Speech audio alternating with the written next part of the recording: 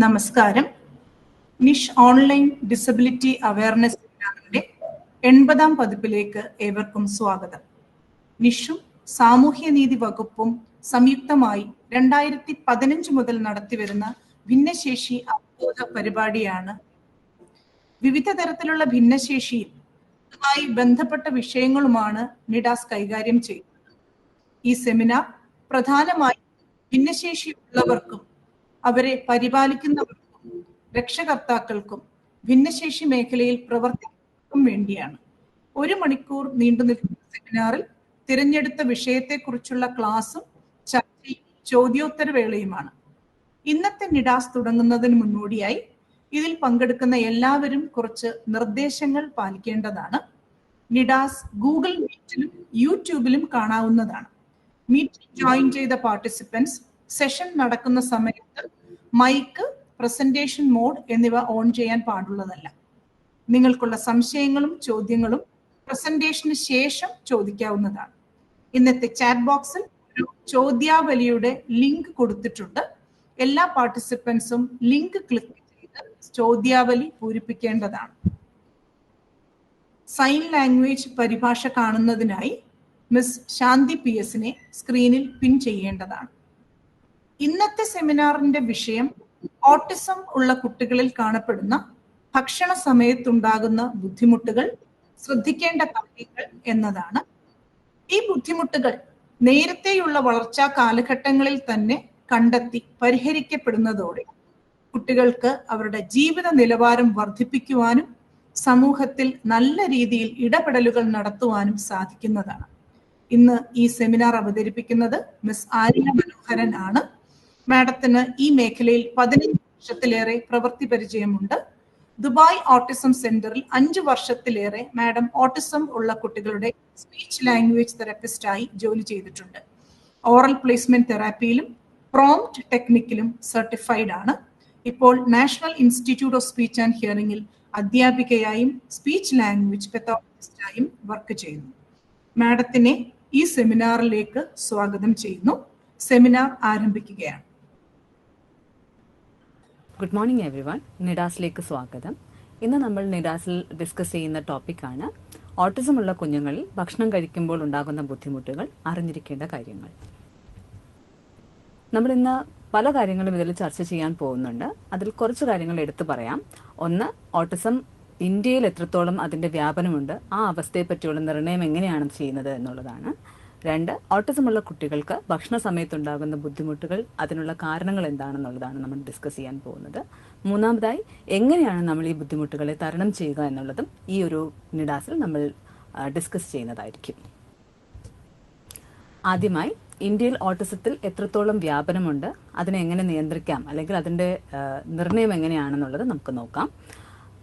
ഇത് ഈ പറയുന്ന ഡേറ്റാസ്, നിങ്ങളിവിടെ കാണുന്ന ഡേറ്റാസ് എല്ലാം തന്നെ 2018 നടത്തിയ ഒരു പഠനത്തിനെ ആസ്പദമാക്കിയിട്ടുള്ളതാണ്.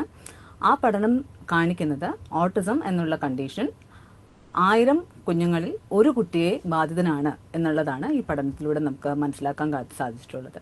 ഇതിൽ തന്നെ ആൺകുട്ടികളിലും പെൺകുട്ടികളിലും തന്നെ വളരെയധികം വ്യത്യാസം നമുക്ക് കാണിക്കുന്നുണ്ട്. അതിൽ 42 പുരുഷന്മാരിൽ ഒരു കുട്ടിക്ക് ഓട്ടിസം ഉണ്ട് എന്നുള്ളതാണ് ഈ കണക്ക് പ്രകാരം തെളിയിക്കപ്പെട്ടിട്ടുള്ളത്. അത് സ്ത്രീകളിലേക്ക് അല്ലെങ്കിൽ പെൺകുട്ടികളിലേക്ക് എത്തുമ്പോൾ 165-ൽ ഒരാൾക്ക് ഓട്ടിസം ഉണ്ട് എന്നുള്ള കണ്ടെത്തലുകളാണ് നടത്തിയിട്ടുള്ളത്. ഓട്ടിസം സ്പെക്ട്രം ഡിസോർഡർ എങ്ങനെയാണ് നിർണ്ണയിക്കുന്നത്, അതിനെപ്പറ്റിയാണ് നമ്മൾ അടുത്ത് ഡിസ്കസ് ചെയ്യാൻ പോകുന്നത്. അപ്പം ഓട്ടിസം എന്നുള്ളൊരു കണ്ടീഷൻ, അതിൻ്റെ രോഗനിർണയം നടത്തുന്നതിന് ഒരു ഗ്രൂപ്പ് ഓഫ് പ്രൊഫഷണൽസിൻ്റെ ആവശ്യം നമുക്കുണ്ട്. ഫസ്റ്റ്, ഒരു പീഡിയാട്രീഷ്യൻ അല്ലെങ്കിൽ ശിശുരോഗ വിദഗ്ധൻ്റെ ആവശ്യമുണ്ട്. അതിനോടൊപ്പം തന്നെ മറ്റു പ്രൊഫഷണൽസായ speech language pathologist, occupational therapist, psychologist, ഇവർ എല്ലാവരും കൂടെ ചേർന്നാണ് ഈ ഒരു ഡയഗ്നോസിസിലേക്ക് നമ്മൾ എത്തുന്നത് കുഞ്ഞിൻ്റെ. അതുപോലെ തന്നെ എങ്ങനെയാണ് ഈ ഡയഗ്നോസിസിൽ എത്തുന്നതെന്ന് ചോദിക്കുകയാണെങ്കിൽ, കുട്ടിയുടെ ബിഹേവിയർ പാറ്റേൺസിനെ നോക്കി അതിനെ അനലൈസ് ചെയ്തിട്ടാണ് മനസ്സിലാക്കുന്നത്. അനാലിസിസ് എന്നുള്ള പ്രോസസ്സ് പോകുന്നത് 2 രീതിക്കാണ്. ഒന്ന്, എത്ര തവണ ആ പർട്ടിക്കുലർ ബിഹേവിയർ റിപ്പീറ്റഡ് ആയിട്ട് ചെയ്യുന്നുണ്ട്. രണ്ടാമത്തത്, അതിൻ്റെ ക്വാളിറ്റി, എത്ര ക്വാളിറ്റിയിലാണ് ആ പ്രോസസ്സ് നടക്കുന്നത്. ഈ ഒരു രീതിയിലാണ് കുഞ്ഞിൻ്റെ ബിഹേവിയേഴ്സ് അനലൈസ് ചെയ്യുന്നത്. അനലൈസ് ചെയ്യുന്നത് കഴിഞ്ഞതിന് ശേഷമാണ് ഡയഗ്നോസിസിലേക്ക് നമ്മൾ എത്തുന്നത്. അപ്പം ഈ ഒരു ഓട്ടിസം ബാധിച്ചൊരു കുഞ്ഞിൻ്റെ ഡയഗ്നോസിസ് നടത്തുന്നതിന് നമ്മൾ ഏതൊരു പ്രൊഫഷണലും ഒരു പർട്ടിക്കുലർ ആയിട്ടുള്ള ഒരു ടെസ്റ്റ് മെറ്റീരിയൽ അല്ലെങ്കിൽ ഒരു നിർണയ സൂചിക ഉണ്ട്. അതിൻ്റെ പേരാണ് DSM-5 ക്രൈറ്റീരിയ എന്ന് പറയുന്നത്. ലോകമെമ്പാടുമുള്ള ഏതൊരു പ്രൊഫഷണലും ഈ ഒരു DSM-5 ക്രൈറ്റീരിയയുടെ ബേസിസിലാണ് ഒരു കുഞ്ഞിനെ ഡയഗ്നോസിസ് ചെയ്യുന്നത്. ഇത് നമ്മുടെ നമ്മൾ ഇന്ന് ഡിസ്കസ് ചെയ്യുന്ന ഏറ്റവും ഇമ്പോർട്ടൻ്റ് ആയിട്ടുള്ള ടോപ്പിക് എന്ന് പറയുന്നത് ഫീഡിങ് ഡിഫിക്കൽറ്റി അല്ലെങ്കിൽ ഭക്ഷണം കഴിക്കുമ്പോൾ ഉണ്ടാകുന്ന ബുദ്ധിമുട്ടിനെ പറ്റിയാണ്. അപ്പോൾ അതിന് മുന്നോടിയായിട്ടാണ് 2 കാര്യങ്ങൾ നമ്മൾ ഇവിടെ ഡിസ്കസ് ചെയ്തത്. ഒന്ന് ഓട്ടിസം സ്പെക്ട്രം ഡിസോർഡർ, അതിനെങ്ങനെയാണ് നമ്മൾ അതിൻ്റെ വ്യാപ്തത എന്താണ്, അതുപോലെ തന്നെ അതിൻ്റെ രോഗനിർണയം എന്താണെന്നുള്ളത്. ഇനി നമ്മൾ സംസാരിക്കാൻ പോകുന്നത് ഫീഡിങ് ഡിഫിക്കൽട്ടീസിനെ പറ്റിയാണ്.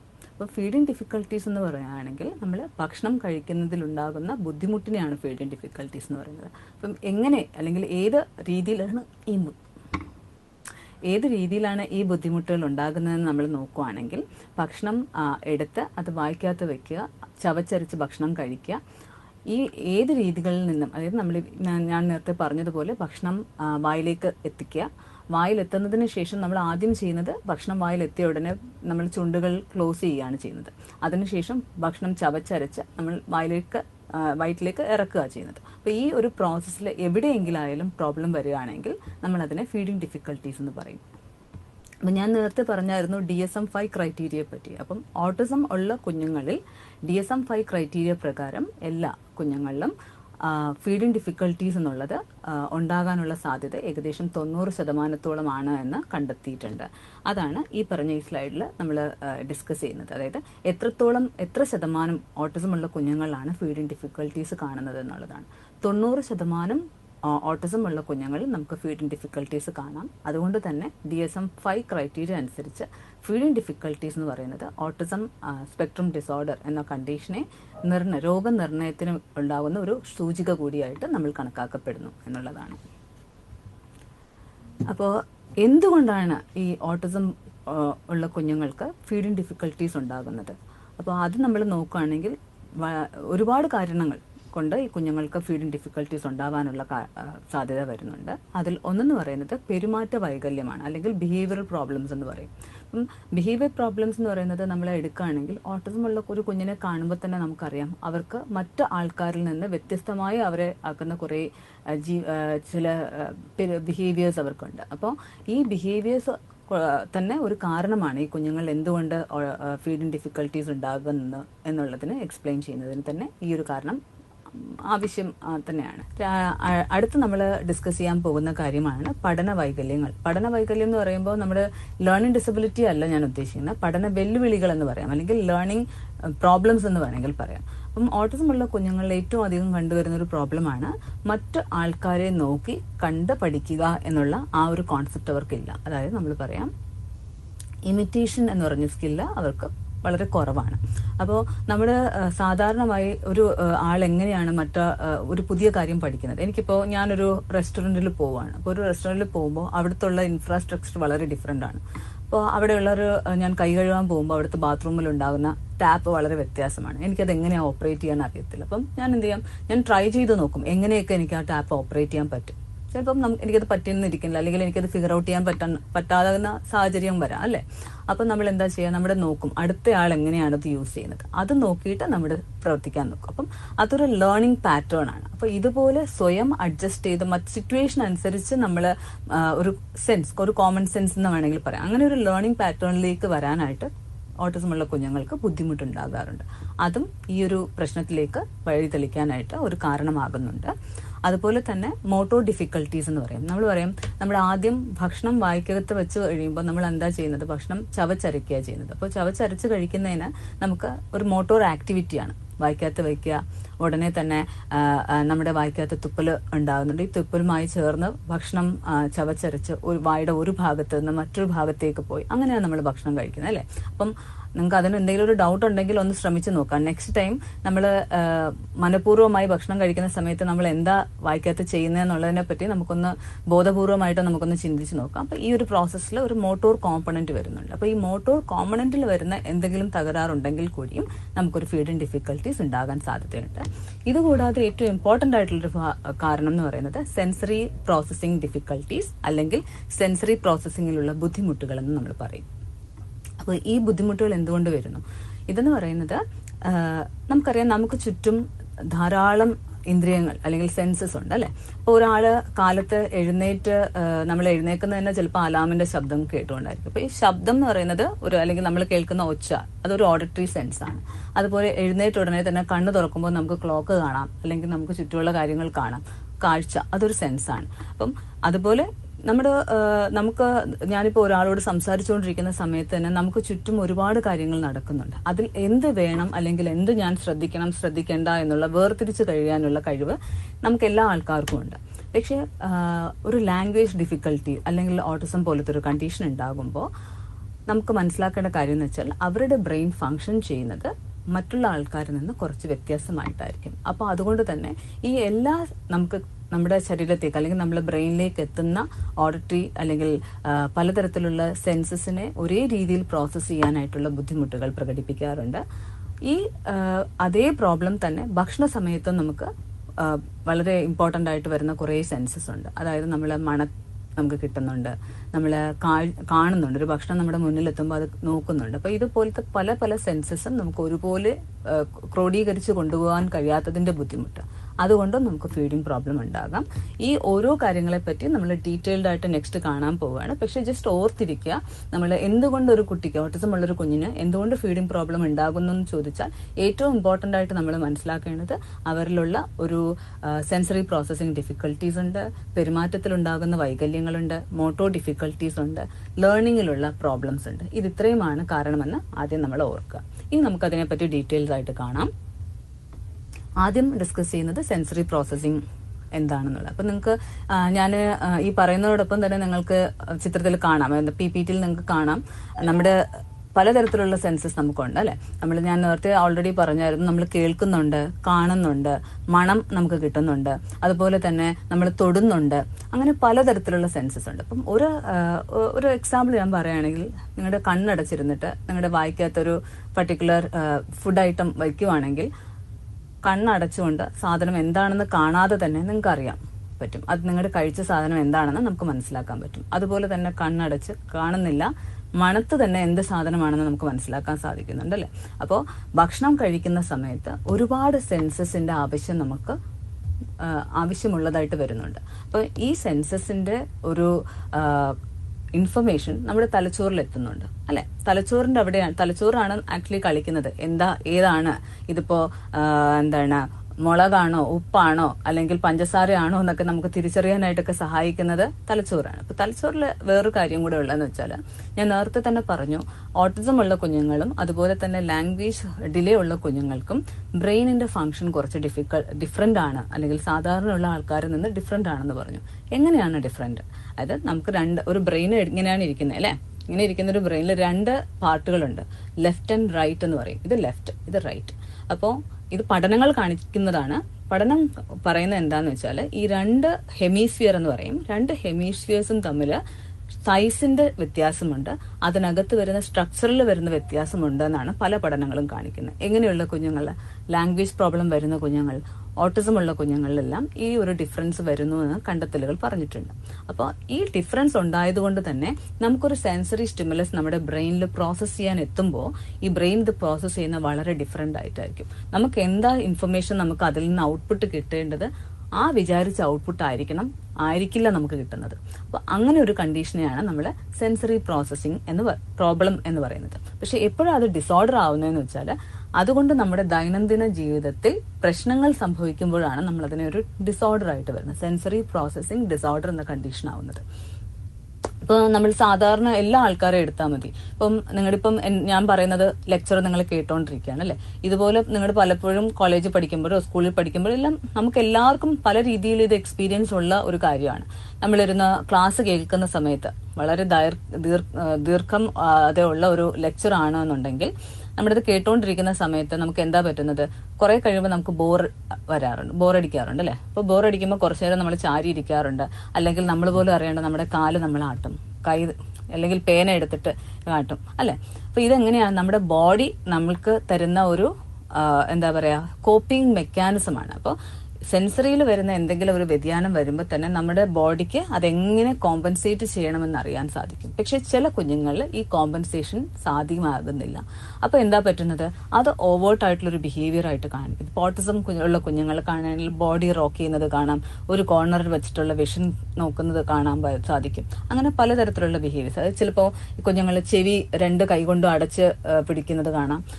അതുപോലെ തന്നെ പേര് വിളിച്ചാൽ തിരിഞ്ഞു നോക്കത്തില്ല, പക്ഷേ പാട്ട് എവിടെ കേട്ടാലും ഓടിച്ചെല്ലും. ഇങ്ങനത്തെ കുറെ ബിഹേവിയേഴ്സ് കാണിക്കുന്നു. അപ്പൊ ഇതേപോലെ തന്നെ സെൻസസ് തന്നെയാണ് നമ്മുടെ വായ്ക്കകത്തും കുറെ സെൻസസ് വരുന്നുണ്ട് അല്ലെ. അപ്പം ഈ പ്രോബ്ലം കൊണ്ട് തന്നെ ഫീഡിങ് ഡിഫിക്കൽട്ടീസ് ഉണ്ടാവും. ഇതുപോലെ നമുക്ക് ഈ പറയുന്ന വായ്ക്കകത്തുള്ള സെൻസസും ഒരേപോലെ ക്രോഡീകരിച്ച് കൊണ്ടുപോകാൻ ഈ തലച്ചോറിൽ ഉണ്ടാകുന്ന തകരാറ് കാരണം സാധിക്കുന്നില്ല. അപ്പൊ അതുകൊണ്ടാണ് നമ്മൾ പറയുന്നത് ഓട്ടിസം ഒരു ന്യൂറോ ഡെവലപ്മെന്റൽ കണ്ടീഷൻ ആണെന്ന്. അല്ലെങ്കിൽ നമുക്ക് വെറുതെ പറഞ്ഞാൽ മതിയല്ലോ ഡെവലപ്മെന്റൽ കണ്ടീഷൻ ആണെന്ന്. അതുകൊണ്ടാണ് ഓട്ടിസം ഒരു ന്യൂറോ ഡെവലപ്മെന്റൽ എന്ന് തന്നെ പറയാനുള്ള കാരണം. അപ്പോൾ ഓട്ടിസം ഞാൻ ഈ ഒരു സ്ലൈഡിൽ പറഞ്ഞ കാര്യങ്ങളാണ് ഞാൻ ഇത്ര നേരം എക്സ്പ്ലെയിൻ ചെയ്തത്. അതായത് ഓട്ടിസം ഉള്ള കുഞ്ഞുങ്ങളിൽ ബ്രെയിനിൽ വരുന്ന തകരാറുകൾ മൂലം ശരിയായ രീതിയിൽ ഇവർക്ക് ഇവരുടെ സെൻസറി കൊടുക്കുന്ന ഇൻപുട്ടിനെ ശരിയായ രീതിയിൽ അവർക്ക് പ്രോസസ്സ് ചെയ്യാൻ പറ്റുന്നില്ല. ശരിയായ രീതിയിൽ പ്രോസസ്സ് ചെയ്യാൻ പറ്റാത്തത് കൊണ്ട് അതിന് ഔട്ട്പുട്ട് വരുന്നതിലും തകരാറുകൾ സംഭവിക്കുന്നു. അതിനെയാണ് നമ്മൾ സെൻസറി പ്രോസസ്സിംഗ് ഡിസോർഡർ എന്ന് പറയുന്നത്.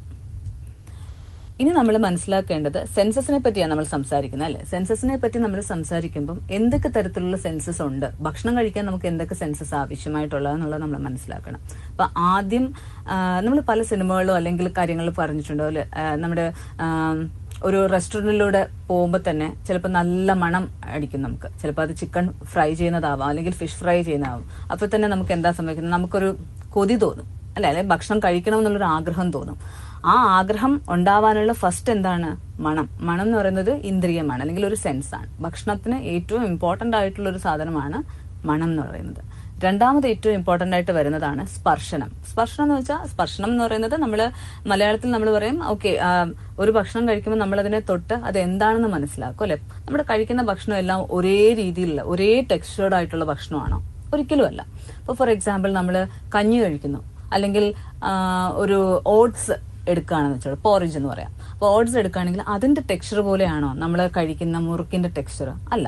നമ്മൾ കഴിക്കുന്ന ഓരോ ഭക്ഷണ പദാർത്ഥത്തിനും ഡിഫറെന്റ് ടെക്സ്ചേഴ്സ് ഉണ്ട്. അപ്പൊ ഈ ടെക്സ്ചർ നമ്മൾ ഫോർ എക്സാമ്പിൾ ഞാൻ മുറുക്ക് കഴിക്കുന്ന സമയത്ത് ഞാൻ എങ്ങനെയാ വാ തുറക്കുന്നത്? കുറച്ചുകൂടെ വലിയ വായ എടുക്കണം, അതുപോലെ തന്നെ കുറച്ചുകൂടെ ബലം പ്രയോഗിച്ച് വേണം ഞാൻ കഴിക്കേണ്ടത്, അല്ലെങ്കിൽ മുറുക്ക് പൊട്ടിക്കണം അല്ലെ.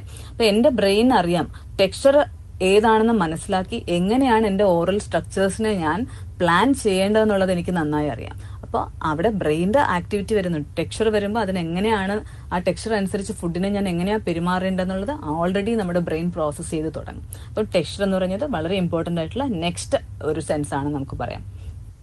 പിന്നെ പറയാം കാഴ്ച. എത്ര പേർക്ക് നമ്മളിപ്പം പലതരത്തിലുള്ള എന്താണ് കുക്കിംഗ് ഷോസ് കാണാറുണ്ട് അല്ലെ, മാസ്റ്റർ ഷെഫ് പോലെയും എല്ലാം. നമ്മൾ എന്തുകൊണ്ടാണ് നമ്മൾ ഈ കുക്കിംഗ് ഷോ കാണുന്നത് വെച്ചാൽ അവസാനം ഒരു ഫുഡ് അവർ കൊണ്ടുവെക്കുമ്പോൾ എന്താ വളരെ പ്രസന്റബിൾ ആയിട്ടുള്ള രീതിയിലുള്ള ഒരു ഫുഡായിരിക്കും അല്ലെ.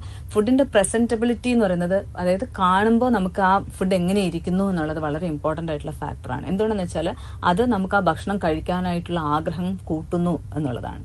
അപ്പം ഭക്ഷണം കഴിക്കുമ്പോൾ നമ്മൾ കാഴ്ച എന്നുള്ളതും ഏറ്റവും ഇമ്പോർട്ടന്റ് ആയിട്ടുള്ള ഒരു ഘടകമായി മാറുകയാണ്. അതുപോലെ തന്നെയാണ് രുചി. ഇപ്പൊ പല ആൾക്കാർക്ക്, എല്ലാ ആൾക്കാർക്കും പഞ്ചസാര അല്ലെങ്കിൽ മധുരമായിരിക്കത്തില്ല ഇഷ്ടം.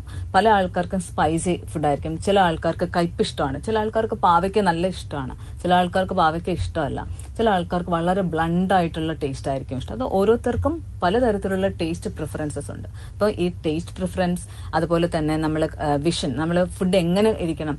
ഇപ്പം ചില കുഞ്ഞുങ്ങളെ കണ്ടിട്ടില്ലേ, നമ്മളൊരു നമ്മുടെ ഒരു ബൗൾ മാഗി നൂഡിൽസ് ഉണ്ടാക്കി കൊടുക്കണം. പ്ലെയിൻ ആയിട്ടുള്ള മാഗി നൂഡിൽസ് ഉണ്ടാവും, പക്ഷെ അമ്മമാർക്ക് തോന്നും ഓ അതിനകത്ത് കുറച്ച് വെജിറ്റബിൾസ് ഒക്കെ ഇട്ടിട്ട് കുറച്ച് അലങ്കരിച്ച് കൊടുത്താലോ എന്ന് തോന്നി നമ്മൾ സവോള ഇടുന്നു, അതിനകത്ത് കുറച്ച് ക്യാരറ്റ് ഇടുന്നു, ക്യാപ്സിക്കം ഇടുന്നു, എല്ലാം കൂടെ വഴറ്റി കുറച്ചൊക്കെ വെജിറ്റബിൾസ് ഒക്കെ പോട്ടേന്ന് കരുതി നമ്മള് എന്താ പറയാ മാഗി ഉണ്ടാക്കി കൊടുക്കുകയാണെന്ന് വെച്ചോളൂ. കുഞ്ഞുങ്ങൾ ആദ്യം എന്ത് ചെയ്യും, ഇതെല്ലാം എടുത്ത് മാറ്റി ആ വെറും മാഗി മാത്രം കഴിക്കും അല്ലെ. അപ്പൊ ഓരോരുത്തർക്കും ഓരോ രീതിയിലാണ് ഓരോ ഭക്ഷണം കാണാൻ ആഗ്രഹിക്കുന്നത്. അതുപോലെ തന്നെ ടെക്സ്ചർ വ്യത്യാസമായിരിക്കും, അതുപോലെ തന്നെ അതിന്റെ മണം ഡിഫറെന്റ് ആവണം. അപ്പം അതുപോലെ തന്നെ ഏറ്റവും വേറെ ഇമ്പോർട്ടന്റ് ആയിട്ടുള്ള ഒരു ഫാക്ടർ എന്ന് പറയുന്നതാണ് കേൾവി. ഭക്ഷണം കഴിക്കുന്നതിന് എവിടെയാണ് കേൾവിയുടെ ഇമ്പോർട്ടൻസ് നമ്മൾ ചിന്തിക്കാം. അതിന് എക്സാമ്പിൾ ഞാൻ പറയാം. നമ്മളൊരു ക്ലാസ്സിൽ ഇരിക്കുകയാണെന്ന് വെച്ചോളൂ, ഒരു ബാക്ക് ബെഞ്ചറാണ്, ഫ്രണ്ടിൽ നമ്മൾ ബാക്കിലിരിക്കുന്നു, ഫ്രണ്ടിൽ കുറെ പേര് ഇരിക്കുകയാണെന്ന് വെച്ചോളൂ.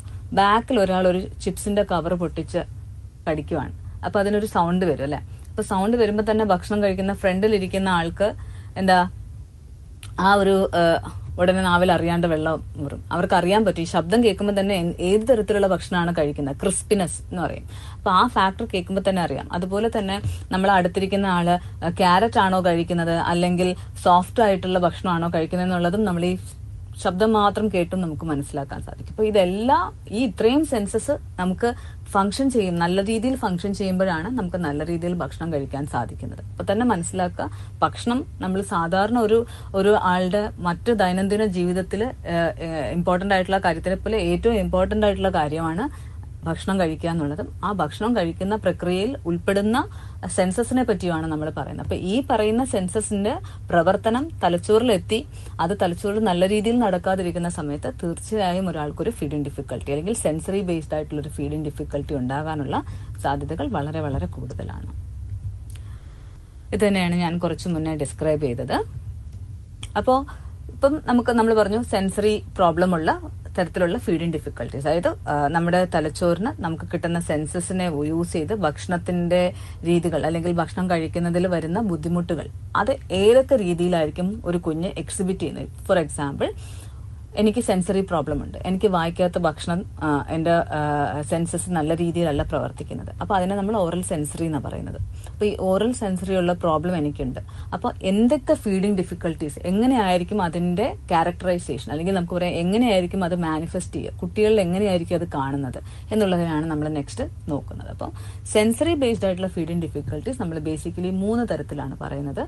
ഒന്ന് oral hyper sensitivity, oral hypo sensitivity, fluctuating sensitivity എന്നുള്ളതാണ്. അപ്പൊ നമുക്ക് ആദ്യം ഓറൽ ഹൈപ്പർ സെൻസിറ്റിവിറ്റി അല്ലെങ്കിൽ അമിതമായ സംവേദനക്ഷമത എന്താണെന്ന് നോക്കാം. അമിതമായ സംവേദനക്ഷമത, അതിൽ നിന്ന് ആ പേരിൽ നിന്ന് തന്നെ വളരെ കൃത്യമായിട്ട് നമുക്ക് മനസ്സിലാക്കാം നമുക്ക് വേണ്ടതിൽ നിന്നും കൂടുതലായിട്ടാണ് ബ്രെയിൻ പ്രോസസ് ചെയ്യുന്നത് എന്നുള്ളതാണ്. അപ്പോൾ ഫോർ എക്സാമ്പിൾ, ഒരു ടെക്സ്ചർ ഉണ്ട്, മുറുക്കെന്ന് പറഞ്ഞാൽ ആ ടെക്സ്ചർ എനിക്ക് ഭയങ്കര ഇഷ്ടമാണ്. അപ്പം എനിക്ക് അതേസമയം എനിക്ക് സോഫ്റ്റ് ആയിട്ടുള്ള ടെക്സ്ചേഴ്സ് ഇഷ്ടമല്ല, എന്റെ ബ്രെയിൻ പ്രോസസ്സ് ചെയ്യത്തില്ല അല്ലെങ്കിൽ ബ്രെയിന് അത് അധികമായിട്ട് എടുക്കാൻ സാധിക്കത്തില്ല. അങ്ങനെയാണെങ്കിൽ എന്ത് പറ്റും? ബേസിക്കലി അങ്ങനെയുള്ള കുഞ്ഞുങ്ങള് നമ്മള് കൂടുതലും അവർ കഴിക്കുന്നത് ഇത് മുറുക്ക് പോലെ അല്ലെങ്കിൽ നല്ല ക്രിസ്പി ആയിട്ടിരിക്കുന്ന ഭക്ഷണ സാധനങ്ങൾ കഴിക്കും. ക്രിസ്പി അല്ലാതെ സോഫ്റ്റ് ആയിരിക്കുന്ന എന്ത് ഭക്ഷണ സാധനങ്ങളും കഴിക്കാതിരിക്കുക. പല പാരന്റ്സും പറയാറുണ്ട് കേക്ക് കഴിക്കത്തില്ല, ചോറ് കഴിക്കത്തില്ല. നമ്മൾ ദോശ ചുട്ടു കൊടുക്കുകയാണെങ്കിൽ ദോശയുടെ അറ്റം കഴിക്കും, നടുക്ക് ഭാഗം ഏതൊക്കെയാണോ ക്രിസ്പി അല്ലാത്തത് അത് കളയും. അപ്പത്തിന്റെ ചുറ്റും ഭാഗം കഴിക്കും, നടുക്കുള്ള ഭാഗം കഴിക്കാറില്ല. ഇങ്ങനെ പല പാരന്റ്സും പറയാറുണ്ട് അല്ലെ. ഞാൻ എന്തുകൊണ്ടാണ് ഈ എക്സാമ്പിൾ എടുത്തു പറയുന്നത് വെച്ചാൽ നിങ്ങൾക്ക് ഒന്നുമായിട്ട് റിലേറ്റ് ചെയ്യാൻ വേണ്ടിയാണ് കൂടുതലായിട്ടും ഈ ഒരു എക്സാമ്പിൾ വെച്ച് പറയുന്നത്. അപ്പം ഓറൽ ഹൈപ്പർ സെൻസിറ്റീവ് ഉള്ള കുട്ടികളിൽ നമുക്ക് വേറെ പല രീതികളിലും നമുക്ക് അവരെ കണ്ടുപിടിക്കാൻ പറ്റും. അതിന് ബെസ്റ്റ് എക്സാമ്പിൾ ആണ് പല കുഞ്ഞുങ്ങൾക്കും ബ്രഷ് വെച്ച് പല്ല് തേക്കാൻ സാധിക്കാതെ വരിക. അപ്പോൾ കാരണം ബ്രഷ് നമ്മുടെ പല്ലിൽ കൊള്ളുമ്പോൾ സെൻസിറ്റിവിറ്റി ഭയങ്കരമായി വരിക. നമുക്കൊരു പുളിപ്പ് തോന്നുന്നില്ലേ, പറയത്തില്ലേ സെൻസഡൈൻ പരസ്യത്തിൽ പറയുന്ന പോലെ. അപ്പോൾ ആ രീതിയിലുള്ള ഒരു സെൻസേഷനാണ് ഇവർക്ക് കിട്ടുന്നത് ഭക്ഷണം അകത്ത് ചെല്ലുമ്പോഴും. അതുപോലെ തന്നെ വായിക്കകത്ത് എന്ത് രീതിയിലുള്ള എക്സ്ട്രാ, ഇപ്പൊ സ്പൂണ് വായിക്കകത്ത് തട്ടുമ്പോൾ, അതുപോലെ തന്നെ ഗ്ലാസ് തട്ടുമ്പോൾ. അപ്പൊ പല കുഞ്ഞുങ്ങളും പല പാരന്റ്സും പറഞ്ഞു കണ്ടിട്ടുണ്ട്, മാം ഇവള് സിപ്പറിൽ നിന്ന് വെള്ളം കുടിക്കുന്നുണ്ട്, പക്ഷേ ഗ്ലാസ് വായിൽ തറയിൽ, അതായത് നമ്മുടെ വായിൽ തൊടിയിച്ച് കുടിക്കുന്നില്ല. അതുപോലെ തന്നെ സ്പൂണ് ഭക്ഷണം കഴിക്കത്തില്ല, ഇപ്പൊ സ്പൂണ് കൊടുക്കുകയാണെങ്കിൽ സ്പൂണിൽ നിന്ന് എടുക്കത്തില്ല ഭക്ഷണം എന്നൊക്കെ പറയുന്നുണ്ട്. അപ്പൊ ഈ കുഞ്ഞുങ്ങളെല്ലാം ഒരു ഹൈപ്പർ സെൻസിറ്റിവിറ്റി ഉള്ള കുട്ടികളാണ്. അപ്പൊ ഇവരിൽ ഏറ്റവും കൂടുതലായിട്ട് കണ്ടുവരുന്ന ഒരു സ്വഭാവ സവിശേഷതകൾ എന്തൊക്കെയെന്ന് പറയുകയാണെങ്കിൽ, ഒന്ന് ഇവർക്ക് ദ്രാവക രൂപത്തിലുള്ള ഭക്ഷണം ചിലപ്പം കഴിക്കാൻ പറ്റത്തില്ലായിരിക്കും, അല്ലെങ്കിൽ ഒന്നേ ലിക്വിഡ് ഫുഡ് മാത്രമേ കഴിക്കത്തുണ്ടാവത്തുള്ളൂ. അതുപോലെ തന്നെ പല്ല് തേക്കുക, തല ചീകുക, തല തോർത്തുക, നഖം വെട്ടുക, ഇതിലൊക്കെ അവർക്ക് ബുദ്ധിമുട്ടുണ്ടാവും. ഇത് ഹോൾ ബോഡി സെൻസറി പ്രോബ്ലം ആകാം, അല്ലെങ്കിൽ ഓറൽ മാത്രമായിട്ടുള്ള പ്രോബ്ലം വരികയാണെങ്കിൽ ഓക്കാനം വരിക, ഭക്ഷണം കഴിച്ച ഉടനെ തന്നെ ഓക്കാനിക്കുക, തെരഞ്ഞു പിടിച്ച് കഴിക്കുക, ഇതെല്ലാം ഈ ഒരു പ്രോബ്ലം ഉള്ള ആൾക്കാരുടെ ഒരു സവിശേഷതയായിട്ട് കണക്കാക്കാം. ഇതിന്റെ ജസ്റ്റ് ഓപ്പോസിറ്റ് ആയിട്ടുള്ള കണ്ടീഷനാണ് നമ്മൾ ഹൈപ്പോ സെൻസിറ്റിവിറ്റി എന്ന് പറയുന്നത്, അല്ലെങ്കിൽ സംവേദനക്ഷമത കുറവെന്നുള്ളത്. അപ്പോൾ സംവേദനക്ഷമത കുറവുള്ള കുഞ്ഞുങ്ങളിൽ എന്താ വരുന്നത്? അവർക്ക് അവരുടെ ബ്രെയിൻ എന്ന് പറയുന്നത് സെൻസേഷൻ കിട്ടുന്നില്ല, കൊടുക്കുന്നതൊന്നും പോരാതെ വരികയാണ്. കൊടുക്കുന്നത് പോരാതെ വരുമ്പോൾ എന്താ ചെയ്യുന്നത് കുട്ടികൾ? എനിക്ക് എന്റെ വായിക്കകത്ത് ഇപ്പൊ നിങ്ങളുടെ ഭക്ഷണം വെച്ച് തരുന്നത് എനിക്ക് അറിയുന്നില്ല, അറിയാത്തപ്പോൾ നമ്മൾ എന്ത് ചെയ്യും, ഭക്ഷണം കഴിച്ചുകൊണ്ടേയിരിക്കും, വായിൽ സ്റ്റഫ് ചെയ്ത് വെക്കുക. അപ്പം പല പാരന്റ്സും പറയുന്ന കേട്ടിട്ടുണ്ട്, ഭക്ഷണം കൊടുത്തു കഴിഞ്ഞാൽ വായിക്കകത്തെടുത്ത് വെച്ചിട്ട് കടവായിൽ ഇങ്ങനെ ഭക്ഷണം വച്ചിരിക്കും, എന്നിട്ട് പതുക്കെ പതുക്കെ പതുക്കെ പതുക്കെ മാത്രമേ കഴിക്കത്തുള്ളൂ എന്ന് പറയാറുണ്ട്. അങ്ങനെയുള്ള കുഞ്ഞുങ്ങൾക്ക് നമുക്ക് ഊഹിക്കാം ഹൈപ്പോ സെൻസിറ്റിവിറ്റി ആകാം, അല്ലെങ്കിൽ സംവേദനക്ഷമത കുറവായിരിക്കാം. രണ്ടാമത് അവരിൽ കാണുന്ന ഏറ്റവും വളരെ കൂടുതൽ കാണുന്ന ഒരു സിംറ്റമാണ് തുപ്പലൊലിപ്പിക്കുക ഒരു വശത്ത് നിന്ന്, അല്ലെങ്കിൽ നടുവിലൂടെ ആയാലും. അതെങ്ങനെയാ വരുന്നതെന്ന് വെച്ചാൽ, നമുക്കറിയാം നമ്മുടെ വായിൽ തുപ്പൽ നിറയുകയാണെങ്കിൽ ഓക്കെ, നമുക്കൊരു സെൻസേഷൻ ബ്രെയിന് തരും, വായിൽ തുപ്പൽ നിറഞ്ഞു, ഇനി ഇറക്കണം എന്നുള്ളൊരു ഇൻഫർമേഷൻ നമുക്ക് അവിടെ കിട്ടും അല്ലെ. പക്ഷേ ഈ ഒരു സംവേദനക്ഷമത അല്ലെങ്കിൽ സെൻസിറ്റിവിറ്റി വളരെ കുറവാകുന്ന ആൾക്കാർക്ക് ഇങ്ങനെ ഒരു എന്റെ വായിൽ തുപ്പൽ നിറയുന്നുണ്ട്, ഞാൻ അതിനെ കൺട്രോൾ ചെയ്യണം, ഇറക്കണം എന്നുള്ളൊരു തോന്നൽ അവർക്ക് വരുന്നില്ല. അപ്പൊ എന്ത് പറ്റും, വായിൽ തുപ്പൽ നിറഞ്ഞുകൊണ്ടേയിരിക്കും, അത് വായിലൂടെ ഒഴുകാൻ തുടങ്ങും. പിന്നെ ഇവരിൽ കാണുന്ന വേറെ അതാണ്, കാണുന്ന എല്ലാം ഭക്ഷണ സാധനങ്ങൾ മാത്രമല്ല മറ്റു സാധനങ്ങളും വായിക്കകത്തിടുക. നമുക്കറിയാം ടീഷർട്ട് ഇങ്ങനെ കടിച്ചുകൊണ്ടേയിരിക്കുക, ചിലപ്പോൾ ടേബിളിന്റെ സൈഡ് കടിച്ച് തിന്നുക, പേപ്പർ തിന്നുക, ഇങ്ങനത്തെയുള്ള ബിഹേവിയേഴ്സ് പാരന്റ്സ് റിപ്പോർട്ട് ചെയ്തിട്ടുണ്ടെങ്കിൽ അതിനർത്ഥം ഇതൊരു ഹൈപ്പോ സെൻസിറ്റിവിറ്റി കാരണം ഉണ്ടാകുന്ന ഒരു ഫീഡിങ് ഡിഫിക്കൽട്ടീസ് ആയിരിക്കാം, നമുക്ക് ഊഹിക്കാം.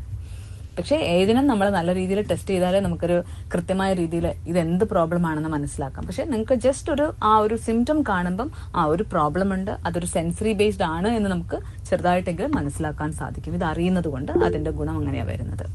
പിന്നെ വരുന്നതാണ് നമുക്ക് ഫ്ലക്ച്വേറ്റിംഗ് സെൻസറി സിസ്റ്റം എന്ന് പറയും. ഫ്ലക്ച്വേറ്റിംഗ് മീൻസ് ഒന്നേ സെൻസറി എന്താ പറയാ ഹൈപ്പർ ആകാം, ഒരു പരിധിവരെ ഹൈപ്പർ ആയിട്ട് പോകാം, പിന്നെ അതിൽ മാറി ഹൈപ്പോയിലേക്ക് വരാം, പിന്നെ ഒരു നോർമൽ സെൻസേഷൻ ആയിട്ട് വരാം, അല്ലെങ്കിൽ ഒരു മിക്സ്ഡ് സെൻസേഷൻ എന്നുള്ള രീതിയിൽ. ഫോർ എക്സാമ്പിൾ, ചുണ്ടുകൾ ഹൈപ്പർ ആകാം, അകം ഹൈപ്പോ ആകാം. അങ്ങനെ മിക്സ്ഡ് ആയിട്ടുള്ള സെൻസേഷൻ വേണമെങ്കിൽ നമുക്ക് ഉണ്ടാവാനുള്ള സാധ്യതകളുണ്ട്.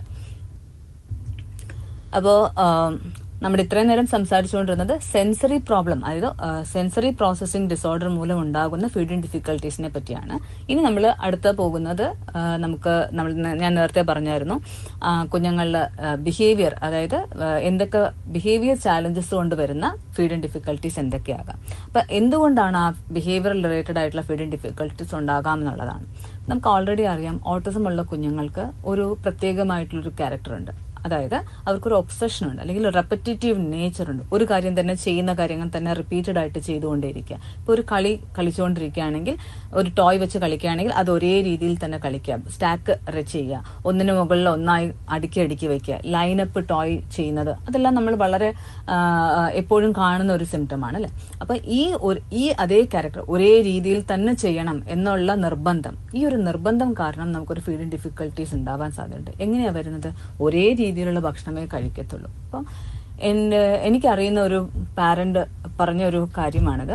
അവരുടെ മകൻ ഓട്ടിസം ഉള്ള കുഞ്ഞാണ്. അവർക്ക് 2 മാസത്തോളം മാഗി നൂഡിൽസ് മാത്രമാണ് 3 നേരം കഴിച്ചിട്ടുള്ളത്. പിന്നെ അത് പതുക്കെ ആ ബിഹേവിയറൽ ട്രെയിനിങ്ങിലൂടെ മാറ്റിയെടുക്കുകയാണ് ചെയ്തത്. അപ്പോൾ ഇതുപോലത്തെ കണ്ടീഷൻ വരാം. പിന്നെ ഒരു സമയം അവൻ ചപ്പാത്തിയും മീൻകറിയും മാത്രമേ കഴിക്കുമായിരുന്നുള്ളൂ, 3 നേരവും ചപ്പാത്തിയും മീൻകറിയും. അങ്ങനെ പോകുന്ന കുഞ്ഞുങ്ങളുണ്ട്. അപ്പൊ അതൊരു നിർബന്ധപൂർവ്വം ആവർത്തിക്കുന്ന ഒരു സ്വഭാവ സവിശേഷത ഉണ്ടായതുകൊണ്ട് വരുന്ന ഫീഡിങ് ഡിഫിക്കൽട്ടീസ് ആണ്. രണ്ടാമത് വരുന്നത് എക്സിക്യൂട്ടീവ് ഫംഗ്ഷൻ ഡിഫിക്കൽട്ടീസ് എന്ന് പറയും. എക്സിക്യൂട്ടീവ് ഫംഗ്ഷൻ ഡിഫിക്കൽട്ടീസ് എന്ന് പറയുന്നത് ബേസിക്കലി നമുക്ക് പറയാം, നമ്മൾ ഭക്ഷണം കഴിക്കുന്നതിന് ഓരോ സ്റ്റെപ്പ് ഇൻവോൾവ് ആണ് അല്ലെ. സ്റ്റെപ്പ് എന്ന് പറയുന്നത് നമ്മൾ ആദ്യം കൈ കഴുകുന്നു, പിന്നെ ഭക്ഷണം എടുക്കുന്നു, വായിലേക്ക് കൊണ്ടുപോകുന്നു, ചവച്ചരച്ച് കഴിക്കുന്നു. അപ്പൊ ഈ ഒരു സ്റ്റെപ്പ്, ഹൈറാർക്കി ഓഫ് സ്റ്റെപ്പിൽ നമ്മൾക്കൊരു കാര്യം ഫിനിഷ് ചെയ്യാൻ കഴിയാത്തതായിട്ട് വരുന്നത്. അതുപോലെ തന്നെ ഈ ചില കാര്യങ്ങൾ അവർ വിചാരിക്കുന്ന രീതിയിൽ ചെയ്തു തീർക്കാൻ പറ്റാതെ വരുമ്പോൾ ഉണ്ടാവുന്ന സ്ട്രെസ് ഫാക്ടേഴ്സ് വരിക, ഇതെല്ലാം അവർ എക്സിക്യൂട്ടീവ് ഫംഗ്ഷൻ ഡിഫിക്കൽട്ടീസിന്റെ ഭാഗമായിട്ട് നമുക്ക് കാണാൻ സാധിക്കും. പിന്നെ വരുന്ന ഏറ്റവും ഇമ്പോർട്ടന്റ് ആയിട്ടുള്ള ഫാക്ടറാണ് നമ്മൾ എത്ര കഴിച്ചു. നമുക്ക് ഒരു ഫീലിംഗ് ഓഫ് ഫുൾനെസ് ഉണ്ട്. നമ്മൾ പറയും ഒരു പരിധി കഴിഞ്ഞിട്ട് മനുഷ്യൻ എപ്പോഴും പറയുന്നതാണ് എനിക്കിനി വേണ്ട, മതി എന്ന് പറയുന്നത് ഭക്ഷണം കഴിക്കുമ്പോഴാണ് അല്ലെ. അപ്പൊ ആ ഒരു ഫീലിംഗ് ഓഫ് ഫുൾനെസ് എന്ന് പറയും. ഈ ഒരു ഫീലിംഗ് ഓഫ് ഫുൾനെസ് ഉണ്ടാകാതിരിക്കുക, ഇതെല്ലാം ഒരു എക്സിക്യൂട്ടീവ് ഫംഗ്ഷൻ ഡിഫിക്കൽട്ടി. അപ്പൊ ഫീലിംഗ് ഓഫ് ഫുൾനെസ് ഉണ്ടാകാതിരിക്കുമ്പോൾ എന്താ പറ്റുക? കഴിച്ചുകൊണ്ടേയിരിക്കുക. അമിതമായ ഒബിസിറ്റി ഉള്ള ഒരു കണ്ടീഷൻ ഓട്ടിസം ഉള്ള കുഞ്ഞുങ്ങളിൽ നമ്മൾ ധാരാളം കണ്ടുവരാറുണ്ട്. അപ്പൊ അത് ഈ ഒരു റീസൺ ഉണ്ടാവുന്നത് കൊണ്ടാണ്. പിന്നെ വരുന്നതാണ് ഭയവും ഉത്കണ്ഠയും, അല്ലെങ്കിൽ നമ്മൾ പറയും fear and anxiety. Fear and anxiety കൊണ്ട് എന്താ ഏറ്റവും ഇമ്പോർട്ടന്റ് ആയിട്ടുള്ള പ്രോബ്ലം എന്തുകൊണ്ടാണ് വരുന്നതെന്ന് വെച്ചാൽ, ഇവർക്ക് എങ്ങനെ ഫീഡിങ് പ്രോബ്ലം ഉണ്ടാവുന്ന വെച്ചാൽ, നമ്മളിപ്പം ഒരു പുതുതായിട്ടുള്ളൊരു ഭക്ഷണം ട്രൈ ചെയ്യണം എന്നുണ്ടെങ്കിൽ അവർക്കൊരു ആൻസൈറ്റിയാണ്. ഇത് നല്ലതാണോ, അല്ലെങ്കിൽ ഇതെങ്ങനെയാണ്, ഇതെന്റെ ടേസ്റ്റ് എങ്ങനെയായിരിക്കും, ഇത് ഞാൻ കഴിച്ചാൽ എനിക്ക് ഇത് ഉണ്ടാകും, അങ്ങനത്തെ ഒരു തോട്ട് പ്രോസസ്സ് ഉണ്ടാകും. അപ്പം നമ്മൾ പുതുതായിട്ടൊന്നും തന്നെ ഭക്ഷണം ട്രൈ ചെയ്യാൻ പറ്റാതെ വരിക. ഒരു റെസ്റ്റോറൻറ്റിൽ നിന്ന് കഴിക്കുന്ന കുഞ്ഞാണെങ്കിൽ ആ ഒരു ഭക്ഷണം മാത്രമേ കഴിക്കുന്നുള്ളൂ. വീട്ടിൽ നിന്ന് ഭക്ഷണം കഴിക്കുന്ന കുട്ടികൾ വീട്ടിൽ മാത്രമേ ഭക്ഷണം കഴിക്കത്തുള്ളൂ, അതും അവർ വിചാരിച്ച ഭക്ഷണങ്ങൾ മാത്രമേ. അപ്പൊ പല പാരന്റ്സും വന്ന് പറയുന്നതാണ്, എനിക്ക് മോനെയും കൊണ്ട് പുറത്തു പോകാൻ പറ്റത്തില്ല, ഒരു ദിവസം ഒന്ന് മാറി ഒരു പിക്നിക്കിലോ എന്തെങ്കിലും ഒരു പ്രോഗ്രാമിന് കൊണ്ടുപോകാം അല്ലെങ്കിൽ പുറത്തു പോകാമെന്ന് വിചാരിക്കുകയാണെങ്കിൽ അവൻ അതുമായിട്ട് കോപ്പറേറ്റ് ചെയ്യത്തില്ല. എസ്പെഷ്യലി ഇൻ ടേംസ് ഓഫ് ഭക്ഷണ കാര്യങ്ങളിൽ വളരെ ഡിഫിക്കൽട്ടാണ്, ഭയങ്കര ഫസിയാണ് എന്നുള്ളത് പല പാരന്റ്സും പറയുന്നത്. അത് ഈ ഒരു കാരണം കൊണ്ടാണ്. കാരണം അവർക്ക് ഏതൊരു പുതിയ ഭക്ഷണ കാര്യങ്ങൾ ട്രൈ ചെയ്യാനും ഏതൊരു ന്യൂ കാര്യങ്ങൾ ഭക്ഷണം ട്രൈ ചെയ്യുന്നതിനും അവർക്ക് ബുദ്ധിമുട്ടുണ്ട്. പുതിയതായിട്ട് എന്തെങ്കിലും കാര്യം കാണുമ്പോൾ അല്ലെങ്കിൽ ട്രൈ ചെയ്യേണ്ടതായിട്ട് വരുമ്പോൾ ഇവർക്ക് എന്താ വരുന്നത്, സ്ട്രെസ് വരുന്നു. സ്ട്രെസ് വരുമ്പോൾ എഗെയിൻ ഭക്ഷണം നമ്മൾ കഴിക്കുന്നത് പൊതുവെ കുറയും. അത് മാത്രമല്ല അതൊരു ബിഹേവിയർ പ്രോബ്ലം. ഭക്ഷണം കാണുമ്പോൾ തന്നെ ഒരു എങ്ങനെ അവർക്ക് റെസ്പോണ്ട് ചെയ്യണമെന്ന് അറിയത്തില്ല. അപ്പൊ എന്താ കുഞ്ഞുങ്ങൾ കാണിക്കുന്നത്, കരയുക, ബഹളം ഉണ്ടാക്കുക, അഗ്രസീവ് നേച്ചേഴ്സ് കാണിക്കുക, ഇതെല്ലാം നമുക്ക് കുഞ്ഞുങ്ങളിൽ കാണാൻ സാധിക്കും. പിന്നെ വരുന്നതാണ് പഠനത്തിലുണ്ടാവുന്ന വെല്ലുവിളി. ഞാനത് ഓൾറെഡി പറഞ്ഞായിരുന്നു. ഓട്ടിസം ഉള്ള കുഞ്ഞുങ്ങൾക്ക് മറ്റാൾക്കാരെ നോക്കിക്കണ്ട് കാര്യങ്ങൾ പഠിക്കുക എന്നുള്ളത് വളരെ ബുദ്ധിമുട്ടായിട്ടുള്ള കാര്യമാണ്. നമ്മൾ ഓൺ ലുക്കർ പ്ലേ എന്ന് പറയുന്നത്, എനിക്കൊരു കാര്യം ചെയ്യാൻ അറിയില്ല എന്നുണ്ടെങ്കിൽ ഞാൻ മറ്റൊരാളെ നോക്കി അത് മനസ്സിലാക്കി ഞാൻ ട്രൈ ചെയ്യാൻ ശ്രമിക്കും. പക്ഷെ ആ ഒരു അറ്റംപ്റ്റ് നമുക്ക് ഓട്ടിസമുള്ള കുഞ്ഞുങ്ങളിൽ നിന്ന് ഉണ്ടാകുന്നത് വളരെ വളരെ കുറവാണ്. അപ്പൊ അതുകൊണ്ട് തന്നെ പുതിയ പുതിയ കാര്യങ്ങൾ, ഈവൻ ഭക്ഷണങ്ങൾ പുതിയ രീതിയിൽ ട്രൈ ചെയ്യുക, സ്പൂൺ ആൻഡ് ഫോർക്ക് ഉപയോഗിക്കുന്ന രീതികൾ, ഇതൊന്നും തന്നെ പഠിച്ചെടുക്കാനായിട്ട് ഇവർക്ക് കുറച്ച് ബുദ്ധിമുട്ടായിട്ട് വരുന്നുണ്ട്. അപ്പോൾ നമ്മുടെ ഓൾറെഡി ഡിസ്കസ് ചെയ്തു എന്താണ് എന്തുകൊണ്ടാണ് ഓട്ടിസം ഉള്ള കുഞ്ഞുങ്ങൾക്ക് ഫീഡിങ് ഡിഫിക്കൽട്ടീസ് ഉണ്ടാകുന്നത്. അപ്പോൾ ഇനി എന്താണ് ഇതിന്റെ ലക്ഷണങ്ങൾ? അപ്പൊ ഫീഡിങ് ഡിഫിക്കൽട്ടീസ് ഉണ്ടാവുകയാണെങ്കിൽ അതിന്റെ ലക്ഷണങ്ങൾ എന്തൊക്കെയാണെന്നുള്ളതാണ്. അപ്പോൾ സാധാരണമായി കണ്ടുവരുന്ന ലക്ഷണങ്ങളാണ് ഫുഡ് പോക്കറ്റിംഗ് എന്ന് പറയുന്നത്. ഞാൻ നേരത്തെ പറഞ്ഞായിരുന്നു, നമ്മുടെ ഭക്ഷണം കൊടുത്തു കഴിഞ്ഞപ്പോൾ വലിച്ചു വാരി കഴിച്ച് ഉള്ളിലിങ്ങനെ ഫുഡ് നിറച്ച് വെക്കുക, എന്നിട്ട് പതുക്കെ പതുക്കെ പതുക്കെ കഴിച്ചിറക്കുക. അതാണ് ഫുഡ് പോക്കറ്റിംഗ് എന്ന് പറയുന്നത്. ചിലപ്പം കഴിച്ചിറക്കണമെന്ന് തന്നെ നിർബന്ധമില്ല, കുറെ നേരം കഴിയുമ്പോൾ അത് തുപ്പിക്കളയായിരിക്കും ചെയ്യുന്നത്. പിന്നെ വരുന്നത് chronic expulsion. Chronic expulsion means food കാണുമ്പോൾ തന്നെയും അതിനെ അക്സെപ്റ്റ് ചെയ്യാതിരിക്കുക. നമ്മൾ നിർബന്ധപൂർവ്വം ഫോഴ്സ് ഫീഡ് ചെയ്ത് വായിക്കകത്ത് വെച്ചു കൊടുക്കുകയാണെങ്കിൽ അത് എല്ലാം തുപ്പിക്കളഞ്ഞ് കരഞ്ഞ് ബഹളം ഉണ്ടാക്കുക. ഭക്ഷണം കാണുമ്പോൾ തന്നെ ബിഹേവിയറൽസ് കാണിച്ചു തുടങ്ങുക. ഛർദി അല്ലെങ്കിൽ ഓക്കാനം എന്ന് വെച്ചാൽ കുഞ്ഞ് ചിലപ്പം ഭക്ഷണം അക്സെപ്റ്റ് ചെയ്യുമായിരിക്കും. അക്സെപ്റ്റ് ചെയ്തിട്ട് ഭക്ഷണം കിട്ടുന്ന ഭക്ഷണത്തിന്റെ ടെക്സ്ചർ അനുസരിച്ച് കുഞ്ഞിന്റെ ഡിഫറൻസ് മാറും. ഫോർ എക്സാമ്പിൾ, ഞാൻ നേരത്തെ പറഞ്ഞ പോലെ പോറിജ് അല്ലെങ്കിൽ നമ്മൾ ഓട്സ് പോലെ വളരെ കുഴഞ്ഞിരിക്കുന്ന ഭക്ഷണമാണെങ്കിൽ ചിലപ്പം ഛർദിക്കാം, അല്ലെങ്കിൽ ഡ്രൈ ആയിട്ടുള്ള ഭക്ഷണ പദാർത്ഥം അല്ലെങ്കിൽ ഛർദിക്കുക. ഇതൊക്കെയാണ് നമ്മൾ സാധാരണമായി കണ്ടുവരുന്ന ലക്ഷണങ്ങൾ, ഫീഡിങ് ഡിഫിക്കൽട്ടീസിന്റെ ലക്ഷണങ്ങൾ എന്ന് പറയുന്നത്. അപ്പോൾ അതിൽ ഒന്നുകൂടെ അതിന്റെ കുറച്ചുകൂടി ഡീറ്റെയിൽഡ് ആയിട്ട് വരികയാണെങ്കിൽ നമുക്ക് പറയാം ഭക്ഷണങ്ങൾ തിരഞ്ഞു പിടിച്ചെടുത്ത് കഴിക്കുക. അപ്പം ഇത് വളരെയധികം കാണുന്നതാണ്. നമ്മൾ പറയും ഫുഡ് സെലക്ടിവിറ്റി എന്നാണ് അതിനെ പറയുന്നത്. അപ്പൊ ഫുഡ് സെലക്ടിവിറ്റി മീൻസ് കൊടുക്കുന്ന ഭക്ഷണത്തിൽ നിന്ന് നമ്മളിപ്പോ ചോറിന്റെ കൂടെ നമ്മൾ തോരൻ അല്ലെങ്കിൽ അവിയൽ ഇതെല്ലാം മിക്സ് ചെയ്ത് കൊടുക്കുകയാണെങ്കിൽ ആ സാധനങ്ങളെല്ലാം മാറ്റി വെച്ചിട്ട് പച്ചച്ചോറ് മാത്രം കഴിക്കുക. അപ്പൊ ഫുഡ് സെലക്ടിവിറ്റി, നോക്കിയേ കഴിക്കത്തുള്ളൂ. രണ്ടാമത് കംപ്ലീറ്റ് ഫുഡ് റെഫ്യൂസൽ, ഭക്ഷണം നിരസിക്കുക എന്ന് പറയും. മൂന്നാമത് കാണുന്നതാണ് വൃത്തി ഇല്ലാത്ത ഭക്ഷണം കഴിക്കുക. അതായത് നമ്മൾ മെസ്സി ആയിട്ടുള്ള ഈറ്റിംഗ് എന്ന് വേണമെങ്കിൽ പറയാം. കംപ്ലീറ്റ് ആയിട്ട് ഫുഡ് വായിൽ നിറച്ച് വെക്കുക, എല്ലായിടത്തും വൃത്തികേടാക്കുക, അതുപോലെ തന്നെ കഴിക്കുന്ന ടേബിളും വൃത്തികേടാക്കുക. ഇങ്ങനത്തെയുള്ള കണ്ടീഷനാണ് നമ്മൾ മെസ്സി ഈറ്റിംഗ് എന്ന് പറയുന്നത്. അപ്പൊ ഈ 3 കാര്യങ്ങളാണ് ബേസിക്കലി ഒരു ഫീഡിങ് ഡിഫിക്കൽട്ടി ഉള്ള ASD മാത്രമല്ല ഏതൊരു കണ്ടീഷനിലും നമുക്ക് കൂടുതലായിട്ട് കണ്ടുവരുന്ന ഫീഡിങ് ഡിഫിക്കൽട്ടീസ് ടൈപ്പ് എന്ന് പറയുന്നത് ഈ 3 തരത്തിലാണ് വരുന്നത്. അപ്പോൾ ഇനി നമ്മൾ നോക്കുന്നത് ഫീഡിങ് ഡിഫിക്കൽട്ടീസ്. നിങ്ങളുടെ കുഞ്ഞിന് ഫീഡിങ് ഡിഫിക്കൽട്ടീസ് ഉണ്ടോ ഇല്ലയോ എന്നുള്ളത് ഒരു റിസ്ക് ഫാക്ടർ ചെക്കിങ്ങിനെ പറ്റിയുള്ള കുറച്ച് സൂചികകളാണ് ഇവിടെ പറയുന്നത്. അപ്പോൾ ഇത് നിങ്ങൾക്ക് നോക്കാം, എന്റെ കുഞ്ഞിന് ഈ ഒരു ഫാക്ടർ ഉണ്ടോ, ഈ ഒരു പ്രോബ്ലം ഉണ്ടോ എന്ന് നമുക്ക് നോക്കി റിസ്ക് ഉണ്ടോ ഇല്ലയോ എന്നുള്ളത് മനസ്സിലാക്കാൻ വേണ്ടിയാണ് ഈ കാര്യങ്ങൾ പറയുന്നത്. അതിൽ ഫസ്റ്റ് പറയുന്നത് പലവിധ ഘടനയിലുള്ള ഭക്ഷണ സാധനങ്ങൾ കഴിക്കാതിരിക്കുക. നേരത്തെ പറഞ്ഞായിരുന്നു, അതായത് നമ്മുടെ എല്ലാ ക്രിസ്പിനെസ് ഉള്ള ഭക്ഷണം മാത്രം കഴിക്കുക, അല്ലെങ്കിൽ ചിലപ്പോൾ കഞ്ഞി അല്ലെങ്കിൽ എന്താ പറയാ വളരെ വെറ്റായിട്ടുള്ള ഭക്ഷണം മാത്രമേ കഴിക്കത്തുള്ളൂ, ദ്രാവക രൂപത്തിലുള്ള ഭക്ഷണം മാത്രമേ കഴിക്കത്തുള്ളൂ. അങ്ങനെ പറയുന്നതിനെ നമുക്കൊരു റിസ്ക് ഫാക്ടറായിട്ട് എടുക്കാം. അത് മാത്രമല്ല വളരെ എളുപ്പത്തിൽ ഭക്ഷണം കഴിക്കാൻ പറ്റുന്ന രീതിയിൽ ജങ്ക് ഫുഡിനെ ഡിപ്പെൻഡ് ചെയ്യുക. അപ്പോൾ അതെന്ന് പറയുന്നത് അവർക്ക് പലപ്പോഴും ഈ പറയുന്ന പോലെ ഒരേ പാറ്റേൺ ഉള്ള ഫുഡ് ഐറ്റം ആയിരിക്കും അവർക്ക് കിട്ടുന്നത്. അപ്പോൾ ആ രീതിയിലുള്ള ഫുഡ് ഐറ്റം കഴിക്കുന്നത് ഒരു ഒബ്സഷൻ അല്ലെങ്കിൽ ഒരു കമ്പൽഷൻ പോലെ വന്നിട്ടാണ് ആ ഒരു രീതിയിലേക്ക് പോകുന്നത്. ഇതും ഒരു ഫീഡിംഗ് പ്രോബ്ലം ആയിട്ട് അതിന്റെ ഒരു പട്ടികയായിട്ട് നമുക്ക് എടുക്കാൻ സാധിക്കും. അതുപോലെ തന്നെ ഒരാൾക്ക് ഒരു ഫുഡ് റെപ്പർട്ടോയർ ഉണ്ടെന്ന് പറയും, അല്ലെങ്കിൽ ഒരാൾക്ക് നമ്മൾ വൊക്കാബുലറി എന്ന് പറയുന്നത് പോലെ, അതുപോലെ തന്നെ നമ്മൾക്ക് ഇപ്പോൾ ഒരു നോർമൽ ആയിട്ടുള്ള ഒരാളോട് പറയണം നിങ്ങൾ എന്തൊക്കെ ഭക്ഷണ സാധനങ്ങൾ കഴിക്കും എന്ന് ചോദിച്ചാൽ നമുക്കറിയാം ഞാൻ ഇന്നത് കഴിക്കും, ദോശ കഴിക്കും, പുട്ട് കഴിക്കും, ചോറ് കഴിക്കും, ഇങ്ങനെ പറഞ്ഞ് നമ്മൾ പറയുമ്പോൾ ഏകദേശം ഒരു 10-50 ഫുഡ് ഐറ്റംസ് നമ്മൾ കഴിക്കുമായിരിക്കും അല്ലെ. അപ്പൊ അതുപോലെ ആ ഒരു കണക്ക് നോക്കുന്നതിനാണ് നമ്മൾ ഫുഡ് റെപ്പർട്ടോയർ എന്ന് പറയുന്നത്. അപ്പൊ ഈ ഫുഡ് റെപ്പർട്ടോയർ എന്ന് പറയുന്നത് 30-ൽ കുറയുകയാണെങ്കിൽ ഡെഫിനറ്റ് ആയിട്ട് ഒരു ഫീഡിംഗ് പ്രോബ്ലം ഉണ്ട്, അല്ലെങ്കിൽ തിരഞ്ഞെടുത്ത് കഴിക്കുന്ന ഒരു സ്വഭാവം ഉണ്ടെന്നുള്ളത് നമുക്ക് വിലയിരുത്താം. അതുപോലെ തന്നെ പച്ചക്കറികളുടെ എണ്ണം കുറയുക, നമ്മുടെ ഭക്ഷണം കഴിക്കുന്നതിൽ കാർബോഹൈഡ്രേറ്റ്സിന്റെ എമൗണ്ട് കുറയുക, ധാന്യങ്ങളുടെ എമൗണ്ട് കുറയുക, അതുപോലെ പ്രോട്ടീൻ ഫുഡ് ഐറ്റംസ് കഴിക്കാതിരിക്കുക. ഇത് നിർണ്ണയിക്കുന്നത് ഒരു സ്പീച്ച് പത്തോളജിസ്റ്റോ അല്ലെങ്കിൽ ഒരു ഒക്കുപേഷണൽ തെറപ്പിസ്റ്റോ അല്ല, ഇതൊരു ന്യൂട്രീഷനിസ്റ്റ് ആണ് ആക്ച്വലി നമ്മൾ നിർണ്ണയിക്കുന്നത്. അപ്പൊ ഞാൻ നേരത്തെ പറഞ്ഞിരുന്ന ടീം ഓഫ് പ്രൊഫഷണൽസ് ഇവിടെ വരുന്നുണ്ട്. എക്സ്ട്രീം ആയിട്ടുള്ള ഫീഡിംഗ് ഡിഫിക്കൽട്ടീസ് വരുന്നു, ഭക്ഷണം ഒരു രീതിയിലും കഴിക്കാൻ പറ്റാത്ത അവസരത്തിൽ നമ്മൾ ബേസിക്കലി ഒരു ന്യൂട്രീഷനിസ്റ്റിന്റെ ഹെൽപ്പും നമ്മൾ നോക്കണം. എന്തുകൊണ്ടാന്ന് വെച്ചാൽ വൈറ്റമിൻസ്, മിനറൽസ് അങ്ങനത്തെ പല കാര്യങ്ങളും കുഞ്ഞിന്റെ ശരീരത്തിലേക്ക് പോകാതെ വരികയും ഇതിനെ എങ്ങനെ നമുക്ക് കോമ്പൻസേറ്റ് ചെയ്യാമെന്നുള്ള അഡ്വൈസ് തരേണ്ടതും അവരും കൂടെയാണ്. അപ്പോൾ അതിനകത്ത് നമ്മൾ നോക്കുന്ന മറ്റൊരു ഇമ്പോർട്ടന്റ് ഫാക്ടറാണ് എത്രത്തോളം ഭക്ഷണങ്ങൾ, പച്ചക്കറികൾ കഴിക്കുന്നുണ്ട് എന്നുള്ളത്. അപ്പോൾ ഏറ്റവും ഇമ്പോർട്ടന്റ് ആയിട്ടുള്ള സൂചിക എന്താണെന്ന് വെച്ചാൽ കുഞ്ഞിന്റെ ഭക്ഷണ സമയം 30 മിനിറ്റിൽ കൂടുതൽ വരികയാണെങ്കിൽ, അതായത് ഭക്ഷണം കഴിക്കണമെങ്കിൽ TV കാണണം, അതുപോലെ തന്നെ 2 മണിക്കൂർ എടുത്ത് കഴിക്കുക, 1 മണിക്കൂർ എടുത്ത് ഭക്ഷണം കഴിക്കുന്നുണ്ട്, കുഞ്ഞിനെ ഭക്ഷണം കഴിപ്പിക്കുക എന്നുള്ള ഒരു തോട്ട് വരുമ്പോൾ തന്നെ ഒരു അമ്മയ്ക്ക് സ്ട്രെസ് വരുന്നുണ്ടെങ്കിൽ ദാറ്റ് മീൻസ് ഡെഫിനറ്റ് ആയിട്ട് ഒരു ഫീഡിംഗ് ഡിഫിക്കൽട്ടീസ് അവിടെ പ്രസന്റ് ആണ് എന്നുള്ളതാണ് നമ്മൾ മനസ്സിലാക്കേണ്ടത്. അത് ഏറ്റവും വലിയൊരു റിസ്ക് ഫാക്ടറായിട്ട് നമുക്ക് കണക്കാക്കാൻ പറ്റും ഫീഡിംഗ് ഡിഫിക്കൽട്ടീസ് ആയിട്ട്. അപ്പം ഏറ്റവും നമുക്കറിയാം, നമ്മൾ പറയാം ഒരു അമ്മയോട് ചോദിക്കുമ്പം കുഞ്ഞ് ശരിയായ രീതിയിൽ എല്ലാ സമയത്തും ഭക്ഷണം കഴിക്കുന്നില്ല എന്നുള്ളത് ഒരു അമ്മയെ അല്ലെങ്കിൽ ഒരു കുടുംബാംഗങ്ങളെ സംബന്ധിച്ചിടത്തോളം ഏറ്റവും സ്ട്രെസ്ഫുൾ ആയിട്ടുള്ള ഒരു സിറ്റുവേഷൻ ആണ്. കാരണം ഭക്ഷണം കഴിച്ചതിലൂടെ മാത്രമേ നമുക്ക് വൈറ്റമിൻസ്, മിനറൽസ്, അതുപോലെ തന്നെ കുഞ്ഞിനുള്ള ഇമ്മ്യൂണിറ്റി സ്കിൽസ് എല്ലാം ഇംപ്രൂവ് ആവത്തുള്ളൂ. അപ്പം ഭക്ഷണം കഴിക്കാതെ വരുന്ന അല്ലെങ്കിൽ ഫീഡിംഗ് ഡിഫിക്കൽട്ടീസ് ഉണ്ടാകുന്ന സമയത്ത് അത് ആ കുഞ്ഞിനെ മാത്രമല്ല ആ ഫാമിലിയെയും അഫക്റ്റ് ചെയ്യുന്ന ഒരു സിറ്റുവേഷൻ ആയിട്ട് മാറാം. അപ്പോൾ ഇങ്ങനെയുള്ള അതായത് ഫീഡിംഗ് ഡിഫിക്കൽട്ടീസ് നമുക്ക് ഉണ്ടാവുകയാണെങ്കിൽ എന്തൊക്കെ നമുക്ക് മുൻകരുതലുകൾ എടുക്കാം? ഫസ്റ്റ് എന്ന് പറയുന്നത് നമ്മൾ പോസ്ചർ കറക്ഷൻ എന്ന് പറയും.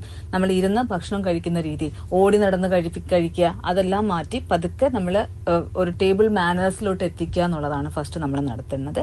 2, നമ്മുടെ ഓറൽ സെൻസസിനെ എല്ലാം, അത് വായ്ക്കകത്തുള്ള ഇന്ദ്രിയങ്ങളെല്ലാം നല്ല രീതിയിൽ പ്രവർത്തനക്ഷമത ഉള്ളതാക്കി മാറ്റുക. അപ്പൊ അതിനുവേണ്ടി നമുക്ക് ചില രീതിയിലുള്ള എക്സസൈസസ് ഒക്കെ കൊടുക്കാറുണ്ട്.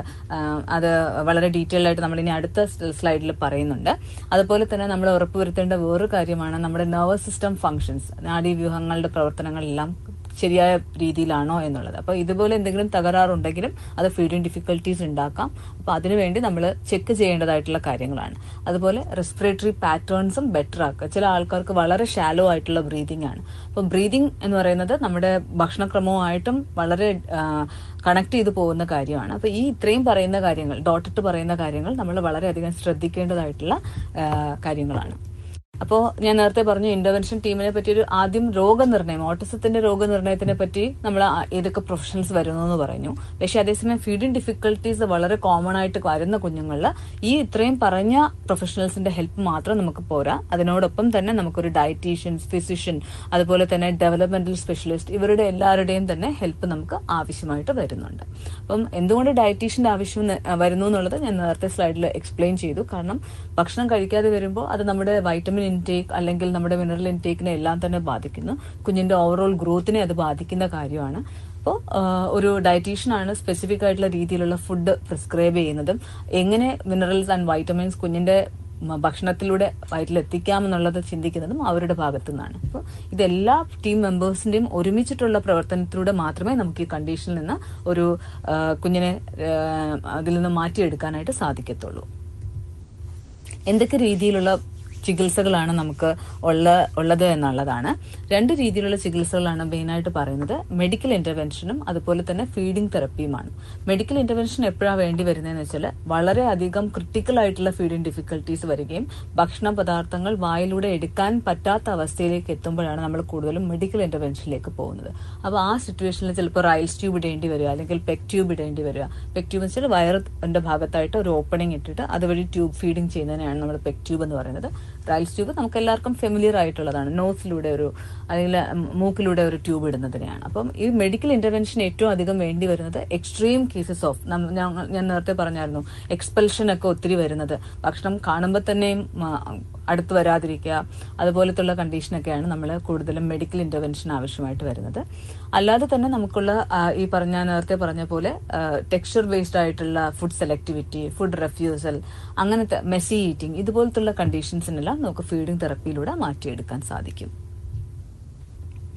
അപ്പോൾ നമുക്ക് എന്തൊക്കെയാണ് സെൻസറി മോട്ടോർ അധിഷ്ഠിതമായിട്ടുള്ള ഫീഡിംഗ് തെറപ്പികൾ എന്തൊക്കെയാണെന്ന് പറയുകയാണെങ്കിൽ, മെയിനായിട്ട് നമ്മൾ ഈ സെൻസറി സിസ്റ്റത്തിനെ നോർമലൈസ് ചെയ്തിട്ട് അതുവഴി നമ്മൾ കുഞ്ഞിന് ഭക്ഷണം കഴിക്കുന്ന വിവിധ തരം ടെക്സ്ചേഴ്സ് ആയിട്ടുള്ള, വിവിധ തരം ടേസ്റ്റിലുള്ള, വിവിധ തരം കാണാൻ നല്ല ഡിഫറെന്റ് ആയിട്ടുള്ള ഭക്ഷണ രീതികൾ കഴിക്കാനായിട്ട് കുഞ്ഞിനെ പ്രേരിപ്പിക്കുക എന്നുള്ളതാണ് സെൻസറി ആൻഡ് മോട്ടോർ ബേസ്ഡ് ആയിട്ടുള്ള തെറപ്പിയിലൂടെ ചെയ്യുന്നത്. അപ്പം സെൻസറിയിൽ നമ്മൾ ഈ അമിതമായിട്ടുള്ള എന്ത് സെൻസിറ്റിവിറ്റി ഉണ്ടെങ്കിലും ആ സെൻസിറ്റിവിറ്റിനെ കുറയ്ക്കുക എന്നുള്ളതല്ല, നോർമലൈസ് ആക്കുക എന്നാണ് ചെയ്യുന്നത്.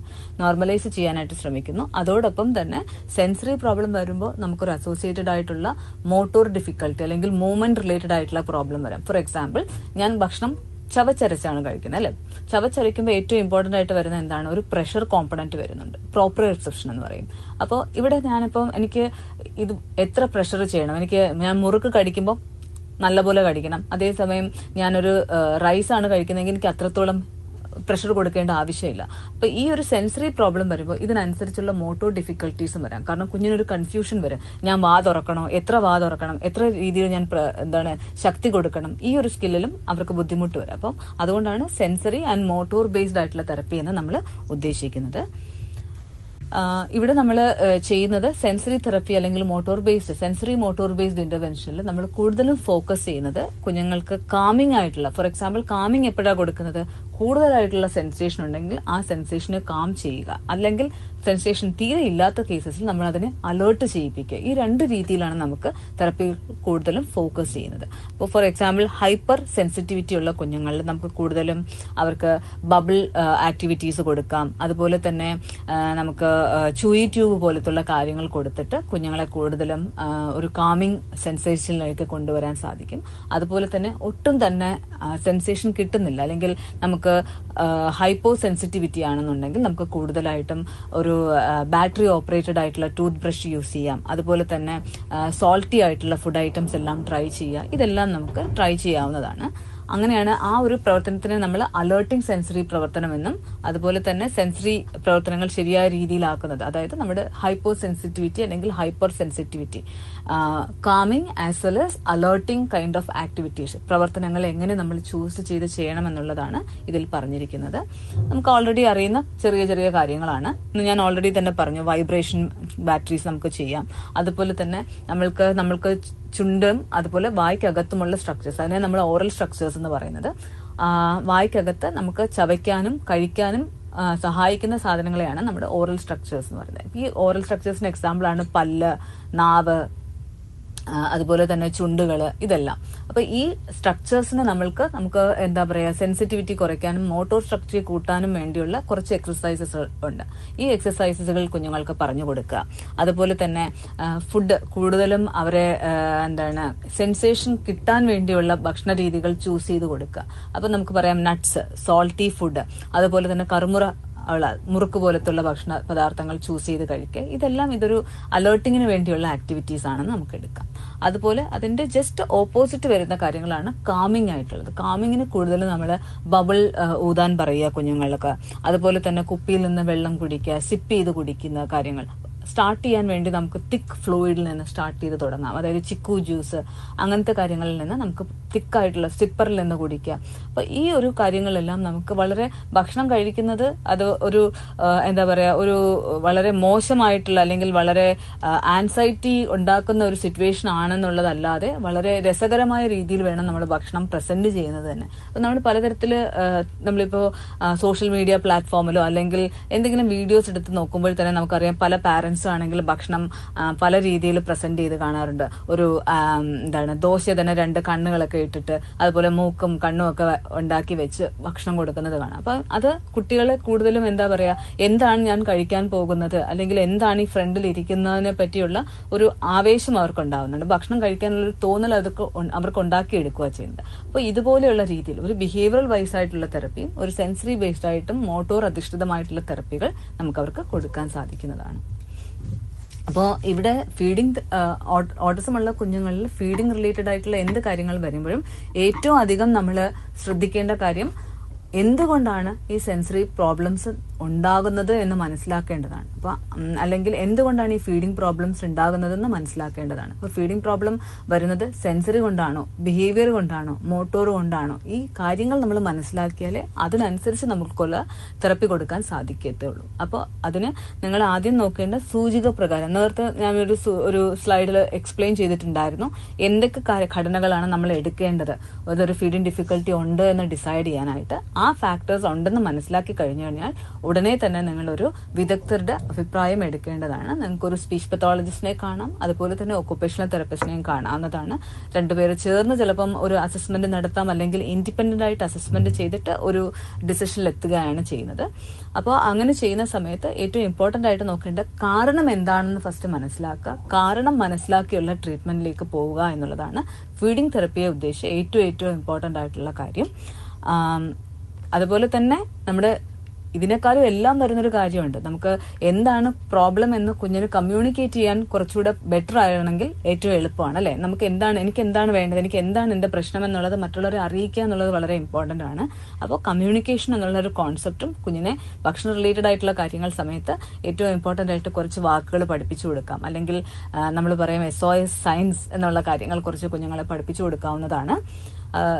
ഇതാണ് നിങ്ങളുടെ ഏറ്റവും അധികം ഇമ്പോർട്ടന്റ് ആയിട്ട് ഒരു ഫീഡിംഗ് റിലേറ്റഡ് ആയിട്ടുള്ള കാര്യങ്ങൾ ശ്രദ്ധിക്കേണ്ടതായിട്ടുള്ളത്.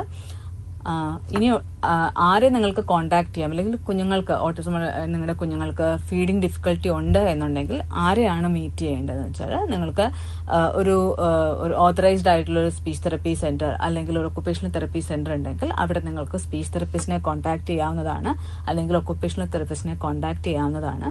അവർ നിങ്ങളെ കറക്റ്റ് ആയിട്ട് ഗൈഡ് ചെയ്ത് എന്താണ് ചെയ്യേണ്ടതെന്നുള്ളത് നിങ്ങൾക്ക് പറഞ്ഞു തരും. അപ്പം ഹോപ്പ്ഫുൾ ഞാൻ പ്രതീക്ഷിക്കുകയാണ് ഈ ഒരു പർട്ടിക്കുലർ പ്രസന്റേഷൻ നിങ്ങൾക്ക് യൂസ്ഫുൾ ആയി കാണുമെന്ന്. അപ്പോൾ ഇതോടെ ഞാൻ ഈ പ്രസന്റേഷൻ നിർത്തുവാണ്. നമുക്ക് ക്വസ്റ്റ്യൻ ആൻസറിലേക്ക് കിടക്കാം.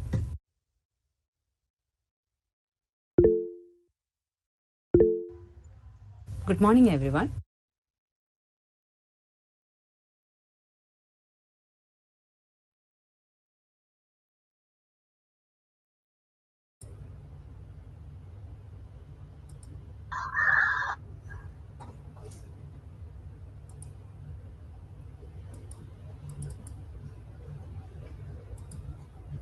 ചോദ്യോത്തര വേളയ്ക്ക് മുൻപ് ഈ സെമിനാറിനെ പറ്റിയുള്ള അഭിപ്രായങ്ങളും നിർദ്ദേശങ്ങളും അറിയിക്കുന്നതിനായി ചാറ്റ് ബോക്സിൽ കൊടുത്തിട്ടുള്ള ക്വസ്റ്റ്യനെയർ 2 എന്ന ലിങ്ക് വഴി രണ്ടാമത്തെ ചോദ്യാവലി പൂരിപ്പിക്കേണ്ടതാണ്.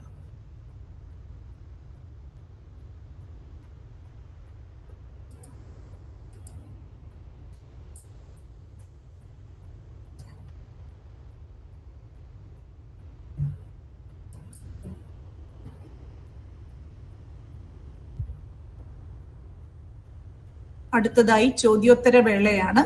കുട്ടികളുടെ ഭക്ഷണ സമയത്തുണ്ടാകുന്ന ബുദ്ധിമുട്ടുകളെ പറ്റിയുള്ള സംശയങ്ങളെല്ലാം ആര്യ മാഡത്തിന് ചോദിക്കാവുന്നതാണ്.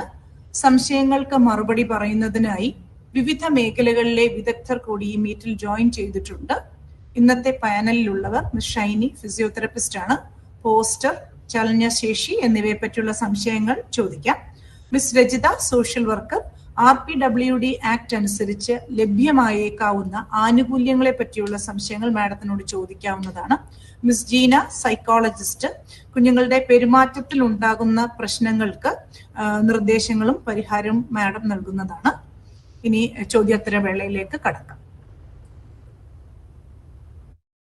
ആദ്യത്തെ ചോദ്യം ശ്രീലേഖ HP-യുടേതാണ്. Not eating sticky foods. കുട്ടി സ്റ്റിക്കി ആയിട്ടുള്ള ഫുഡ് ഒന്നും കഴിക്കുന്നില്ല ആണ് പ്രോബ്ലം. മിസ് ആര്യ മാഡത്തിന് മറുപടി പറയാമോ? ഇപ്പം പറഞ്ഞിരിക്കുന്നത് ഭക്ഷണം കഴിക്കുന്ന സമയത്ത് കുറച്ച് സ്റ്റിക്കി ആയിട്ടുള്ള ഭക്ഷണങ്ങൾ കഴിക്കുന്നില്ല എന്നുള്ളതാണ്. അപ്പോൾ സ്റ്റിക്കി ആയിട്ടുള്ള ഭക്ഷണം തീരെ കഴിക്കുന്നില്ല എന്നുള്ളതാണോ, അതോ സ്റ്റിക്കി ഭക്ഷണം കഴിക്കുന്ന സമയത്ത് ഓക്കാനമാണോ ഉണ്ടാകുന്നത്? അത് നമ്മൾ ക്ലിയർ ആയിട്ടുള്ള കുറച്ച് ഇൻഫർമേഷൻ ആവശ്യമാണ്. എന്നിരുന്നാലും ഈ പറയുന്ന ഇപ്പം ഇവിടെ പറഞ്ഞിരിക്കുന്നത് നോട്ട് ഈറ്റിംഗ് സ്റ്റിക്കി ഫുഡ് എന്നുള്ളതാണ്. അപ്പൊ അതിന്റെ ബേസിസിലും നമുക്ക് പറയാം ഒരു ടെക്സ്ചർ ബേസ്ഡ് ആയിട്ടുള്ള ഒരു ഫുഡ് സെലക്ടിവിറ്റി അല്ലെങ്കിൽ ടെക്സ്ചർ ബേസ്ഡ് ആയിട്ടുള്ള ഒരു ഫീഡിംഗ് പ്രോബ്ലം ആണെന്നാണ് നമുക്ക് ഈ ഒരു ഇതിൽ നിന്ന് ധരിക്കേണ്ടത്. പക്ഷെ അതിനുവേണ്ടി കൂടുതലായിട്ടുള്ള ഇൻഫർമേഷൻ ആവശ്യമാണ്. അതുപോലെ തന്നെ നമുക്ക് ഫീഡിംഗ് പ്രോബ്ലം എന്തുകൊണ്ടാണ് വരുന്നത്, ഇതൊരു സെൻസറി ബേസ്ഡ് ആണോ, അങ്ങനെയാണെങ്കിൽ നമുക്ക് ഡീറ്റെയിൽഡ് ആയിട്ടുള്ള ഒരു അസസ്മെന്റിന്റെ ആവശ്യമുണ്ട്. അത് ചെയ്തു കഴിഞ്ഞാൽ മാത്രമാണ് നമുക്ക് കൃത്യമായിട്ട് എന്താണ് പ്രോബ്ലം എന്നുള്ളത് മനസ്സിലാക്കാൻ സാധിക്കുന്നത്.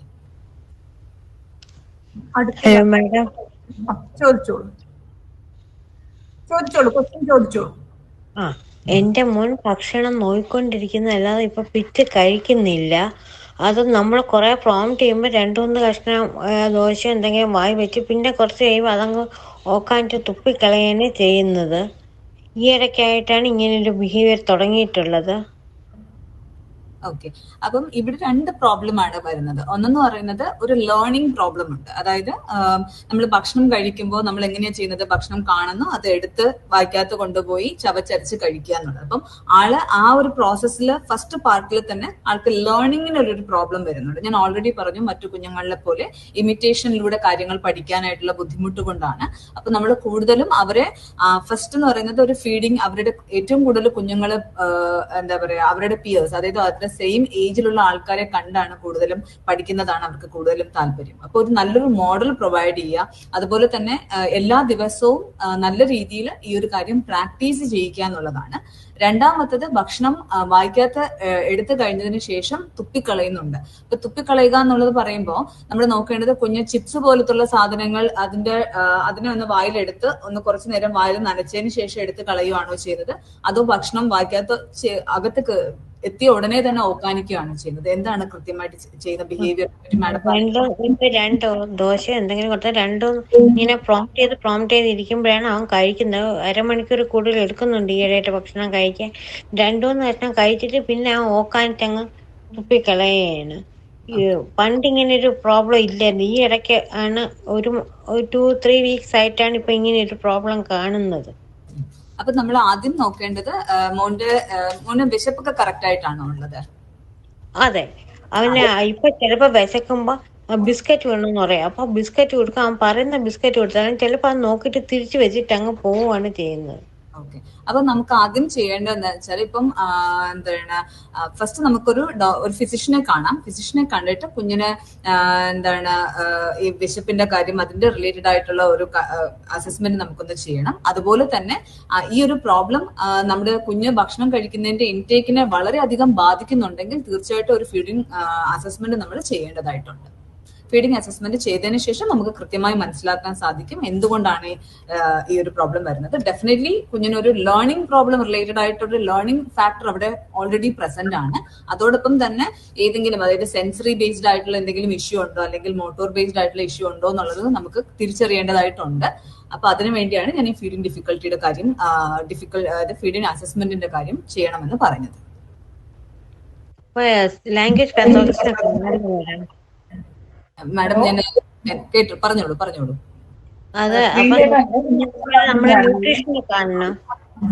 ഒരാൾ ചോദിക്കണേ. മിസ് രേണു നായർ ചോദിക്കാമോ? ഈ ഫീഡിംഗ് അസസ്മെന്റ് നടത്താൻ നമ്മൾ ആരെയാണ് കാണിക്കേണ്ടത്? Language pathologist, dietitian? അല്ല, സ്പീച്ച് പത്തോളജിസ്റ്റിനെ കാണിച്ചാൽ മതി. Thank you madam. അടുത്ത ചോദ്യം, ഫീഡിംഗ് തെറാപ്പിക്ക് വേണ്ടി സെപ്പറേറ്റ് കോഴ്സ് എന്തെങ്കിലും ഉണ്ടോ എന്നാണ് മിസ് അലീന JB ചോദിച്ചിരിക്കുന്നത്. അതെ, ഈ ഒരു പർട്ടിക്കുലർ, അതായത് കുഞ്ഞുങ്ങളിൽ വരുന്ന ഫീഡിംഗ് റിലേറ്റഡ് ആയിട്ടുള്ള issue, especially autism spectrum disorder ഉള്ള കുഞ്ഞുങ്ങളിൽ വരുന്ന ഫീഡിംഗ് ഡിഫിക്കൽട്ടീസ് നമ്മൾ കാണുന്നത് ഓൾറെഡി തന്നെ പറഞ്ഞിട്ടുണ്ടായിരുന്നു. ഫുഡ് സെലക്ടിവിറ്റി, ഫുഡ് റെഫ്യൂസൽ, അതുപോലെ തന്നെ മെസ്സി ഈറ്റിംഗ് എന്നുള്ള കാറ്റഗറിയിലാണ്. അപ്പൊ ഇങ്ങനെയുള്ള കാറ്റഗറീസിൽ വരുന്ന കുഞ്ഞുങ്ങളുടെ ഡീറ്റെയിൽഡ് ആയിട്ടുള്ള ഫുഡ് അസസ്മെന്റ് എങ്ങനെയാണ്, അസസ്മെന്റ് പ്രക്രിയയും അതുപോലെ തന്നെ അവരുടെ ഇന്റർവെൻഷൻ പ്രോസസ്സും യൂഷ്വലി ഉള്ള ഒരു ഫീഡിംഗ് ഇന്റർവെൻഷനിൽ നിന്ന് വളരെ വ്യത്യാസമാണ്. അപ്പോൾ സെൻസറി കോമ്പണന്റ് അവിടെ വരുന്നുണ്ട്, മോട്ടോർ കോമ്പണന്റും അവിടെ വരുന്നതുമുണ്ട്. അതുപോലെ തന്നെ ബിഹേവിയറൽ ആസ്പെക്ട്സ് നമ്മൾ കൺസിഡർ ചെയ്യേണ്ടതായിട്ടുണ്ട്. അപ്പോൾ ഈ 3 ആസ്പെക്ട്സും കൂടി വരുന്ന രീതിയിലുള്ള ഒരു ഫീഡിംഗ് ഇന്റർവെൻഷൻ ആണ് നമ്മൾ കൂടുതലായിട്ടും അവർക്ക് കൊടുക്കുന്നത്. അപ്പൊ അതിനുവേണ്ടിയുള്ള പ്രത്യേകമായ കോഴ്സസ് എന്ന് പറയുന്നത്, ഒന്ന് നമുക്ക് OPT പോലെ, അതായത് ഓറൽ പ്ലേസ്മെന്റ് തെറപ്പി പോലത്തുള്ള പ്രത്യേക കോഴ്സസ് അവൈലബിൾ ആണ്. അതോടൊപ്പം തന്നെ എസ്പെഷ്യലി നമ്മൾ ഫോക്കസിംഗ് ഗ്രൂപ്പ് എന്ന് പറയുന്നത് ഓട്ടിസം സ്പെക്ട്രം ഡിസോർഡർ ആണെങ്കിൽ SOS തെറപ്പി എന്ന് പറയും, സീക്വൻഷ്യൽ ഓറൽ സെൻസറി തെറപ്പി എന്ന് പറയും. അതൊരു ബേസിക്കലി ഒരു behavioural as well sensory based ആയിട്ടുള്ള ഒരു feeding assessment and therapy method ആണ്. അത് ഓട്ടിസം ഉള്ള കുഞ്ഞുങ്ങളിൽ ഈ ഒരു തെറപ്പി, SOS തെറപ്പി എന്ന് പറയുന്ന തെറപ്പി വളരെയധികം എഫിഷ്യന്റ്ലി വർക്ക് ചെയ്യുന്നതായിട്ട് നമ്മൾ കണ്ടിട്ടുണ്ട്. ബിക്കോസ് അത് 2 കാര്യങ്ങളും ഒരേ രീതിയിൽ ടാക്കിൾ ചെയ്യുന്നത് കൊണ്ട് തന്നെ ബെറ്റർ ഒരു ഔട്ട്കം ഇവരുടെ ഫീഡിംഗ് തെറപ്പി ചെയ്യുന്നതിലൂടെ, ഈ ഒരു തെറപ്പി ചെയ്യുന്നതിലൂടെ കാണുന്നതായിട്ടാണ് പഠനങ്ങൾ കാണിച്ചിരിക്കുന്നത്. മാം, ഈ SOS തെറപ്പി നമ്മൾ എങ്ങനെയാണ് അതിന്റെ അക്സസിബിലിറ്റി, നമുക്ക് എങ്ങനെ ആ കോഴ്സ് അറ്റൻഡ് ചെയ്യാൻ പറ്റും? SOS തെറപ്പി പല വെസ്റ്റേൺ കൺട്രീസും ഈ കോഴ്സ് പ്രൊവൈഡ് ചെയ്യുന്നുണ്ട്. നിങ്ങളുടെ ഡീറ്റെയിൽഡ് ആയിട്ട് നമ്മൾ SOS തെറപ്പിനെ പറ്റി പല വെബ്സൈറ്റിലും കൊടുത്തിട്ടുണ്ട്. ഇപ്പൊ സ്റ്റാർ എന്ന് പറയുന്ന ഒരു സെന്ററിൽ തന്നെ, അതായത് വെസ്റ്റേൺ ആയിട്ടുള്ള ഒരു സെന്റർ ആണ്, അവർ പ്രൊവൈഡ് ചെയ്യുന്ന കുറെ കോഴ്സസിൽ ഒന്നാണ് SOS തെറപ്പി എന്ന് പറയുന്നത്. അപ്പൊ നമ്മളിപ്പോ പോലത്തുള്ള ട്രെയിനിങ് ഇവിടെ ചെയ്യാനായിട്ട് നമുക്ക് ഇവിടെ ഇപ്പൊ നടക്കുന്നുണ്ട്, ഓൺലൈനിലും നടക്കുന്നുണ്ട്. അതുപോലെ തന്നെ SOS തെറപ്പിയും ഇതുപോലെ ഓൺലൈൻ കോഴ്സായിട്ട് പല സെന്റേഴ്സിൽ, അതിൽ ഒന്നാണ് സ്റ്റാർ തെറപ്പി എന്ന് പറയുന്നത്, സ്റ്റാർ തെറപ്പി ഗ്രൂപ്പ് എന്ന് പറയുന്നത് അവർ കണ്ടക്ട് ചെയ്യുന്നുണ്ട്. അതുപോലെ തന്നെ ഡയമെൻഷൻ സെന്റർ ബാംഗ്ലൂർ, അവിടെയും ഈ ഒരു തെറപ്പി സൗകര്യം നിങ്ങൾക്ക് നല്ലപോലെ ലഭിക്കുന്നതാണ്. അവർ ചെറിയ ചെറിയ കോഴ്സസ് ഇതിന്റെ പേരിൽ കണ്ടക്ട് ചെയ്യുന്നുണ്ട്. അതിലും വേണമെങ്കിൽ നിങ്ങൾക്ക് എൻറോൾഡ് ആകാം. Okay ma'am, thank you. പിന്നെ ഒരു ഡൗട്ട് കൂടി, can I ask? Okay ma'am, നമ്മളിപ്പോ പറഞ്ഞില്ലേ ഫീഡിങ്ങിന്റെ ടൈമിന്റെ ഒരു കാര്യം. അപ്പൊ നമ്മള് ഇപ്പൊ ചെറിയ കുഞ്ഞുങ്ങളില് ഓൾറെഡി അവർക്ക് ഈ ഒരു ഫുഡ് സ്പെസിഫിസിറ്റി കാണും, ടൈം എടുക്കും. അപ്പം എക്സ്ട്രാ അപ്പൊ ഒരു ഓട്ടിസ്റ്റിക് ഫീച്ചേഴ്സ് ഉള്ള ഒരു കുട്ടിയാണെങ്കിൽ നമ്മൾ ഇതിനെ എങ്ങനെ ഡിഫറൻഷിയേറ്റ് ചെയ്യാൻ പറ്റും? അതൊരു നോർമൽ ഫീഡിങ് കാണിക്കുന്നതാണോ, അത് ഓട്ടിസ്റ്റിക് ആയതുകൊണ്ട് അവരൊരു ഫീഡിങ് ഡിഫിക്കൽട്ടി കാണിക്കുന്നതാണോ? നമ്മൾ എങ്ങനെ ഡിഫറൻഷിയേറ്റ് ചെയ്യാൻ പറ്റും? ഫസ്റ്റ് എന്ന് പറയുന്നത്, നമ്മുടെ ഭക്ഷണം ആദ്യം നമ്മുടെ ഫ്രണ്ടിൽ എത്തുമ്പോൾ തന്നെ ഒരു കുഞ്ഞ് കാണിക്കുന്ന ബിഹേവിയർ പാറ്റേൺ, നമ്മുടെ കുഞ്ഞിന്റെ ബിഹേവിയേഴ്സ് നമ്മൾ ഒബ്സർവ് ചെയ്യേണ്ടതാണ്. അപ്പം ഫോർ എക്സാമ്പിൾ, ചില കുഞ്ഞുങ്ങൾ ഭക്ഷണം എടുത്തുകൊണ്ട് വരുമ്പോൾ തന്നെ കരഞ്ഞുകൊണ്ട് ഓടുന്ന കുഞ്ഞുങ്ങളുണ്ട്. ചില കുഞ്ഞുങ്ങൾ ഭക്ഷണത്തിന്റെ അടുത്തേക്കേ വരാറില്ല. അപ്പോൾ അത് ആ ഒരു എന്താണ്, എങ്ങനെയാണ് ഡിസ്ട്രസ് ഫാക്ടേഴ്സ് ആണ് നമ്മൾ ബേസിക്കലി കുഞ്ഞിന്റെ ഫേസിലാണ് നോക്കുന്നത്. ഫുഡ് കാണുമ്പോൾ ഉള്ളൊരു ഫാക്ടർ, ആ ഡിസ്ട്രസ് എങ്ങനെയാണ്, ഭക്ഷണം വായിക്ക് അകത്ത് ചെല്ലുമ്പോൾ ഉള്ള ഡിസ്ട്രസ്. അപ്പൊ അതുകൊണ്ടാണ് ഞാൻ പറഞ്ഞത്, ഈ ഒരു കോഴ്സ് നമ്മൾ കൃത്യമായി നമ്മുടെ എങ്ങനെയാ അസസ്മെന്റ് നടത്തുന്നത്, അല്ലെങ്കിൽ ആ ഒരു പ്രോസസ് നമുക്ക് മനസ്സിലാക്കാൻ സാധിക്കുന്നത്. അതുപോലെ തന്നെ കുഞ്ഞു കുട്ടികളിലും അല്ലെങ്കിൽ എങ്ങനെ ഓട്ടിസം ആ ഒരു ഡിഫറൻഷിയേറ്റിംഗ് നമുക്ക് എങ്ങനെ എത്ര ഏർലി നമുക്ക് ഐഡന്റിഫൈ ചെയ്യാന്ന് പറഞ്ഞാൽ, ഫസ്റ്റ് എന്ന് പറയുന്നത്, first symptom of feeding difficulty എന്ന് പറയുന്നത് ഡിഫിക്കൽട്ടി ഇൻ ട്രാൻസിഷനിങ് ഓഫ് ഫുഡാണ്. അതായത് നമുക്ക് ചിലപ്പോ നമ്മൾ പറയും നമ്മുടെ ബ്രസ്റ്റ് ഫീഡിംഗിൽ നിന്ന് കുറച്ചുകൂടെ സെമി സോളിഡ് ഫുഡിൽ നിന്ന് സോളിഡ് ഫുഡിലേക്ക്, ഇങ്ങനെയാണ് നമ്മൾ ട്രാൻസിറ്റ് ചെയ്ത് പോകുന്നത്. ഈ ട്രാൻസിഷനിൽ തന്നെ അല്ലെങ്കിൽ വളരെയധികം ടൈം എടുത്താണ് കുഞ്ഞ് ട്രാൻസിഷൻ നടക്കുന്നതെങ്കിൽ, that itself is showing that there is a feeding problem existing ചെയ്യാനുള്ള ചാൻസസ് ഉണ്ട്. ഹലോ, പറഞ്ഞോളൂ അമ്മ. നേരത്തെ ശ്രീലേഖ മാഡം അല്ലേ? മാഡം 5 വയസ്സായ കുട്ടിയാണ്, ബോയാണ്. പാല് കുടിക്കുമായിരുന്നു, കുറുക്കൊക്കെ കഴിക്കുന്നുണ്ട്, ഇപ്പോഴും കഴിക്കുന്നുണ്ട്. പക്ഷെ ചോറ് ഇഷ്ടമല്ല, കറികൾ കൂട്ടി കഴിക്കുന്നത് ഇഷ്ടമല്ല, വെജിറ്റബിൾസ് ഇഷ്ടമല്ല, ഫ്രൂട്ട്സ് ഇഷ്ടമല്ല. പേസ്റ്റ് ആക്കിയാണ് കൊടുക്കുന്നത്, ജ്യൂസ് ആക്കിയിട്ട്. അപ്പോ ബേസിക്കലി ടെക്സ്ചർ ബേസ്ഡ് ആയിട്ടുള്ള ഫുഡ് സെലക്ടിവിറ്റി എന്ന് പറയും. അല്ലെങ്കിൽ നമുക്ക് എന്താണ്, അമ്മ ആദ്യമേ തന്നെ കുഞ്ഞിന് ഭക്ഷണം എല്ലാം മിക്സിയിലാക്കി അടിച്ചാണോ കൊടുത്തോണ്ടിരുന്നത്? ഇല്ല ആദ്യമേ അങ്ങനെയൊന്നും കൊടുത്തില്ല. ഒരു 2 വയസ്സ് 2 മാസമൊക്കെ ആയപ്പോഴും കുഴപ്പമില്ല, ചോറൊക്കെ കഴിച്ചുകൊണ്ടിരുന്നതാ. പിന്നെ പെട്ടെന്ന് ചോറങ്ങ് സ്റ്റോപ്പ് ചെയ്തു, വോമിറ്റ് ചെയ്യാൻ തുടങ്ങി. ഇപ്പോഴും അങ്ങനെയാണ്, കയ്യിൽ പറ്റുന്നതൊന്നും ഇഷ്ടമല്ല, വായിൽ പോകുന്നത് ഇഷ്ടമല്ല. സെൻസറി പ്രോബ്ലം ഉണ്ട് എന്നാണ് അർത്ഥം. അപ്പൊ സെൻസറി പ്രോബ്ലം വരുമ്പോഴാണ് നമുക്ക് ഈ ഫുഡ് സെലക്ടിവിറ്റി അല്ലെങ്കിൽ ഫീഡിംഗ് ആയിട്ടുള്ള ഇഷ്യൂ വരുന്നത്. അതിന് ആദ്യം ചെയ്യേണ്ടത് കൃത്യമായ ഒരു ഫീഡിംഗ് അസസ്മെന്റ് നല്ലപോലെ നടത്തിയിട്ട് എന്താണ് എവിടെയാണ് ഇഷ്യൂ എന്നുള്ളത് മനസ്സിലാക്കി, സെൻസറി ആണെങ്കിൽ സെൻസറി നോർമലൈസേഷൻ ചെയ്ത് ഫീഡിംഗ് തെറപ്പി സ്റ്റാർട്ട് ചെയ്യേണ്ടതാണ്. അതെങ്ങനെയാ സെൻസറി നോർമലൈസേഷൻ ചെയ്യുന്നത്? അത് നിങ്ങളുടെ ഫീഡിംഗ് തെറപ്പി ചെയ്യുന്ന സമയത്ത് നിങ്ങളുടെ തെറപ്പിസ്റ്റ് നിങ്ങൾക്ക് പറഞ്ഞു തരും എങ്ങനെയാണ് നോർമലൈസ് ചെയ്യാൻ. ഞാൻ നേരത്തെ പറഞ്ഞില്ലേ, അലേർട്ടിംഗ് ആയിട്ടുള്ള കാര്യങ്ങളും കാമിങ് ആക്ടിവിറ്റീസ് ഉണ്ട്. അതുപോലെ ഒരുപാട് കാര്യങ്ങൾ, അതായത് ആക്ടിവിറ്റീസ്, നമുക്കൊരു സെറ്റ് ഓഫ് ആക്ടിവിറ്റീസ് ചെയ്യുന്ന സമയത്ത് നമുക്ക് ഇതിനെ നോർമലൈസ് ചെയ്യാൻ ഹെൽപ്പ് ചെയ്യും. അപ്പൊ അങ്ങനെ കൊടുത്താൽ മതിയാവും ഓക്യുപേഷൻ തെറാപ്പി? ഒക്കുപേഷണൽ തെറപ്പി മാത്രം പോരാ, അതിൽ ഒക്കുപേഷണൽ തെറപ്പിക്കകത്ത് തന്നെ ഇപ്പൊ ആ തെറപ്പിസ്റ്റിന് ഓറൽ സെൻസറിനെയും അഡ്രസ് ചെയ്യാൻ സാധിക്കുമെങ്കിൽ അത് മതിയാകും. ഒക്കുപേഷണൽ തെറപ്പി എന്ന് പറയുമ്പോൾ നമ്മൾ സെൻസറി ബേസ്ഡ് ആയിട്ടുള്ള ഒക്കുപേഷണൽ തെറപ്പി ഹോൾ ബോഡി സെൻസസിനെയാണ് നമ്മൾ ഫോക്കസ് ചെയ്യുന്നത്. പക്ഷേ ഓറൽ സെൻസറി എന്ന് പറയുന്നത് ആ വായ്ക്കകത്തുള്ള സെൻസസിനെ നമുക്ക് ഫോക്കസ് ചെയ്യാൻ സാധിക്കണം. അവിടെയും നമ്മൾ എക്സസൈസ് ചെയ്യണം. അപ്പോൾ ഈ പറയുന്ന ഒക്കുപേഷണൽ തെറപ്പിസ്റ്റ് ഓറൽ സെൻസറി ആസ്പെക്ടിനെയും കൈകാര്യം ചെയ്യുന്ന ആളാണെങ്കിൽ അത് ധാരാളം തന്നെയാണ്, മതിയാകും. പക്ഷെ അത് അങ്ങനെ അല്ല, ഫീഡിംഗ്. ഹലോ മേഡം, ഒരാൾ ചോദിക്കണേ, ബാക്കിയുള്ളവരുടെ മൈക്ക് ഒന്ന് മ്യൂട്ട് ആക്കാമോ? മാഡം ഈ വൈബ്രേറ്റർ ബ്രഷ് യൂസ് ചെയ്യുകയാണെങ്കിൽ ഇതിന് നമുക്കൊരു ഇത് വരുമോ, കുറവ് വരുമോ? വൈബ്രേഷൻ ബ്രഷ് വേണോ അല്ലെങ്കിൽ വേറെ എന്തെങ്കിലും വേണോ എന്നുള്ളത് നമ്മൾ കൃത്യമായി കുഞ്ഞിനെ അസസ് ചെയ്തതിന് ശേഷമാണ് നമുക്ക് അതിനെപ്പറ്റി അത് നമുക്ക് റെക്കമെൻഡ് ചെയ്യാൻ പറ്റത്തുള്ളൂ. അപ്പൊ നിങ്ങൾക്ക് എന്താ ചെയ്യാൻ പറ്റുന്ന വെച്ചാൽ ഇനിഷ്യൽ തന്നെ ഫീഡിംഗ് അസസ്മെന്റിന് വേണ്ടി നിങ്ങൾക്കൊരു അപ്പോയിന്റ്മെന്റ് എടുത്ത് കുഞ്ഞിനെ കാണിച്ചതിന് ശേഷം നമുക്ക് എന്താ ചെയ്യാൻ പറ്റുക എന്നുള്ളത് കൃത്യമായി പറ്റും.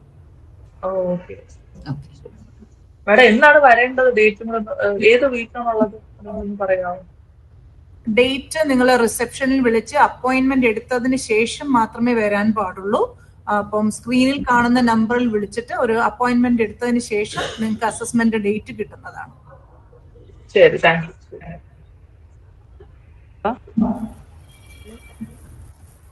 Hello madam. ഹലോ, പറഞ്ഞോ. ഹലോ മാഡം, ഞങ്ങളുടെ 6 വയസ്സ് കഴിഞ്ഞതാണേ. അവന് പിന്നെ ബിഹേവിയർ ആണ് ഹൈപ്പർ നല്ല ഹൈപ്പറാണ്, അടിക്കും, എടുത്തെറിയും, ഇങ്ങനെയൊക്കെയുള്ള പ്രശ്നങ്ങളുണ്ട്. അതിന് എന്താ ചെയ്യാ? ഈ ബിഹേവിയറൽ ഇഷ്യൂസ് ഡീല് ചെയ്യാനായിട്ട് നമ്മുടെ സൈക്കോളജിസ്റ്റ് ജീന മാഡം നമ്മുടെ കൂടെ ഉണ്ട്. മിസ് ജീന, ഒന്ന് ആൻസർ പറയാം ഈ ക്വസ്റ്റ്യന്? കേൾക്കാമോ? കേൾക്കാം. ബുദ്ധിമുട്ട് എന്താണ്? ഹൈപ്പർ ആക്ടിവിറ്റി എന്നാണോ പറഞ്ഞേ? ഹൈപ്പർ. വേറെ എന്തെങ്കിലും ബുദ്ധിമുട്ടുകളുണ്ടോ? ഹലോ, എന്തൊക്കെ രീതിയിലുള്ള ഹൈപ്പർ ആക്ടിവിറ്റി അടങ്ങിയിരിക്കുന്നില്ല? നമ്മൾ നുള്ളുക, അടിക്കുക, എടുത്തെറിയുക, ഇതൊക്കെയാ.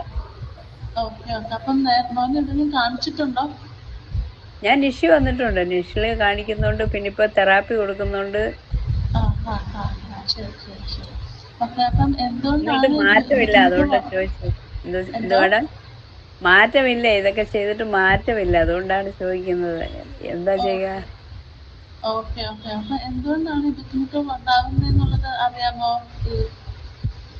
അത് അവന് ദേഷ്യം വരുമ്പോഴാണ്. എത്ര വയസ്സുള്ള കുട്ടിയാണ്? 6 കഴിഞ്ഞു. 6 വയസ്സ് കഴിഞ്ഞ കുട്ടിയാണ്. അപ്പം ഓട്ടിസത്തിൻ്റെ ബിഹേവിയർ ഇഷ്യൂസ് വരുന്നത് ഒരു കോമൺ ആയിട്ടുള്ള ഫാക്ടറാണ്. ചിലപ്പോൾ ഞാൻ പറഞ്ഞതുപോലെ സെൻസറിയുടെ ബുദ്ധിമുട്ടുകൾ ഉണ്ടായിരിക്കാം, അവർക്ക് കമ്മ്യൂണിക്കേഷൻ എക്സ്പ്രസ് ചെയ്യാൻ പറ്റുന്നുണ്ടാവില്ലായിരിക്കാം, അവരുടെ നീച്ച് കമ്മ്യൂണിക്കേറ്റ് ചെയ്യാൻ പറ്റുന്നുണ്ടാവില്ലായിരിക്കും. ഇതൊക്കെ എന്തൊക്കെ ബുദ്ധിമുട്ടുകളായിരിക്കാം എന്നുള്ളതോട് നോക്കണം. ചിലപ്പം ഭാഷയുടെ പുറത്തുനിന്നായിരിക്കാം. അതുപോലുള്ള വീട്ടിലെ ആൾക്കാർ എങ്ങനെയാണ് കുട്ടിയെ മാനേജ് ചെയ്യുന്നതും ബിഹേവിയർ ഇഷ്യൂസ് കൂടുന്നുണ്ടോ കുറയുന്നുണ്ടോ എന്നുള്ള ഫാക്ടർ നോക്കാനാണ്. അപ്പം ചിലപ്പോൾ നിങ്ങൾ ഒരു അപ്പോയിൻമെന്റ് എടുത്തിട്ട് കാണിക്കേണ്ടി വരുമായിരിക്കാം സൈക്കോളജിസ്റ്റിന്. എന്നാലും നമുക്ക് ഡീറ്റെയിൽ ആയിട്ട് പറഞ്ഞു തരാനായിട്ട് പറ്റത്തുള്ളൂ. നിഷിലുണ്ടോ മാഡം? എന്തോ ദേഷ്യം വരുന്നു എന്ന് പറഞ്ഞില്ലായിരുന്നു മാഡം? എന്താ ദേഷ്യം എന്നൊന്ന് പറയാമോ? സാർ, ദേഷ്യം എന്ന് പറയുന്നത് അവന് ചില സമയത്ത് നമ്മളൊന്നും ചെയ്യണ്ട കേട്ടോ, ചെയ്യാതെ തന്നെ അവന് ദേഷ്യം വന്നിട്ട് നമ്മളെ അങ്ങ് അടിക്കും, നല്ല അടി അടിക്കുകയും എടുത്തെറിയുകയും അങ്ങനെയൊക്കെ ചെയ്യും. മാം മെഡിക്കേഷൻ എന്തെങ്കിലും എടുക്കുന്ന ആളാണോ? ഇത് മേഡം മരുന്നുകൾ വല്ലതും എടുക്കുന്ന ആളാണോ? മരുന്ന് കൊടുക്കുന്നുണ്ട്, റിസ്നിയ മരുന്ന് എടുക്കുന്നുണ്ട്. ആ പീഡിയാട്രിക് ന്യൂറോളജിസ്റ്റിനെ അങ്ങനെ എന്തെങ്കിലും കണ്ടിട്ടാണോ? ആന്നാന്ന്. മരുന്നുകൾ കണ്ടിന്യൂ ചെയ്യുന്നുണ്ടോ? ഉണ്ട്. ഓക്കെ. അപ്പൊ അങ്ങനെയാണെങ്കിൽ മരുന്ന് കണ്ടിന്യൂ മുടക്കാതെ തന്നെ എടുക്കുക. പക്ഷെ നിങ്ങൾ നേരിട്ട് സെഷനിൽ വന്നാലേ നമുക്ക് ഡീറ്റെയിൽ ആയിട്ട് പറയാൻ പറ്റത്തുള്ളൂ എന്തുകൊണ്ടാണെന്നുള്ളത്. നിഷില് വരണം അല്ലേ? അതെ. നിശ്ചല നിങ്ങൾക്ക് ഏത് സെന്റേഴ്സ് ആണ് അടുത്തുള്ളത് അവിടെയാണെങ്കിലും പോയാൽ മതി. ശരി മാഡം. പിന്നെ അവന് എഴുതാനും പഠിക്കാനും ഒക്കെ മടിയാ ടീച്ചർ സാർ, അതുകൊണ്ട് അത് എന്തെങ്കിലും ചെയ്യാൻ പറ്റുമോ? തെറാപ്പി എന്തെങ്കിലും? അവന് ഓൾറെഡി ഒരു ബുദ്ധിമുട്ടുകളുണ്ടല്ലോ. അപ്പം ആ ഒരു ബുദ്ധിമുട്ടിന്റെ ഭാഗമായിട്ട് കാണിക്കുന്നതാണ് എഴുതാനും വായിക്കാനുള്ള ബുദ്ധിമുട്ടുകളൊക്കെ. അതൊക്കെ നമ്മൾ ഒത്തിരി പ്രഷറൈസ് ചെയ്ത് പഠിപ്പിക്കുന്നതോടും കുറച്ചുകൂടി ബുദ്ധിമുട്ടാകാൻ സാധ്യതയുള്ളൂ. അപ്പൊ ആ കുഞ്ഞിന്റെ ലെവലിനനുസരിച്ച് ചിലപ്പോൾ നമ്മൾ പഠിപ്പിക്കേണ്ടി വരുമായിരിക്കും. ഒറ്റയടിക്ക് ABCD ഫുൾ എഴുതാൻ പറഞ്ഞാൽ കുട്ടിക്ക് എഴുതാൻ ബുദ്ധിമുട്ടായിരിക്കും അല്ലേ? അപ്പൊ ചിലപ്പോൾ നമ്മൾ ഏറ്റവും സിമ്പിളായിട്ടുള്ള കാര്യത്തിൽ നിന്ന് വേണം തുടങ്ങാനായിട്ട്. മോന് പ്രായമാറുണ്ടെങ്കിലും മാനസിക വളർച്ച ചിലപ്പോൾ 6 വയസ്സ് കാണിക്കണമെന്നില്ല. മനസ്സിലായോ? കുറച്ച് വർഷം കഴിയുമ്പോഴായിരിക്കാം റൈറ്റിങ്ങിനുള്ള റെഡിനെസ്സും കാര്യങ്ങളൊക്കെ ചിലപ്പോൾ കാണിച്ചു തുടങ്ങുന്നത്. ഓക്കെ. അപ്പം എന്തായാലും ഇത് റൈറ്റിങ്ങിന്റെ ഡിഫിക്കൽട്ടീസ് ആദ്യത്തെ ഒക്കുപേഷണൽ തെറപ്പിസ്റ്റിനെ കാണിക്കാൻ പറ്റും കേട്ടോ. ശരി. Okay madam, thank you. Okay. Hello madam. ഞാൻ വിളപ്പക്കാലിൽ നിന്ന് വിളിക്കുകയാണേ. ഹലോ. പറഞ്ഞോളൂ. എന്റെ മോന് 8 വയസ്സാണ്. ആഹാരം കഴിക്കുമ്പോൾ കടയിൽ പോകുന്നു, വെള്ളം കയ്യിൽ കഴിക്കുന്നത്, കൈ കൂപ്പി കൊടുക്കാറുണ്ട്. ചോദ്യം വ്യക്തമാകുന്നില്ല, ഒന്നുകൂടി ക്ലിയർ ആയിട്ട് ചോദിക്കാമോ? ചോറും കാപ്പിയൊക്കെ കഴിക്കുമ്പോഴേ ഈ ഉള്ളം കയ്യിൽ വെച്ചാണ് കഴിക്കുന്നത്, കൈ കൂട്ടി കഴിക്കുന്നില്ല. നമ്മള് വിരലുകൾ കൂട്ടി കഴിക്കുന്നില്ല, അതുപോലെ കഴിക്കുന്നില്ല. ചോറുണ്ണുന്ന സമയത്ത് കൈകൾ പൂർണ്ണമായി ഉപയോഗിക്കുന്നില്ല ആണോ? കൈകളുടെ വിരലുകൾ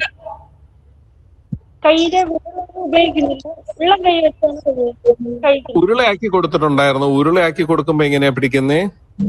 അപ്പോഴേ ഇങ്ങനെ കൈ ഉള്ളം കയ്യിൽ വെച്ചിട്ടാണ് കഴിക്കുന്നത്, അല്ലാതെ വിരലുകൾ ഉപയോഗിക്കുന്നില്ല. എന്തുകൊണ്ടാണ് വിരൽ ഉപയോഗിക്കാത്ത? വിരൽ മടക്കാനുള്ള പ്രശ്നമാണോ, അല്ലെങ്കിൽ ആഹാരത്തിൽ തൊടുമ്പോ എന്തെങ്കിലും പ്രശ്നമുണ്ടോ? അത് കയ്യിൽ ഒട്ടുന്ന ഇഷ്ടമല്ല. കയ്യിൽ തൊടുന്ന ഇഷ്ടമല്ല, അപ്പൊ ഒരു സെൻസറി ഇഷ്യൂ ആണ്. ഓക്കെ. ഇപ്പം മുടി വെട്ടുമ്പോഴൊക്കെ ഇങ്ങനെ കരയാറുണ്ടോ?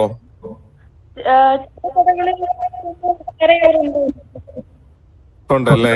അപ്പൊ അതൊരു സെൻസറി ഇഷ്യൂ ആണ്. നമുക്കത് ഇവിടെ കൊണ്ടുവന്നാൽ നമുക്ക് നോക്കാം. അല്ലാതെ വീട്ടിൽ നമുക്കിപ്പോ കുറച്ച് സാധനങ്ങളൊക്കെ ഇങ്ങനെ എന്താ പറയുന്നത്, മണ്ണിൽ കളിക്കാൻ വിടുക, അതേപോലെ നമുക്ക് ചപ്പാത്തിയുടെ മാവില്ലേ, ചപ്പാത്തിയുടെ മാവൊക്കെ വെച്ച് കളിക്കാൻ വിടുക. അപ്പൊ അങ്ങനെയൊക്കെ വരുമ്പോഴത്തേക്കും ഈ പതുക്കെ ഈ ഒരു സെൻസറി ഇഷ്യൂ അങ്ങ് മാറി കിട്ടുവേ. അപ്പൊ അതൊന്ന് ട്രൈ ചെയ്ത് നോക്കാം. പറ്റില്ല എന്നുണ്ടെങ്കിൽ നമ്മൾ ഇവിടെ കൊണ്ടുവന്നാൽ നമ്മളെ സഹായിക്കാം. പിന്നെ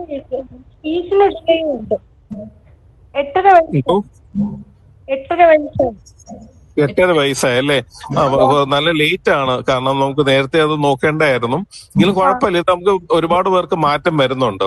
മോനെ ചെറിയ മുത്തൊക്കെ എടുക്കാൻ പറ്റുന്നുണ്ടോ? കൈ കൊണ്ട് സാധനങ്ങളൊക്കെ എടുക്കാൻ പറ്റുന്നുണ്ടോ? ആണോ? അതൊക്കെ കൈ കൊണ്ട് എടുക്കാനൊക്കെ ബുദ്ധിമുട്ടൊന്നുമില്ല. ഓക്കെ. അപ്പൊ അത് സെൻസറി ഇഷ്യൂ ആണ്. കൊച്ചിലെ മുതൽ ചില ഉടുപ്പിടുമ്പോഴൊക്കെ പ്രശ്നമാണല്ലോ അല്ലെ? ചില ഉടുപ്പ് അതിനകത്ത് കഴുത്തിൽ കോളറിൽ എന്തെങ്കിലുമൊക്കെ ഉണ്ടെങ്കിലൊക്കെ പ്രശ്നമല്ലേ? അതെ. അപ്പൊ അങ്ങനെ അത് ഈ സെൻസറി ഇഷ്യൂ ഉള്ളതുകൊണ്ടാണ്. അപ്പൊ നമുക്ക് ഈ പറഞ്ഞ പോലെ ചെയ്ത് നോക്കുക. ചെയ്തിട്ട് ശരിയായില്ല എന്നുണ്ടെങ്കിൽ ഒരു ദിവസം ഇവിടെ കൊണ്ടുവന്നാൽ നമുക്ക് നോക്കിയിട്ട് അതിന് വേണ്ടിയിട്ടുള്ള ചികിത്സ കൊടുക്കാം കേട്ടോ. പിന്നെ എന്താണെന്ന് ചോദിച്ചോളൂ അമ്മ.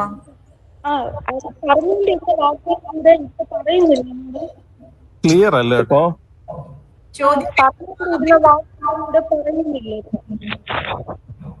അമ്മ ചോദ്യം വ്യക്തമാകുന്നില്ല. നിങ്ങൾക്ക് ചാറ്റ് ബോക്സിൽ ചാറ്റ് ചെയ്താമോ, മെസ്സേജ് ഇടാമോ? ഓക്കെ. ഇനി സംവേദനശേഷി അല്ലെങ്കിൽ സെൻസറി ഇഷ്യൂസുമായിട്ട് ബന്ധപ്പെട്ട സംശയങ്ങൾ നമുക്ക് ദൂരീകരിക്കുന്നതിനായി നമ്മുടെ initial occupational therapist Joseph sir കൂടെ നമ്മുടെ ഒപ്പം ജോയിൻ ചെയ്തിട്ടുണ്ട്. അപ്പം സെൻസറി ഇഷ്യൂമായിട്ട് ബന്ധപ്പെട്ട ചോദ്യങ്ങൾ സാറിനോട് നമുക്ക് ചോദിക്കാവുന്നതാണ്. അടുത്തതായി ചോദിച്ചിരിക്കുന്ന ഒരു ക്വസ്റ്റ്യൻ, നമുക്ക് ക്രോണിക് എക്സ്പെൽഷൻ ഉള്ള കുട്ടികൾക്ക് നമ്മൾ എന്താണ് ചെയ്യേണ്ടത്? നമുക്ക് ഫോഴ്സ്ഫുള്ളി ആഹാരം കൊടുക്കാമോ? ഓക്കെ, അതൊരു നല്ല ചോദ്യമാണ്. കാരണം ഫസ്റ്റ് എന്ന് പറയുന്നത് നമ്മുടെ പാരന്റ്സിൽ ഏറ്റവും കൂടുതൽ സ്ട്രെസ് വരുന്ന ഒരു സിറ്റുവേഷൻ ആണ്. നമുക്ക് കുഞ്ഞുങ്ങൾ ഭക്ഷണം കഴിക്കുന്നില്ല, അല്ലെങ്കിൽ കൊടുക്കുന്ന ഭക്ഷണം എല്ലാം തന്നെ എടുക്കുന്നില്ല, തുപ്പിക്കളഞ്ഞുകൊണ്ടിരിക്കുകയാണ്. അപ്പൊ നമുക്ക് എന്ത് ചെയ്യാൻ പറ്റും? അപ്പൊ എല്ലാ പാരന്റ്സും ആദ്യം ചിന്തിക്കുന്ന കാര്യമാണ് നമുക്ക് ഫോഴ്സ്ഫുള്ളി ആയിട്ട് ഭക്ഷണം കൊടുക്കാൻ പറ്റുമോ എന്നുള്ളതാണ്, ഓപ്ഷനാണ് കൂടുതലും നോക്കുന്നത്. പക്ഷെ നമ്മൾ മനസ്സിലാക്കേണ്ട ഒരു കാര്യം എന്ന് വെച്ചാൽ ഭക്ഷണം ഒരു ഇമോഷനുമായിട്ട്, നമ്മുടെ ഇമോഷണൽ സിസ്റ്റവുമായിട്ട് വളരെയധികം കണക്റ്റഡ് ആണ്. അപ്പൊ ഞാൻ ഓൾറെഡി പറഞ്ഞു, ഓട്ടിസം ഓൾറെഡി ഉള്ളൊരു കുഞ്ഞിനാണെങ്കിൽ എക്സിസ്റ്റിംഗ് ആയിട്ട് തന്നെ അവർക്കൊരു ആൻസൈറ്റി അല്ലെങ്കിൽ ഫിയർ ഫാക്ടർ ഓൾറെഡി ഉണ്ട്. അപ്പൊ അതോടൊപ്പം തന്നെ നമ്മൾ ഇതുപോലെ ഫോഴ്സ് ഫീഡ് ചെയ്യുന്ന സമയത്ത് എന്താ പ്രോബ്ലം വരുന്നതെന്ന് വെച്ചാൽ ഫുഡുമായിട്ടൊരു നെഗറ്റീവ് ആയിട്ടുള്ള ഒരു ആറ്റിറ്റ്യൂഡ് കുഞ്ഞിനെ ഡെവലപ്പ് ചെയ്യാനായിട്ടുള്ള സാധ്യത വളരെ കൂടുതലാണ്. അപ്പൊ എന്താ പറ്റുന്നത് വെച്ചാൽ അവര് ഭക്ഷണം എന്ന് പറയുന്നത് അവരെ സംബന്ധിച്ചിടത്തോളം ഒരു ടോർച്ചറസ് ഫീലിംഗ് ആയിട്ട് അവർക്ക് തോന്നുന്നു. അപ്പോൾ അത് തന്നെ ഒരു റീസൺ തന്നെ ആകാം കംപ്ലീറ്റ് ആയിട്ടുള്ള ഒരു ഫുഡിനെ അവരെ എക്സ്പെൽ ചെയ്യാനായിട്ടുള്ള റീസൺ. അത് കൂടുതൽ കൂട്ടത്തേ ഉള്ളൂ. അപ്പൊ നമുക്ക് ഫോഴ്സ് ഫീഡ് ചെയ്യുന്നത് ഒരു നല്ല ഒരു ഓപ്ഷൻ അല്ല എന്നാണ് ഞാനിവിടെ പറയുന്നത്. നമുക്ക് ചെയ്യാൻ പറ്റുന്നത് എന്താന്ന് വെച്ചാൽ വളരെ സ്ലോലി ആയിട്ട് നമുക്ക് സ്റ്റെപ്സ് ഓഫ് ഫീഡിങ് എന്ന് പറഞ്ഞൊരു പ്രോസസ് ഉണ്ട്. അതായത് കുഞ്ഞിനെ ഭക്ഷണം എന്നുള്ള ആ ഒരു കോൺസെപ്റ്റിലേക്ക് പതുക്കെ കൊണ്ടുവരിക, അവനുമായിട്ട് അതിനെ ഇഴുകി ചേർന്ന് കൊണ്ടുവരിക എന്നുള്ളതാണ് നമ്മൾ ആദ്യം ചെയ്യുന്ന ഒരു പ്രോസസ്സാണ്. അപ്പോൾ ഒരു മുറിയിൽ എനിക്ക് തോന്നുന്നു നമ്മുടെ എല്ലാം കുട്ടിക്കാലത്ത് നമുക്ക് റെസ്ട്രിക്ഷൻസ് അധികം ഉണ്ടായിരുന്നില്ല. അപ്പോൾ ഭക്ഷണം എവിടെയെങ്കിലും ഒരിടത്ത് വെച്ചിട്ട് പോകുമ്പോൾ കുഞ്ഞുങ്ങൾ വന്ന് സ്വയം എടുത്ത് കഴിക്കുന്നു. ഇപ്പൊ നമ്മൾ എന്താ ചെയ്യുന്നതെന്ന് വെച്ചാൽ കൂടുതലും സമയം നോക്കി കുഞ്ഞിന് കൊടുക്കുന്നുണ്ടോ ആ ഒരു രീതിയിലേക്ക് നമ്മുടെ ഭക്ഷണക്രമങ്ങളും കാര്യങ്ങളും മാറുന്നതനുസരിച്ചാണ് എക്സ്പീരിയൻസ് ചെയ്യാനായിട്ടുള്ള ഓപ്പർച്യൂണിറ്റി കുട്ടികളിൽ കുറയുന്നത്. അപ്പൊ നമ്മുടെ ഭക്ഷണം ആദ്യം എക്സ്പീരിയൻസ് ചെയ്യാനായിട്ടുള്ള ഒരു ഓപ്പർച്യൂണിറ്റി കൊടുക്കുക. അതെങ്ങനെയെന്ന് വെച്ചാൽ ഫോഴ്സ് ഫീഡ് ചെയ്യേണ്ട, ജസ്റ്റ് ഒരു പ്ലേറ്റിൽ കുറച്ച് ഭക്ഷണം എടുത്തിട്ട് ഒരു സ്ഥലത്ത് വെക്കുക. ആ മോനാണോ മോളാണോ ആരാന്ന് വെച്ചാൽ കുഞ്ഞിനെ ആ റൂമിൽ ഇരുത്തുക. ആ ഒരേ റൂമിൽ തന്നെ കുഞ്ഞും ആ ഭക്ഷണത്തിന്റെയും പ്രസൻസ് ഒരേപോലെ, ചില കുഞ്ഞുങ്ങൾക്ക് അതുപോലും ടോളറേറ്റ് ചെയ്യാൻ പറ്റാത്ത അവസ്ഥകൾ വരാറുണ്ട്. അപ്പൊ ആ ഒരു ഇതിനെ യൂസ് ടു ആക്കുക. അതായത് നമ്മൾ പറയും വളരെ സ്ലോലി ആയിട്ട് കണ്ടീഷനിങ് എന്നുള്ള പ്രോസസ്സാണ് അവിടെ വരുന്നത്.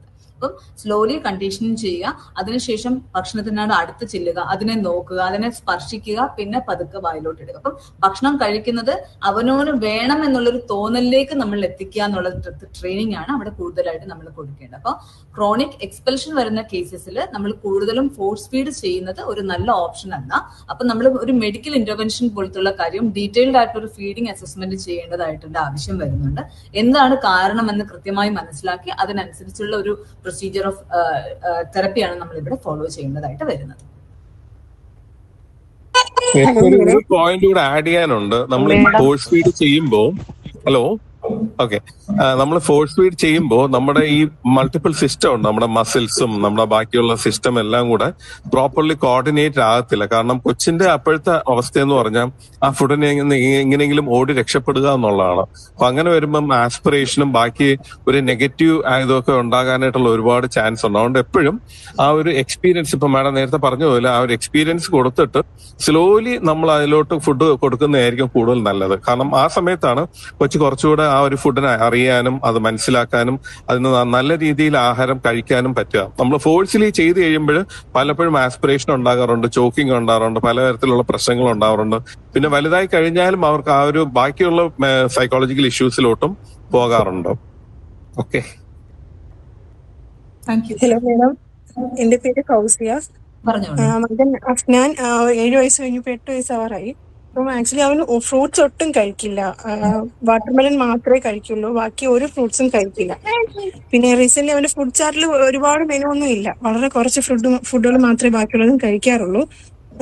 റീസെന്റ് ഇപ്പം ഒരു ന്യൂറോളജിസ്റ്റിനെ കൺസൾട്ട് ചെയ്തിട്ട് ഡോക്ടർ പറഞ്ഞ പ്രകാരം നമ്മള് ഗ്ലൂട്ടൻ ഫ്രീ, കെസൈൻ ഫ്രീ ഡയറ്റ് ഒക്കെ ഫോളോ ചെയ്യുന്നു. അപ്പൊ ആ ഡയറ്റ് ഫോളോ ചെയ്ത് തുടങ്ങിയതിന് ശേഷം റീസെന്റ് അവന്റെ സ്കിന്നിൽ ഒരു പാച്ച്, ഒരു വൈറ്റ് പാച്ച് ഫോളോ വന്നിട്ടുണ്ട്. സ്കിന്ന് ഡോക്ടറെ കാണിച്ചപ്പോൾ അത് എയർലി വിറ്റ്ലിഗോ ആണെന്നും പറഞ്ഞു. അപ്പം ടോട്ടലി ഭയങ്കര കൺഫ്യൂസ്ഡ് ആണ്. പക്ഷെ ഡോക്ടർ തന്നിട്ടുണ്ട് കുറെ മെഡിസിൻസ്, സിങ്കോവിറ്റും പാരഡോക്സ് എന്ന് പറഞ്ഞിട്ട് അങ്ങനെ കുറെ മെഡിസിൻസ് വൈറ്റമിൻസ് തന്നെ കൊടുക്കുന്നില്ല. പക്ഷെ ഇത് എങ്ങനെ കൺട്രോൾ ചെയ്യണം, അല്ലെങ്കിൽ ഇത് എങ്ങനെ അവന്റെ ഫുഡിലെ എല്ലാ ന്യൂട്രീഷൻസും അവന് എത്തുന്നില്ല എന്ന് എനിക്ക് തോന്നുന്നു. അതുകൊണ്ടായിരിക്കും സ്കിന്നിൽ ഇങ്ങനെ വന്നിട്ടുണ്ടാവുക. ഇതെങ്ങനെ അത് ചെയ്യണമെന്ന് എനിക്ക് അറിയില്ല. ആക്ച്വലി ആള് കുറച്ച് ഹൈപ്പറുമാണ്, കുറച്ച് ദേഷ്യം വരുമ്പോ ഈ കൈ ഇട്ടിരിക്കുക, കാല് ആദ്യം ഹെഡ് ബാങ്ങിങ് ആയിരുന്നു, പിന്നെ അതങ്ങ് മാറിയിട്ട് ഈ കൈമുട്ട് കാല് കൊണ്ടൊരു പടപട അടിക്കുക, അങ്ങനെയൊക്കെയാണ് ആള്. അപ്പൊ എന്താ ചെയ്യേണ്ടത്? എനിക്ക് എന്തെങ്കിലും സജഷൻ തരാൻ പറ്റുമോ? പറഞ്ഞ പാച്ചസ് തന്നെ എനിക്ക് തോന്നുന്നത് കൂടുതലും വൈറ്റമിൻ ഡെഫിഷ്യൻസി കൊണ്ട് ആണെന്നുള്ളത്. അതിനനുസരിച്ചുള്ള ട്രീറ്റ്മെന്റ് ആണോ ഇപ്പൊ എടുക്കുന്നത്? സ്കിൻ ഡോക്ടറെ കാണിച്ചപ്പോ ഒരു ഓയിൽമെന്റും പിന്നെ ഒരു അയണിന്റെ സിറപ്പുമാണ് തന്നത്. അത് കൊടുത്തു കഴിഞ്ഞു. ഈ സ്കിൻ, അതായത് നമ്മളെ ഈ ഓയിൽമെന്റ് ഇടുമ്പോൾ അവനെ അപ്പൊ തന്നെ തുടച്ചു കളയും. ഉറക്കത്തിലാണെങ്കിൽ പോലും അവനെ അപ്പൊ തന്നെ തുടച്ചു കളയും. പിന്നെ ഈ ഫുഡ് ഭയങ്കര കുറവാണ് അവന്, വളരെ അപ്പം ഈ ഡയറ്റ് നമ്മൾ നിർബന്ധിച്ചാണ് പാലൊക്കെ കുടിപ്പിച്ചിരുന്നത്. ഈ ഡയറ്റ് ഫോളോ ചെയ്തപ്പോൾ നമുക്ക് അതെല്ലാം നമ്മൾ അതിനകത്ത് നിന്ന് കട്ട് ചെയ്തു. പിന്നെ അത്യാവശ്യം ചോക്ലേറ്റ്സ് ഒക്കെ അവൻ കഴിക്കുമായിരുന്നു. ബേസിക്കലി പറയുകയാണെങ്കിൽ ഫുഡിന്റെ റെപ്പർട്ടോയർ കുറവാണ് ഇവിടെ. ഭക്ഷണത്തിന്റെ പലതരത്തിലുള്ള ഭക്ഷണം കുഞ്ഞ് കഴിക്കുന്നില്ല, അതിന്റെ നമ്പർ കുറവാണ്. അപ്പൊ നമുക്ക് ആദ്യം ചെയ്യേണ്ടത് കുഞ്ഞിന് enough amount of vitamins and mineral ബോഡിയിൽ എത്തുന്നുണ്ടോ എന്നുള്ളത് നമ്മൾ ആദ്യം മനസ്സിലാക്കേണ്ടതായിട്ടുണ്ട്. അപ്പോ ബേസിക്കലി ആദ്യം നമ്മളിപ്പം ഓൾറെഡി തന്നെ നിങ്ങളുടെ ഒരു ന്യൂറോളജിസ്റ്റിനെ കണ്ടിട്ടുണ്ട്, ഫിസിഷ്യനെ കണ്ടിട്ടുണ്ട്. അതോടൊപ്പം തന്നെ നമ്മുടെ കൃത്യമായിട്ടുള്ള അളവില് നമുക്ക് കുഞ്ഞിന് വൈറ്റമിൻസ്, മിനറൽസ് ഇതുപോലത്തുള്ള എല്ലാം കിട്ടുന്നുണ്ടോ എന്ന് അറിയാനായിട്ടുള്ള കാര്യങ്ങൾ നമ്മൾ ചെയ്യണം.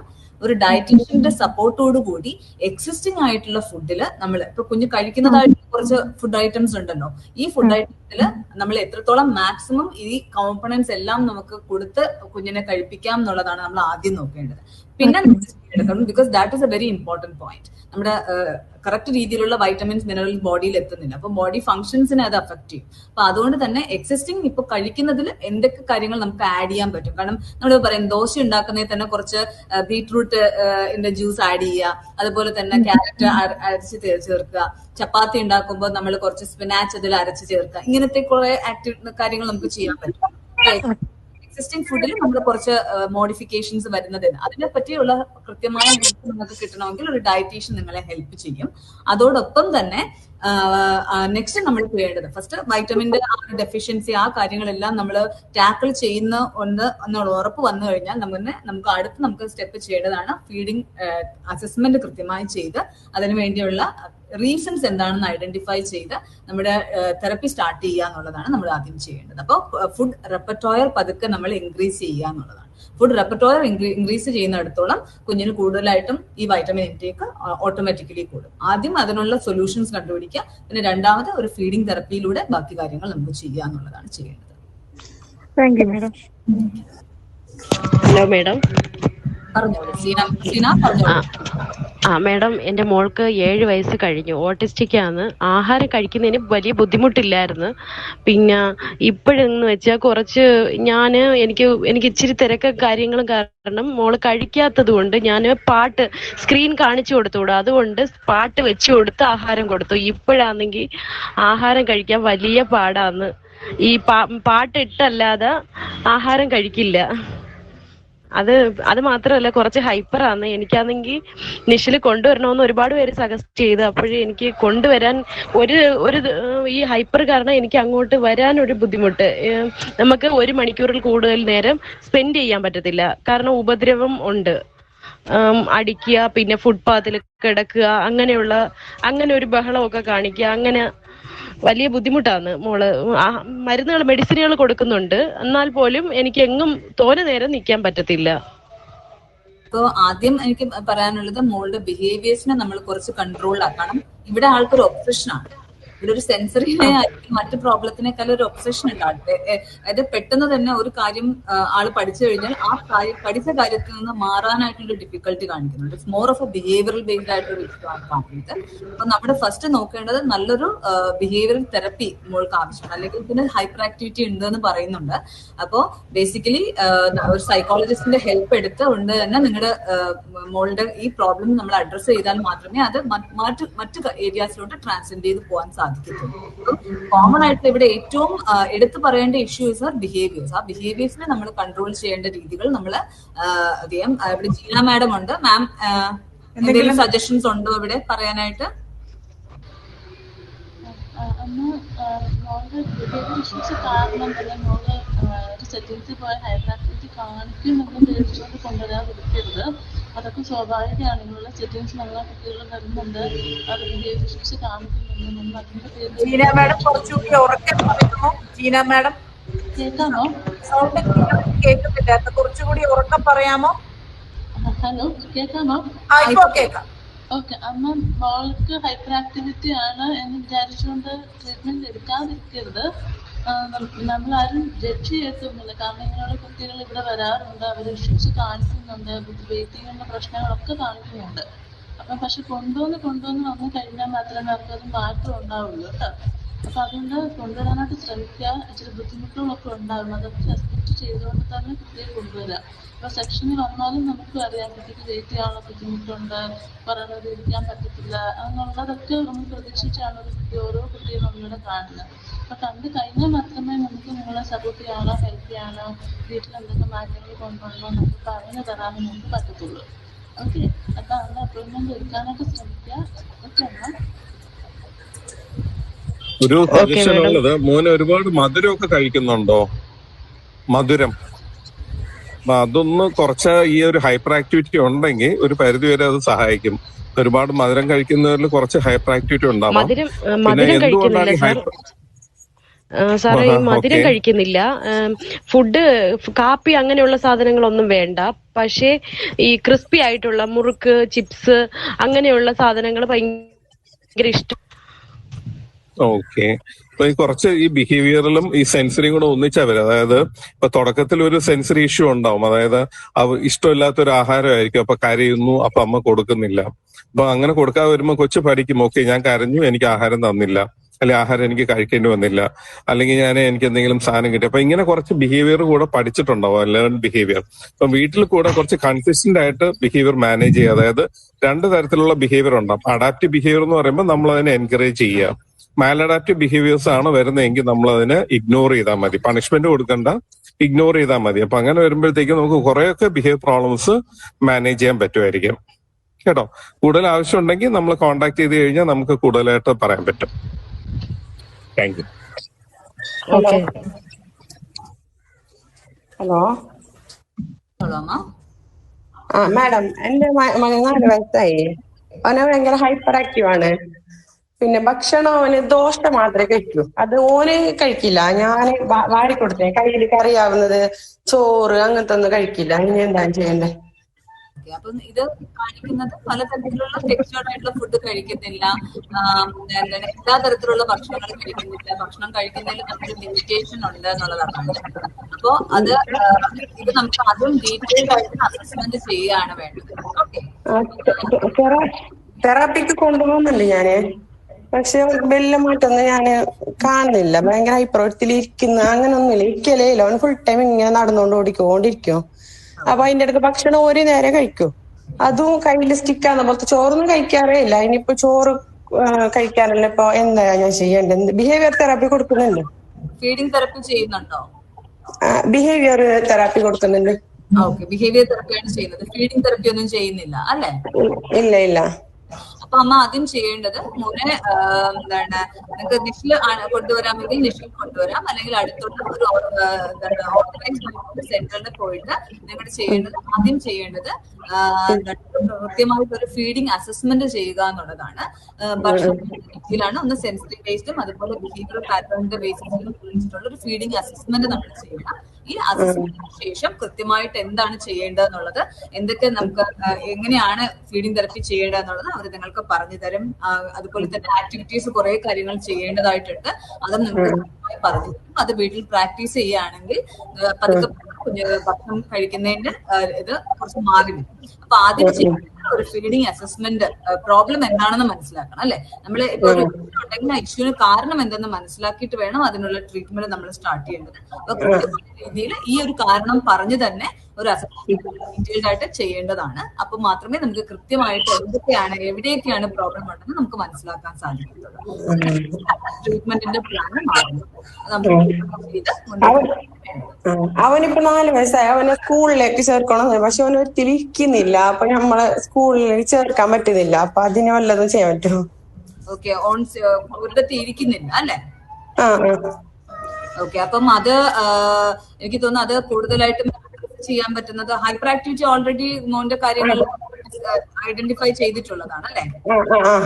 അപ്പോ ജീന മാം എന്തെങ്കിലും ആക്ടിവിറ്റീസ് നമുക്ക് പറയാൻ പറ്റുമോ? എനിക്ക് അമ്മ പറഞ്ഞത് മൊത്തം ക്ലിയർ ആയിട്ടില്ല. ഹൈപ്പർ ആക്ടിവിറ്റി കാരണം പറ്റുന്നതാണോ? അടങ്ങിയിരിക്കില്ല ഒരിക്കലും. അപ്പൊ നമുക്ക് സ്കൂളിലേക്ക് ചേർക്കാനോ ചേർക്കണമായിരുന്നു. സ്കൂളിൽ ചേർത്താൻ ഓനിരിക്കുന്നില്ല.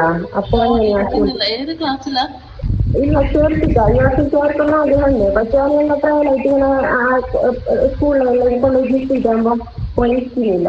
ഓന് ഫുൾ ടൈം ഇങ്ങനെ ഓടിക്കൊണ്ടിരിക്കുന്നു. അപ്പൊ ബാക്കി കുട്ടികളെല്ലാം ഓർക്ക് തിരിക്കുന്നു. അമ്മ മോൻ ഏത് ക്ലാസ്സിലാ?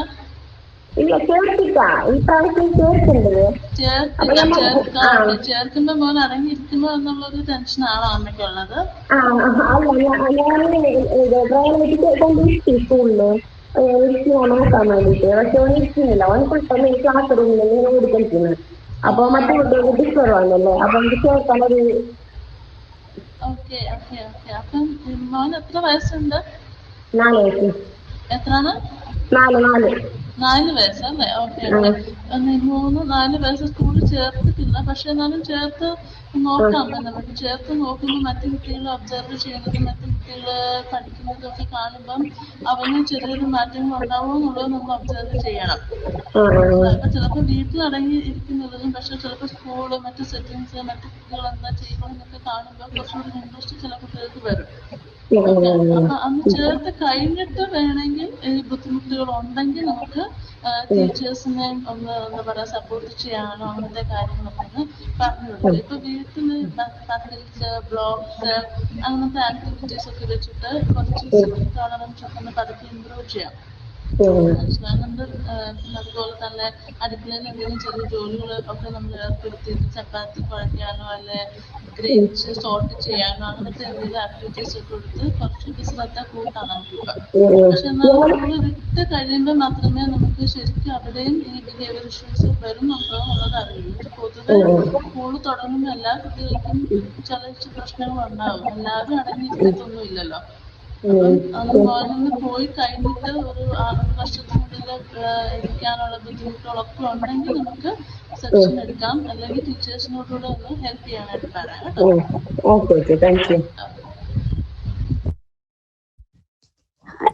Hi ma'am. പറഞ്ഞോളൂ. എന്റെ മോന് 5 വയസ്സുണ്ട്. അവൻ ദോശ മാത്രമേ കഴിക്കുള്ളൂ. അപ്പോ ഡെയിലി ദോശ കൊടുക്കണേ. Will it be become A pattern? അവൻ എപ്പോഴും അത് എക്സ്പെക്ട് ചെയ്യോ പുതിയ ഫുഡ് ഇൻട്രൊഡ്യൂസ് ചെയ്യാത്ത പക്ഷം? ഓക്കെ, ഇത് കാണിക്കുന്നപ്പം ഒരേ ഭക്ഷണമാണ് മോൻ കഴിക്കുന്നത്. അപ്പൊ നമുക്ക് ആദ്യം ഭക്ഷണം വേറെ പുതിയ സാധനങ്ങൾ ഭക്ഷണം കഴിക്കാനായിട്ട് മോന് അതിനുള്ള താല്പര്യം കാണിക്കുന്നില്ല. അപ്പൊ 2 കാര്യങ്ങളാണ് അവിടെ മെയിൻ ആയിട്ട് വരുന്നത്. അത് എന്തുകൊണ്ടാണ്? ഫസ്റ്റ് ചിലപ്പം അതൊരു മോനൊരു ആൻസൈറ്റി അല്ലെങ്കിൽ മോന് ഡയഗ്നോസിസ് ചെയ്തിട്ടുണ്ടോ? ASD ഡയഗ്നൈസ്ഡ് ആണ്, മൈൽഡ് ASD. ഓക്കെ, അപ്പോ പ്രോബബ്ലി ഒരു ആൻസൈറ്റി അല്ലെങ്കിൽ നമ്മൾ പറയാം ഫിയർ ഫാക്ടർ അവിടെ ഓൾറെഡി ഉണ്ട്. അപ്പൊ അതുകൊണ്ടാകാം പുതിയ ഭക്ഷണങ്ങൾ സാധനങ്ങൾ ട്രൈ ചെയ്യാനായിട്ടുള്ള ഒരു ബുദ്ധിമുട്ട് അവിടെ കാണിക്കുന്നത്. അതോടൊപ്പം തന്നെ മറ്റ് ASD ഉണ്ടാവുന്ന സിറ്റുവേഷനിൽ നമുക്ക് ഓൾറെഡി അറിയാം ഒരു സെൻസറി കോമ്പണന്റ് അവിടെ വരുന്നുണ്ട്. അപ്പൊ ആ സെയിം കോമ്പണന്റ് തന്നെ ഓറൽ സെൻസറി റിലേറ്റഡ് ആയിട്ടുള്ള ഇഷ്യൂസ് ഉണ്ടോ ഇല്ലയോ എന്നുള്ളതും നമുക്ക് അറിയേണ്ടത് അത്യാവശ്യമാണ്. അങ്ങനെയാണെങ്കിൽ നമുക്ക് ഡീറ്റെയിൽഡ് ആയിട്ട് ഒരു ഫീഡിംഗ് അസസ്മെന്റ് ചെയ്യണം. നിങ്ങൾ എവിടെയാണ് ഓട്ടിസം ഡയഗ്നോസ് ചെയ്തിരിക്കുന്നത്? നിക്മർ, നാഷണൽ ഇൻസ്റ്റിറ്റ്യൂട്ട് ഓഫ് ഫിസിക്കൽ, തൃശ്ശൂരുള്ള സെന്ററിൽ. അപ്പൊ അവിടെ നിന്നാണ് എന്നുണ്ടെങ്കിൽ നിങ്ങൾക്ക് ആക്ച്വലി അവിടെ തന്നെ ഒരു ഫീഡിങ്ങിന് വേണ്ടിയുള്ള ഒരു അസസ്മെന്റ് കൃത്യമായി ചെയ്യാൻ സാധിക്കും. ഈ അസസ്മെന്റ് ചെയ്തതിലൂടെ നമ്മൾ എന്താ മനസ്സിലാക്കുന്നത് വെച്ചാൽ എന്ത് കാരണം കൊണ്ടാണ് പ്രോബ്ലം വരുന്നത്. ഇത് ബേസിക്കലി ഒരു ലേണിംഗ് പാറ്റേണിൽ വന്നൊരു ചലഞ്ച് കൊണ്ടാണോ അല്ലെങ്കിൽ ബിഹേവിയർ ആണോ, അതല്ല എന്നുണ്ടെങ്കിൽ ഈ പറഞ്ഞ പോലെ ആൻസൈറ്റി, ഫിയർ ഫാക്ടർ അതുകൊണ്ടാണോ പുതിയ ഭക്ഷണം ട്രൈ ചെയ്യാത്തത്, സെൻസറിയുടെ കോമ്പണന്റ് ഉണ്ടോ, ഇത് കൃത്യമായി മനസ്സിലാക്കിയാൽ മാത്രമേ അതിനനുസരിച്ച് നമ്മൾ ഫീഡിംഗ് തെറപ്പി സ്റ്റാർട്ട് ചെയ്യേണ്ടത് അത്യാവശ്യമാണ്. ആദ്യം ഈ ഞാൻ നേരത്തെ പറഞ്ഞതുപോലെ ഫുഡിന്റെ repertoire, number of food items try ചെയ്യേണ്ടത് അത്യാവശ്യമാണ്. നിങ്ങൾക്ക് വീട്ടിൽ ആദ്യം ചെയ്യാൻ പറ്റുന്ന വളരെ സിമ്പിൾ ആയിട്ട് ചെയ്യാൻ പറ്റുന്ന ടിപ്പാണ്, ഞാൻ നേരത്തെ തന്നെ പറഞ്ഞായിരുന്നു. നമ്മൾ എന്താ കഴിക്കാൻ ഉദ്ദേശിക്കുന്ന ഭക്ഷണം ജസ്റ്റ് മോൻ കളിക്കുന്നതിന്റെ അടുത്തായിട്ട് എവിടെയെങ്കിലും ഒന്ന് വെക്കുക. അപ്പോ എന്താണ്, വീട് വൃത്തികേടാകാം, എവിടെയെങ്കിലും ഒക്കെ എടുത്ത് തേക്കാം, കുഴപ്പമില്ല. കുറച്ച് ദിവസത്തേക്ക് അത് കണ്ണടയ്ക്കുക. ആള് വന്ന് ആ ഭക്ഷണം അവൻ കാണുന്നുണ്ടോ, വന്ന് കണ്ടതിന് ശേഷം അതിനെ മാനിപ്പുലേറ്റ് ചെയ്യാൻ ശ്രമിക്കുന്നുണ്ടോ, എന്താണ് ആൾ ചെയ്യുന്നതിനെ ഒന്ന് ഒബ്സർവ് ചെയ്യുക. ഇത് തന്നെ കുറച്ച് റിപ്പീറ്റഡ് ആയിട്ട് ഒരു എക്സ്പോഷർ ആൾക്ക് കൊടുത്തുകൊണ്ടിരിക്കുക. അപ്പൊ പതുക്കെ അവൻ ആ ഭക്ഷണം കഴിക്കുന്നതിനോട് അല്ലെങ്കിൽ ഭക്ഷണത്തോടുള്ള ഇഷ്ടങ്ങൾ തോന്നുന്നതായിട്ട് നിങ്ങൾക്ക് ആ ഒരു ഫീല് വരുന്നുണ്ടോ എന്നുള്ളത് നോക്കുക സ്ലോലി. എന്നിട്ട് ആള് കയ്യിൽ ഒരു ഭക്ഷണം എടുക്കുന്നുണ്ട് എന്ന് മനസ്സിലാക്കി കഴിഞ്ഞാൽ ഫോഴ്സ് ഫീഡ് ചെയ്യുക, ജസ്റ്റ് ഒന്ന് വായിലേക്ക് എത്തിക്കാനായിട്ടൊന്ന് ട്രൈ ചെയ്യുക. അപ്പൊ ഈ ഒരു പ്രോസസ്സ് ഒന്ന് ചെയ്ത് നോക്കുക. അപ്പൊ അതുപോലെ തന്നെ ഡീറ്റെയിൽഡ് ആയിട്ടൊരു ഫീഡിംഗ് അസസ്മെന്റും കൂടെ ഒന്ന് ചെയ്ത് നോക്കുക. അപ്പൊ നമുക്ക് കൃത്യമായി കാര്യം മനസ്സിലാക്കും. അതിനനുസരിച്ച് നമുക്ക് തെറപ്പീനെ നമ്മൾ അഡ്ജസ്റ്റ് ചെയ്യേണ്ടതായിട്ടും വരുന്നു. സെൻസറി ബേസ്ഡ് ആയിട്ടുള്ള തെറപ്പി ആകുമ്പോൾ അതിനുള്ള രീതി കുറച്ച് വ്യത്യാസമാണ്. അതേസമയം ബിഹേവിയർ ബേസ്ഡ് ആയിട്ട് വരുമ്പോൾ ഇതിന്റെ രണ്ടും കോമ്പിനേഷൻ ഓഫ് തെറപ്പിയിലോട്ടാണ് നമ്മൾ പോകുന്നത്. സോ അത് ഈ ഒരു വ്യത്യാസം മനസ്സിലാക്കണം. എന്താണ് നമ്മൾ ഫോക്കസ് ഓഫ് ഏത് പ്രോബ്ലത്തിനാണ് നമ്മൾ അഡ്രസ്സ് ചെയ്യുന്നതെന്നുള്ളതിനെ ബേസ് ചെയ്തിരിക്കുന്ന തെറപ്പിയിൽ വ്യത്യാസം വരുന്നുണ്ട്. അപ്പൊ അതുകൊണ്ടാണ് ഫീഡിംഗ് അസസ്മെന്റ് നമ്മൾ കൃത്യമായി ഫസ്റ്റ് ചെയ്യണമെന്ന് പറഞ്ഞത്. അപ്പൊ വീട്ടിൽ നിങ്ങൾക്ക് ഈ ഒരു ടൈം പീരീഡിൽ നിങ്ങൾക്ക് ചെയ്യാൻ പറ്റുന്ന കാര്യമാണ് കുഞ്ഞിനെ ആ ഒരു എക്സ്പീരിയൻസ് കൊടുക്കുക, ഭക്ഷണത്തോടുള്ള എക്സ്പീരിയൻസ്. അപ്പൊ ഫോഴ്സ്ഫുള്ളി അല്ല, വളരെ കളിക്കുന്ന രീതിയിലുള്ള ഒരു എക്സ്പീരിയൻസ് കൊടുക്കുക. ഇപ്പം ഒന്ന് ട്രൈ ചെയ്ത് നോക്കാം. ദോശയിൽ തന്നെ 2 ദോശയാണ് ഓൾറെഡി കഴിക്കുന്നത്, അപ്പൊ അപ്പം ഉണ്ടാക്കാം. അതല്ലെങ്കിൽ വേറെ എന്തെങ്കിലും ഭക്ഷണം ഉണ്ടാക്കി ചെറിയ അവനെ അട്രാക്റ്റീവ് ആക്കുന്ന രീതിയിൽ ആ ഭക്ഷണം ഒന്ന് പ്രസന്റ് ചെയ്യാം. ചിലപ്പോൾ നമുക്കൊരു ബണ്ണിയുടെ ഫേസ് ഉണ്ടാക്കാം, അല്ലെങ്കിൽ ഒരു സ്മൈലി ഫേസ് ഉണ്ടാക്കി ഒന്ന് ഒരിടത്ത് വെച്ച് നോക്കാം. ആൾ എങ്ങനെയാണ് അതിനോട് റെസ്പോണ്ട് ചെയ്യുന്നതെന്നൊക്കെ ഒന്ന് നോക്കി നിങ്ങളുടെ ഒന്ന് വെക്കുക. അതോടൊപ്പം തന്നെ ഒരു ഫീഡിംഗ് അസസ്മെന്റും കൂടെ ചെയ്യേണ്ടതായിട്ട് വരുന്നു. ക്രിസ്പി ആയിട്ടുള്ള ഐറ്റംസ് കഴിക്കണത്. ഇപ്പൊ ദോശ ആണെങ്കിലും അപ്പാണെങ്കിലും അപ്പം ക്രിസ്പി ആക്കി ദോശ മാതിരി ഉണ്ടാക്കിയാ കഴിക്കും. അങ്ങനെയാണ് കഴിക്കുന്നത്. അപ്പൊ പറയുന്നത് തന്നെ ഒരു ടെക്സ്ചർ ബേസ്ഡ് ആയിട്ടുള്ള ഒരു ഫുഡ് സെലക്ഷൻ ഉണ്ടെന്നാണ് ആ പ്രോബ്ലം കാണിക്കുന്നത് തന്നെ. കാരണം ടെക്സ്ചർ മീൻസ് ആൾക്ക് ക്രിസ്പിനെസ് എന്ന് പറഞ്ഞൊരു ടെക്സ്ചറാണ് ഇഷ്ടം. So that it self R showing ഒരു സെൻസറി കോമ്പണന്റ് അവിടെ ഓൾറെഡി എക്സിസ്റ്റിംഗ് ഉണ്ട് എന്നുള്ളതാണ്. ഓക്കെ മാം പറഞ്ഞത് പ്രകാരം അവന് ഓറൽ ഹൈപ്പർ ഇത് കാണിക്കുന്നുണ്ട്. ബട്ട് ഓറൽ ഹൈപ്പോ കാണിക്കുന്ന ലക്ഷണം പറഞ്ഞ ഷർട്ട് ചുവി ചെയ്യുന്നതൊക്കെ അവൻ കാണിക്കുന്നുണ്ട്, രണ്ടും കാണിക്കുന്നുണ്ട്. അതാ ഞാൻ പറഞ്ഞത്, ചില ആൾക്കാർക്ക് ഇപ്പം നമ്മൾ വായ്ക്കകം നമ്മൾ എടുക്കുകയാണെങ്കിൽ വായ്ക്കകം തന്നെ ചില ആൾക്കാർക്ക് ഞാൻ നേരത്തെ പറഞ്ഞ പോലെ ചുണ്ട് ചിലപ്പം ഹൈപ്പർ ആവാം, അകത്ത് ചിലപ്പം മിക്സഡ് സെൻസേഷൻ ഉണ്ടാവാനുള്ള സാധ്യതയുണ്ട്. അപ്പൊ അതുകൊണ്ടാണ് നമ്മൾ 2 രീതിയിലുള്ള അസസ്മെന്റ്. നമ്മൾ ഭക്ഷണം കഴിക്കുന്ന സമയത്ത് കുഞ്ഞ് എവിടെയൊക്കെയാണ്, ഇപ്പം ഞാൻ വായിൽ തട്ടുമ്പോൾ പ്രശ്നമുണ്ടോ, അതേസമയം സെയിം ഭക്ഷണം തന്നെ വായില് നമ്മുടെ അകഭാഗത്ത് തട്ടുമ്പോൾ പ്രശ്നമുണ്ടോ, എവിടെ എത്തുമ്പോഴാണ് ഓക്കാനം വരുന്നത്, ഇതെല്ലാമാണ് നമ്മൾ ഈ ഫീഡിംഗ് അസസ്മെന്റ് ചെയ്യുമ്പോൾ കൃത്യമായിട്ട് ചെയ്യുന്നത്. അപ്പൊ ഏത് തരത്തിലുള്ള ടെക്സ്ചറിനാണ് പ്രോബ്ലം വരുന്നത്, ഏത് തരത്തിലുള്ള ടേസ്റ്റ് ആണ് കുഞ്ഞ് പ്രിഫർ ചെയ്യുന്നത്, ഇതെല്ലാം നമ്മൾ ഈ അസസ്മെന്റിലൂടെയാണ് കൃത്യമായി മനസ്സിലാക്കുന്നത്. അപ്പൊ അതിനനുസരിച്ചാണ് നമ്മൾ അതിനായിട്ടുള്ളത്. അപ്പൊ എനിക്ക് തോന്നുന്ന ആൾക്ക് ബോത്ത് പ്രോബ്ലംസ് ഉണ്ട്. ഒരു സെൻസറി കോമ്പണന്റ് അവിടെ വരുന്നുണ്ട്, അതുപോലെ തന്നെ ഒരു ഫിയർ ആൻഡ് ആൻസൈറ്റി ഫാക്ടറും അവിടെ വരുന്നുണ്ട്. അപ്പൊ നമ്മൾ ഡീറ്റെയിൽഡ് ആയിട്ട് അസസ്മെന്റ് ചെയ്യുന്നതായിട്ട് വരുന്നുണ്ട് കേട്ടോ. ഓക്കെ മാം, ഒരു ക്വസ്റ്റ്യൻ കൂടി. ഈ സ്പീച്ച് തെറാപ്പിസ്റ്റിൽ OPT കുറിച്ച് കേട്ടിട്ടുണ്ട്, അത് യൂസ്ഫുൾ ആയിരിക്കും? തീർച്ചയായിട്ടും. OPT പോലത്തെ ഒരു തെറപ്പി എന്ന് പറയുന്നത് നമ്മുടെ കൂടുതലായിട്ടും ഒരു നോർമലൈസിങ് യുവർ സെൻസറി സ്കിൽസ് ആണ്. അപ്പൊ ഓറൽ സെൻസറി ഞാൻ പറഞ്ഞില്ലേ, ഹൈറ്റൻഡ് ആയിട്ടുള്ള ഒരു ഓറൽ സെൻസറി അല്ലെങ്കിൽ മിക്സ്ഡ് ആയിട്ടുള്ള ഓറൽ സെൻസറി ആകുമ്പോൾ ആദ്യം നമ്മൾ ചെയ്യുന്നത് സെൻസറി നോർമലൈസേഷൻ ആണ് ചെയ്യുന്നത്. അപ്പൊ ഈ നോർമലൈസേഷന് വേണ്ടി OPT പോലത്തുള്ള ട്രീറ്റ്മെന്റ് വളരെ ഇമ്പോർട്ടന്റ് ആണ്. ഒരു ആഡഡ് അഡ്വാൻറ്റേജ് ആണ്. Okay ma'am. ഹലോ അമ്മ, പറഞ്ഞോളൂ. എന്റെ പേര് ഷീബ, എന്റെ മോന്റെ പേര് മുഹമ്മദ് റിസ്വാൻ. 9 വയസ്സായി. അവൻ മുട്ട കഴിക്കത്തില്ല, ഇലവർഗ്ഗങ്ങൾ കഴിക്കത്തില്ല. ഭയങ്കര ബുദ്ധിമുട്ടാണ്. മുട്ട നമ്മൾ ഏതിൽ ചേർത്ത് കൊടുത്താലും, ദോശ ഉണ്ടാക്കിയാലും അപ്പം ഉണ്ടാക്കിയാലും അതിൽ ചേർത്ത് കൊടുത്താലും അവൻ അത് സ്പെഷ്യലായിട്ട് അറിയാൻ ചെയ്യും. പിന്നെ അവൻ അത് കഴിക്കത്തില്ല. ഇപ്പൊ ഇത്രയും നാള് കുഴപ്പമില്ലായിരുന്നു. ഇപ്പൊ ഭയങ്കര ഹൈപ്പർ എന്ന് പറഞ്ഞ ഒരു സ്കൂളിലൊക്കെ പോയാൽ അവ അടങ്ങി നിൽക്കും. വീട്ടിൽ വന്നാൽ 2 സൈഡിലും കഥ അടച്ചിടാൻ പറ്റും. ഇറങ്ങി ഓട്ടം, ബാക്കിയുള്ളവരെ ഉപദ്രവിപ്പ്. ഇത്തിരി നേരം കുഞ്ഞുങ്ങളോട് കളിച്ചിട്ട് പിന്നെ അവ നല്ല രീതിയിൽ ആളിനെ ഉപദ്രവിച്ചു തുടങ്ങി. അമ്മ, ഞാൻ അമ്മയുടെ ഒരു ചോദ്യം ചോദിക്കാം. മോന്റെ ഏത് ബിഹേവിയർ ആണ് അമ്മയ്ക്ക് ഏറ്റവും ഡിഫിക്കൽട്ട് ആയിട്ട്? ഭക്ഷണം കഴിക്കുന്നതാണോ അതോ ഹൈപ്പർ ആക്ടിവിറ്റി ആണോ? ഇത് രണ്ടും എടുക്കുമ്പോൾ അമ്മയ്ക്ക് ഏറ്റവും സ്ട്രെസ്ഫുൾ ആയിട്ട് തോന്നുന്നത് ഏതാണ്? നമ്മള് വീട്ടിനകത്ത് നമുക്ക് അത് എന്താ ഹൈപ്പർ കാണിച്ചാൽ കുഴപ്പമില്ല. പക്ഷെ മറ്റുള്ള കുഞ്ഞുങ്ങളെ ഇവ നല്ല രീതിയിൽ ഉപദ്രവിക്കും. ഇത്രയും നാൾ ഉപദ്രവിക്കുന്നില്ല. ബാക്കിയെല്ലാം ഭക്ഷണം കഴിക്കും, അവന്റെ കാര്യങ്ങളെല്ലാം സ്വന്തമായിട്ട് അവൻ ചെയ്യും, എടുക്കും, എല്ലാം ചെയ്യും. പക്ഷെ ഈ ഇലവർഗ്ഗങ്ങൾ അവന് ഇഷ്ടമേ അല്ല. എങ്ങനെ നമ്മൾ എന്തെങ്കിലുമൊക്കെ ഇട്ട് കൊടുത്താലും അത് കഴിക്കത്തില്ല. മുട്ടയും കഴിക്കൂല. അത് ടേസ്റ്റ് പ്രിഫറൻസ് എന്ന് പറയും. അതിപ്പം എല്ലാ ആൾക്കാരിലും വരും. ഇപ്പം എന്നോട് ചോദിച്ചാൽ എനിക്ക് ചിലപ്പം ചില ഭക്ഷണ സാധനങ്ങൾ എനിക്ക് കഴിക്കുന്നത് ഇഷ്ടമല്ല, അല്ലെങ്കിൽ കാണുന്നത് അത്രത്തോളം എനിക്കൊരു താല്പര്യമില്ല. അപ്പം ഓരോരുത്തർക്കും നമുക്ക് ടേസ്റ്റ് പ്രിഫറൻസസ് ഉണ്ട്. അപ്പൊ ആ ടേസ്റ്റ് പ്രിഫറൻസസ് നമ്മൾ എപ്പോഴും അതൊരു ഫീഡിങ് അല്ലെങ്കിൽ എന്റെ ഭക്ഷണത്തിന്റെ കാര്യങ്ങളിൽ അല്ലെങ്കിൽ എന്റെ വൈറ്റമിൻ ഇൻടേക്കിനെയൊക്കെ ഭയങ്കരമായി അഫക്റ്റഡ് ആകുന്നത് എപ്പോഴാണ്, അത് നമ്മൾ അഫക്റ്റഡ് ആകുമ്പോഴാണ് അതൊരു പ്രോബ്ലം ആയിട്ട് മാറുന്നത്. അപ്പോൾ ആൾക്ക് ബേസിക്കലി ഇപ്പോൾ മറ്റു ഭക്ഷണങ്ങൾ കഴിച്ചുകൊണ്ട് ഈ ഒരു ഓൾറെഡി എക്സിസ്റ്റിംഗ് ആയിട്ടുള്ള വൈറ്റമിൻ ഡെഫിഷ്യൻസിയെ മറികടക്കാനായിട്ട് കഴിയുന്നുണ്ടെങ്കിൽ നമുക്കത് പ്രശ്നമില്ല. അത് എല്ലാ ആൾക്കാരിലും കാണുന്ന തരത്തിലുള്ള ഒരു ടേസ്റ്റ് അല്ലെങ്കിൽ പ്രിഫറൻസ് അല്ലെങ്കിൽ ഫുഡ് പ്രിഫറൻസ് എന്ന് വേണമെങ്കിൽ നമുക്കതിനെ പറയാം. പക്ഷെ ഇവിടെ മോന്റെ ഏറ്റവും ഡിഫിക്കൽട്ട് ആയിട്ടുള്ള കാര്യം, അഡ്രസ്സ് ചെയ്യേണ്ടതായിട്ടുള്ള കാര്യം എന്ന് പറയുന്നത് അവന്റെ പ്രോബ്ലമാറ്റിക് ആയിട്ടുള്ള ബിഹേവിയേഴ്സ് ആയിട്ട് വരുന്നതാണ്. അപ്പൊ ബിഹേവിയർ എന്ന് പറയുന്നത് നമുക്ക് നിങ്ങളുടെ അടുത്ത് അവൻ ഒരു വേറൊരു ആളാണ്, അതേസമയം പുറത്തു പോകുമ്പോൾ വേറൊരാളാണ്. അതുപോലെ തന്നെ പുതിയ പുതിയ ബിഹേവിയേഴ്സ് ആള് ഡെവലപ്പ് ചെയ്ത് വരുന്നുണ്ട്. അപ്പൊ ഇത് ആദ്യം നമ്മളൊന്ന് കൺട്രോൾ ചെയ്യേണ്ടതായിട്ടും വരുന്നുണ്ട്. ഫീഡിങ്ങിനെ റിലേറ്റഡ് ആയിട്ട് നോക്കുകയാണെങ്കിൽ അതൊരു വലിയൊരു സീരിയസ് ആയിട്ടുള്ള ഒരു ഇഷ്യൂ അല്ല, കാരണം ഇതൊരു കൂടുതലും ഒരു ടേസ്റ്റ് പ്രിഫറൻസ് വരുന്ന ഒരു കാര്യമാണ് ആൾക്കാർക്ക്. പക്ഷെ രണ്ടാമത് നമ്മൾ നോക്കുകയാണെങ്കിൽ ഓക്കെ, ഈ ഭക്ഷണം കഴിച്ചില്ല എന്നുണ്ടെങ്കിലും ഇതിൽ നിന്ന് കിട്ടാവുന്ന same kind of vitamins and mineral വേറൊരു ഭക്ഷണത്തിൽ നിന്ന് ആൾക്ക് കിട്ടുന്നുണ്ടോ എന്നുള്ളതും കൂടി നമ്മൾ നോക്കുക. അപ്പൊ അത് കിട്ടുന്നുണ്ടെന്നുണ്ടെങ്കിൽ നമുക്കത് അധികം കുഴപ്പമില്ലാതെ ആൾക്ക് പോകാം. അപ്പൊ ചില ഭക്ഷണങ്ങൾ ഒരു 3-4 ഭക്ഷണങ്ങളാണ് ആൾ അധികം കഴിക്കാതായിട്ട് വരുന്നുണ്ടെങ്കിൽ അത് വലിയൊരു പ്രശ്നമല്ല നമുക്ക് കണക്കിലാക്കി എടുക്കാം.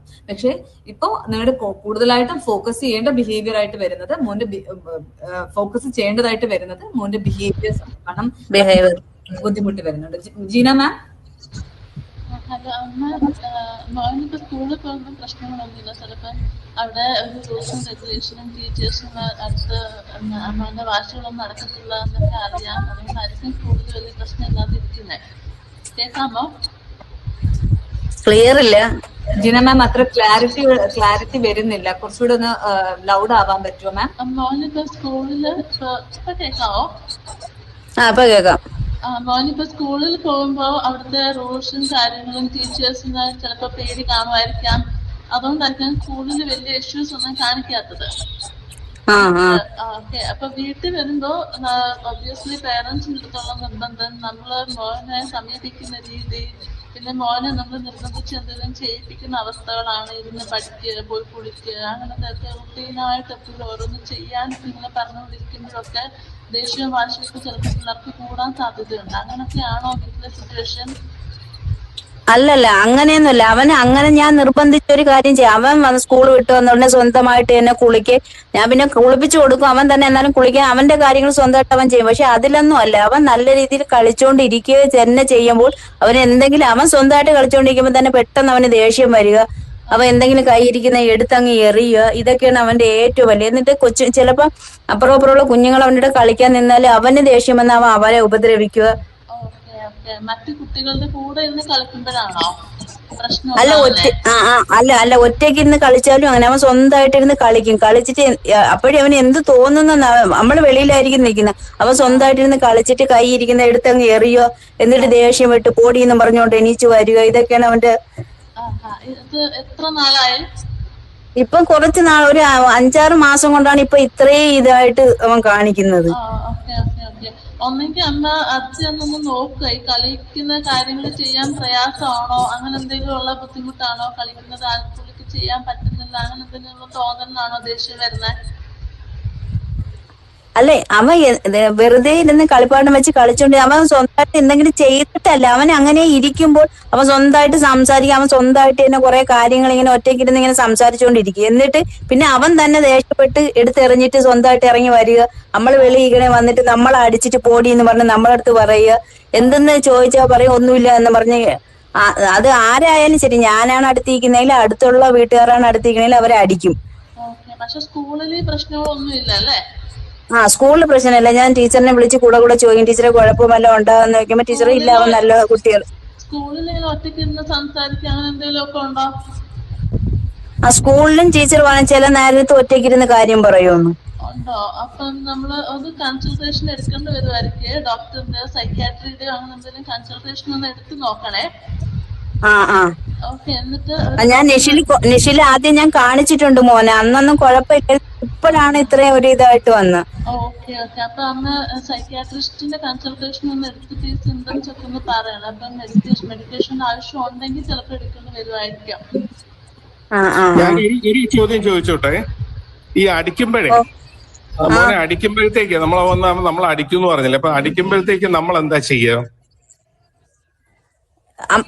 ദേഷ്യപ്പെടാൻ പറ്റത്തില്ല. നമ്മൾ എന്തിന്റെ അടിച്ചെന്ന് ചോദിച്ചാൽ പിന്നെ ഭയങ്കരമായിട്ട് വയലന്റ് ആവും. പിന്നെ ഭയങ്കര തറയെ കിടന്ന് ഉരുക. പിന്നെ എന്തൊരു കിട്ടിയാലും നമ്മൾ അതെടുത്ത് വെച്ച് അടിക്കുക. പിന്നെ അവന് ദേഷ്യപ്പെട്ട് ഒരു കാര്യം സ്നേഹത്തോട് മോനെ എന്തിനു നീ അടിച്ചെന്ന് ചോദിച്ചാൽ ഇല്ല സോറി എന്ന് പറയും.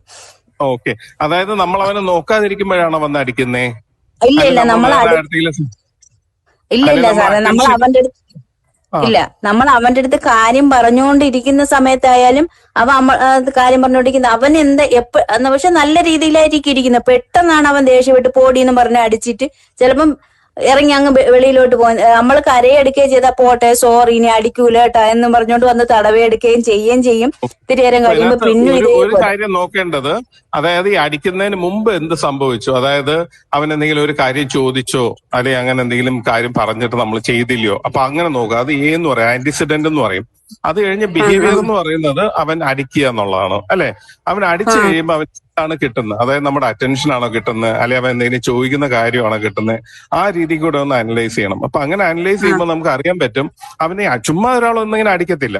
ഒന്നെങ്കിൽ അവന് അറ്റൻഷൻ കിട്ടാനായിരിക്കും, അല്ലെങ്കിൽ അവൻ എന്തെങ്കിലും കാര്യം സാധിക്കാനായിരിക്കും. അപ്പൊ അതൊന്ന് അനലൈസ് ചെയ്തിട്ട് ഈ ഇങ്ങനത്തെ ബിഹേവിയർ ഉണ്ടെങ്കിൽ നമ്മൾ ഇഗ്നോർ ചെയ്യുക. അത് തുടക്കത്തിൽ കുറച്ച് കൂടുതലായിട്ട് പ്രശ്നം ഉണ്ടാവും, അത് കഴിയുമ്പോഴത്തേക്ക് ആ ഗ്രാഫ് നമ്മൾ നോക്കി കഴിഞ്ഞാൽ താഴോട്ട് വരും. അപ്പൊ അത് നോക്കുക കേട്ടോ. അങ്ങനെ നമുക്ക് കൺട്രോൾ ചെയ്യാൻ പറ്റില്ല എന്നുണ്ടെങ്കിൽ നേരത്തെ പറഞ്ഞ പോലെ സൈക്കോളജിസ്റ്റോ സൈക്യാട്രിസ്റ്റോ അല്ലെങ്കിൽ നമുക്ക് ഇവിടെ നിഷിൽ കൊണ്ടുവന്ന് നമുക്കും കുറച്ചൊക്കെ നമുക്ക് ഹെൽപ്പ് ചെയ്യാൻ പറ്റും. ഓക്കെ, അപ്പൊ ഇത് നോക്കാം. അതായത് ചുമ്മാതെ ഒരാൾ അടിക്കത്തില്ല. അപ്പൊ അതുകൊണ്ട് ആന്റിസിഡന്റ് ആ ഒരു ബിഹേവിയർ, അടിക്കുന്ന ബിഹേവിയറിന് മുമ്പ് എന്ത് സംഭവിച്ചു, അവൻ എന്തെങ്കിലും ചോദിച്ചോ അല്ലെങ്കിൽ അവനെ നോക്കാതിരിക്കുമായിരുന്നോ, അത് കഴിഞ്ഞിട്ട് അവൻ അടിച്ചു കഴിഞ്ഞിട്ട് അവൻ എന്ത് കിട്ടി അതുകൊണ്ട്, അതായത് അവൻ നമ്മുടെ അറ്റൻഷൻ കിട്ടിയോ, അല്ലെ അവൻ ചോദിച്ച കാര്യം കിട്ടിയോ, അല്ലെ അവൻ എന്തെങ്കിലും ഉദ്ദേശിച്ചിട്ടുണ്ടോ, അത് കിട്ടുന്നുണ്ടോ, ആ ഒരു രീതിയിൽ ഒന്ന് അനലൈസ് ചെയ്തിട്ട് നോക്കണം. അപ്പൊ അങ്ങനെ വരുമ്പോൾ നമുക്ക് കുറച്ചുകൂടെ ഐഡിയ കിട്ടും എന്തിനാണ് ഇവന്റെ ഇങ്ങനെ അടിക്കുക അല്ലെങ്കിൽ വേറെ എന്തെങ്കിലും ബിഹേവിയറിൽ വരിക എന്നുള്ളത് കേട്ടോ. ഇതൊക്കെ കൂടുതലും ലേൺ ആണ്, ഇങ്ങനെ പഠിക്കുകയാണ്. അതായത് ഞാൻ ഇങ്ങനെ ചെയ്തു എനിക്ക് ഇങ്ങനെ കിട്ടി, അത് വീണ്ടും റിപ്പീറ്റ് ചെയ്യണം. അപ്പൊ അതൊന്ന് അനലൈസ് ചെയ്ത് നോക്കണേ. Hello hi madam. പറഞ്ഞോളൂ. മാഡം, എൻ്റെ മകൾക്ക് വേണ്ടിയാണ്. 10 വയസ്സായി, മൈൽഡ് ASD ആണ്. മാഡം ഞാൻ പറയുന്നത്, അവള് പിന്നെ ഫുഡിൽ അങ്ങനെ വേർതിരിവൊന്നും ഇല്ല. പിന്നെ ഫ്രൂട്ട്സിൽ ആപ്പിള്, അവൾക്ക് ഇഷ്ടപ്പെട്ട ഫ്രൂട്ട്സ് കഴിക്കും, ബാക്കി പലഹാരം കൊടുക്കുമ്പോൾ കഴിക്കും. ചോറായാലും പിന്നെ കുറച്ച് നേരം ടൈം എടുത്തായാലും കഴിക്കും. പക്ഷേ എനിക്ക് ചോദിക്കാനുള്ളത് മാഡം, അവൾക്ക് ഈ ഉപ്പിൻ്റെ കൂടെ ഒത്തിരി ക്രേവിങ് കൂടുതലാണ് മാഡം. അതായത് ഈ പൊടി ഉപ്പ് നമുക്ക് കിച്ചണിലൊന്നും അത് വെക്കാനേ പറ്റത്തില്ല. അവൾ അത് വെക്കുന്നത് കണ്ടാ വന്ന് ഒരു പിഞ്ച് വായിലിടും, വീണ്ടും വരും, വീണ്ടും അതെടുക്കും. അത് എവിടെ ഒളിപ്പിച്ചു വെച്ചാലും ഉപ്പിനോടൊരു ക്രാവിങ് ഒത്തിരി കൂടുതലാണ്. അതുപോലെ മാഡം ബബിൾ ഊതുന്ന കാര്യം പറഞ്ഞല്ലോ, എനിക്ക് ബബിൾ ഈ കൊച്ചിന് കൊടുക്കാനേ പറ്റത്തില്ല. കാര്യം ഈ ബബിൾ ഊതിയിട്ട് ആ സോപ്പിന്റെ ടേസ്റ്റ് പിന്നെ ആ ലിക്വിഡിന്റെ ടേസ്റ്റ് ജസ്റ്റ് ഒന്ന് ഊതിയിട്ട് നാക്കിൽ തൊട്ട് വെക്കും. അതാരും കാണാതെയാണ് ചെയ്യുന്നത്, നമ്മൾ ഹൈഡ് ചെയ്താണ് ചെയ്യുന്നത്. അവർക്ക് അറിയാം അങ്ങനെ ചെയ്യുന്നത് കണ്ടാൽ പിന്നെ കൊടുക്കത്തില്ല എന്നറിയാം. പക്ഷെ ബബിൾ ഊതാൻ ഇഷ്ടമാണ്.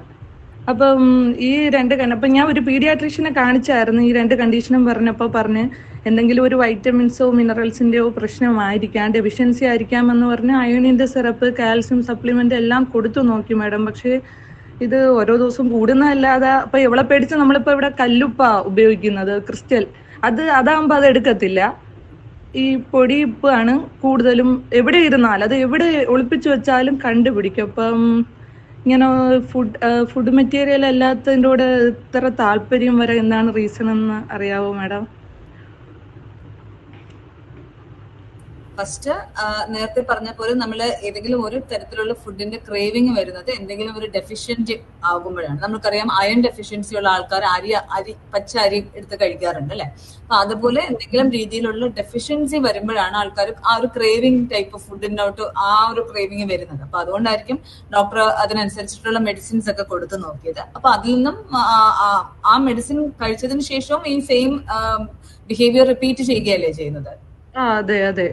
രണ്ടാമത് നമ്മൾ അടുത്ത് നോക്കേണ്ടത് ആളിത് എങ്ങനെയാണ് ഈ ബിഹേവിയർ തുടങ്ങിയത്. ആൾക്ക് എന്താണ് ആദ്യമേ ഭക്ഷണം കഴിക്കുന്ന സമയത്ത് തുടക്കത്തിലേ ഒരു സോൾട്ടിനോടുള്ള ഇഷ്ടം ഉണ്ടായതാണോ അതോ ഇതൊരു ലേൺഡ് പാറ്റേൺ ആയിട്ട് വന്ന ബിഹേവിയർ ആണോ എന്ന് നമ്മൾ നോക്കേണ്ടതായിട്ടുണ്ട്. അതായത് ചില ആൾക്കാരാണെങ്കിൽ ചിലപ്പോൾ നമ്മൾ ആദ്യം കുഞ്ഞ് ഭക്ഷണം ഈ നേരത്തെ വായിക്കാത്തെടുത്ത് വെച്ച സമയത്ത് നമ്മളുടെ റിയാക്ഷനിൽ നിന്ന് ചില കുഞ്ഞുങ്ങൾ അത് കഴിച്ചപ്പം ഇങ്ങനെ ഒരു റിയാക്ഷൻ വന്നാൽ ഇപ്പം അല്ലെങ്കിൽ ആ ഒരു ലേൺഡ് എന്താണ് ചെയ്ത് അത് ചെയ്യാനായിട്ട് മാഡം ഇവള് ഷുഗറും ടേസ്റ്റ് ചെയ്യും, അതും ടേസ്റ്റ് ചെയ്യും. നമ്മുടെ എല്ലാ മക്കൾക്കും ഇഷ്ടമാണല്ലോ ഈ അത് വായിലിട്ട് അലിക്കുന്ന ഇഷ്ടമാണല്ലോ. പക്ഷെ അതിനേക്കാൾ ഒരുപടി ഇഷ്ടം കൂടുതൽ ഈ ഉപ്പിനോടാണ്. അപ്പോഴ് എനിക്ക് ഒരു പേടിയാണ് മാഡം, അത് പിന്നെ കിഡ്നിയൊക്കെ അഫക്ട് ചെയ്യുമോ, കൂടുതൽ അളവിൽ സോഡിയം പോയി കഴിഞ്ഞാൽ എങ്ങനെയാണെന്ന് അറിഞ്ഞൂടാ. അപ്പൊ ഞാൻ ഒരു ന്യൂറോളജിസ്റ്റിനെ കാണിച്ചു പീഡിയാട്രിക്. അപ്പൊ സാറ് പറഞ്ഞതെന്ന് വെച്ചാൽ ഇതിന്റെ ഒരു ഹിമാലയ ക്രിസ്റ്റൽ ആയിട്ടുള്ള സോൾട്ട് ഉണ്ട് സംഭവം, ഇതിന് പകരമായിട്ട് അത് കൊടുത്താൽ. പക്ഷെ അതും വാങ്ങിച്ചു വെച്ചിട്ട് അവർക്ക് ഇപ്പോഴും താല്പര്യം ഈ പൊടിയുപ്പിനോടാണ്. അതാ ഞാൻ പറഞ്ഞത് ചിലപ്പോ ഈ രണ്ട് കാര്യങ്ങളാവും. ഒരു ഡെഫിഷ്യൻസി ഉണ്ടായതിന് അതുകൊണ്ടാകാം, അതല്ലാന്നുണ്ടെങ്കിൽ അതൊരു ലേൺഡ് പാറ്റേൺ ഓഫ് ബിഹേവിയർ ആയിരിക്കാം. അതായത് ഷുഗർ നമ്മൾ കഴിക്കുക, അതുപോലെ തന്നെ പഞ്ചസാര സോൾട്ട് കഴിക്കുന്ന സമയത്തുള്ള നമ്മൾ അതിനോട് റെസ്പോണ്ട് ചെയ്യുന്ന രീതിയിൽ നിന്ന് ഇവർക്ക് കിട്ടുന്ന ഒരു ഇതുണ്ട്. അതായത് എന്താണ് നേരത്തെ സാർ പറഞ്ഞായിരുന്നു ആന്റിസിഡന്റ് എന്ന് പറഞ്ഞില്ല. അതായത് നമ്മള് ഒരു നമ്മളിൽ നിന്നൊരു ബിഹേവിയർ വരുമ്പോൾ ആ ബിഹേവിയർ കുട്ടികൾ, ഫോർ എക്സാമ്പിൾ ഒരു കുഞ്ഞ്, വളരെ ചെറിയൊരു കുഞ്ഞ് ആക്ച്വലി എന്തെങ്കിലും ഒരു കളിക്കുന്ന രീതിയിൽ കൈ ഇങ്ങനെ കാണിച്ച സമയത്ത് പാരന്റ്സ് ആണെങ്കിൽ ചിരിക്കുകയാണ് ചെയ്യുന്നത്. അപ്പൊ അത് കണ്ടപ്പോൾ കുട്ടിക്ക് തോന്നുന്നു ഇത് എന്തോ രസമുണ്ട്, അപ്പൊ നമുക്ക് ഒന്നുകൂടെ റിപ്പീറ്റ് ചെയ്യാനുള്ള ഒരു ടെൻഡൻസി കുഞ്ഞുങ്ങൾ അങ്ങനെയാണ് റെപ്പിറ്റേഷൻ വന്നു. അപ്പൊ ആ ഒരു സമയത്ത് മേ ബി നമ്മളെ കുഞ്ഞ് സോൾട്ട് കഴിക്കുന്ന സമയത്ത് പാരന്റ്സിന്റെ അല്ലെങ്കിൽ നിങ്ങളുടെ റിയാക്ഷനിന് വേണ്ടിയാകാം ഇവള് ചെയ്യുന്നത്. അതല്ലാന്നുണ്ടെങ്കിൽ ഓൾറെഡി ബോഡിയിൽ എന്തെങ്കിലും ഒരു ഡെഫിഷ്യൻസി ഉണ്ടായത് കൊണ്ടും ആകാം. അപ്പം ഇത് നമ്മുടെ ഫസ്റ്റ് നമ്മളൊന്ന് എന്താ പറയാ, ഇപ്പൊ നിങ്ങളുടെ ഏതെങ്കിലും ഒരു രീതിയിൽ, അതായത് ഇപ്പൊ ഓൾറെഡി കല്ലുപ്പ് വന്ന് കൊടുക്കുന്ന സമയത്ത് ഈ ബിഹേവിയർ പാറ്റേൺസ് ഇപ്പൊ കുറയുന്നു. ഇപ്പൊ വീട്ടിലാണെങ്കിലാണല്ലോ കുഞ്ഞുങ്ങൾ കൂടുതലായിട്ട് ഈ ഉപ്പെടുത്ത് കഴിക്കുന്ന ഒരു ടെൻഡൻസി വരുന്നത്. ഇപ്പൊ ഈ ഒരു ചേഞ്ച് വരുത്തിയ സമയത്ത് ആൾ എങ്ങനെയാണ് അതിനെ കോപ്പപ്പ് ചെയ്യുന്നുണ്ടോ, അഡ്ജസ്റ്റ് ചെയ്ത് പോകാൻ സാധിക്കുന്നുണ്ടോ കുഞ്ഞിനെ? ഇപ്പോഴ് പിന്നെ കല്ലുപ്പാക്കിയതിനു ശേഷം വേറെ പ്രശ്നമില്ല മാഡം, ഈ പൊടിയുപ്പാണ് കൂടുതൽ താല്പര്യം. അപ്പൊ ഈ ഒരു പാറ്റേണിൽ നിങ്ങൾ, അതായത് നിങ്ങളുടെ പുതിയൊരു അഡ്ജസ്റ്റ്മെന്റ് നടത്തുന്ന സമയത്ത് ആൾ അതുമായിട്ട് യോജിച്ച് പോകാൻ പറ്റുന്നുണ്ടെങ്കിൽ അത് വലിയ പ്രശ്നമല്ല. മേ ബി ആ ഒരു സമയത്ത് ആൾക്ക് അതൊരു ലേൺഡ് പാറ്റേൺ ആയിട്ട് വന്നൊരു ബിഹേവിയർ ആയിരിക്കും. അപ്പൊ അതിനുള്ള സൗകര്യം ഇല്ല എന്ന് കാണുമ്പോൾ അതിനനുസരിച്ച് ആള് പെരുമാറാനായിട്ടും പഠിക്കുന്നുണ്ട്. അപ്പൊ ഇപ്പൊ അതില്ലാന്നുണ്ടെങ്കിൽ വലിയ പ്രശ്നമില്ല. Thank you madam.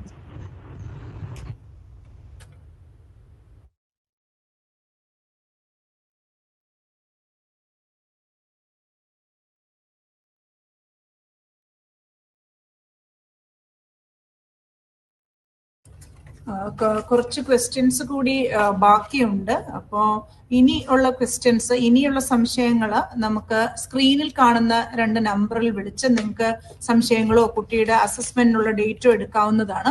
സ്ക്രീനിൽ 2 നമ്പർ കൊടുത്തിട്ടുണ്ട്, 04712944 പിന്നെ 04712944 അല്ലെങ്കിൽ 675 അല്ലെങ്കിൽ 678 വിളിച്ച് നിങ്ങൾ അപ്പോയിന്റ്മെന്റ് എടുക്കുകയോ എന്തെങ്കിലും സംശയം ഉണ്ടെങ്കിൽ നിഷുമായി ബന്ധപ്പെടുകയോ ചെയ്യാവുന്നതാണ്. ഇനി ഈ സെമിനാർ ഇന്നിവിടെ അവസാനിച്ചിരിക്കുകയാണ്. സെമിനാർ അവതരിപ്പിച്ച ആര്യ മാഡത്തിനും നമ്മുടെ എക്സ്പേർട്ട് പാനലിലുള്ള എല്ലാ പ്രൊഫഷണൽസിനും പ്രത്യേകമായി നന്ദി പറയുന്നു. ഇന്ന് ഈ മീറ്റിൽ ജോയിൻ ചെയ്ത എല്ലാ വ്യക്തികൾക്കും പ്രത്യേകമായി നന്ദി അർപ്പിക്കുന്നു. നേരത്തെ പറഞ്ഞതുപോലെയുള്ള ഈ സെമിനാറിനെ പറ്റിയുള്ള അഭിപ്രായങ്ങളും നിർദ്ദേശങ്ങളും അറിയിക്കുന്നതിനായിട്ട് ചാറ്റ് ബോക്സിൽ കൊടുത്തിട്ടുള്ള ലിങ്കിൽ ക്വസ്റ്റ്യനെയർ 2 എന്ന ലിങ്കിൽ കയറി 2ാമത്തെ ചോദ്യാവലി നിങ്ങൾ പൂരിപ്പിക്കേണ്ടതാണ്. Thank you very much.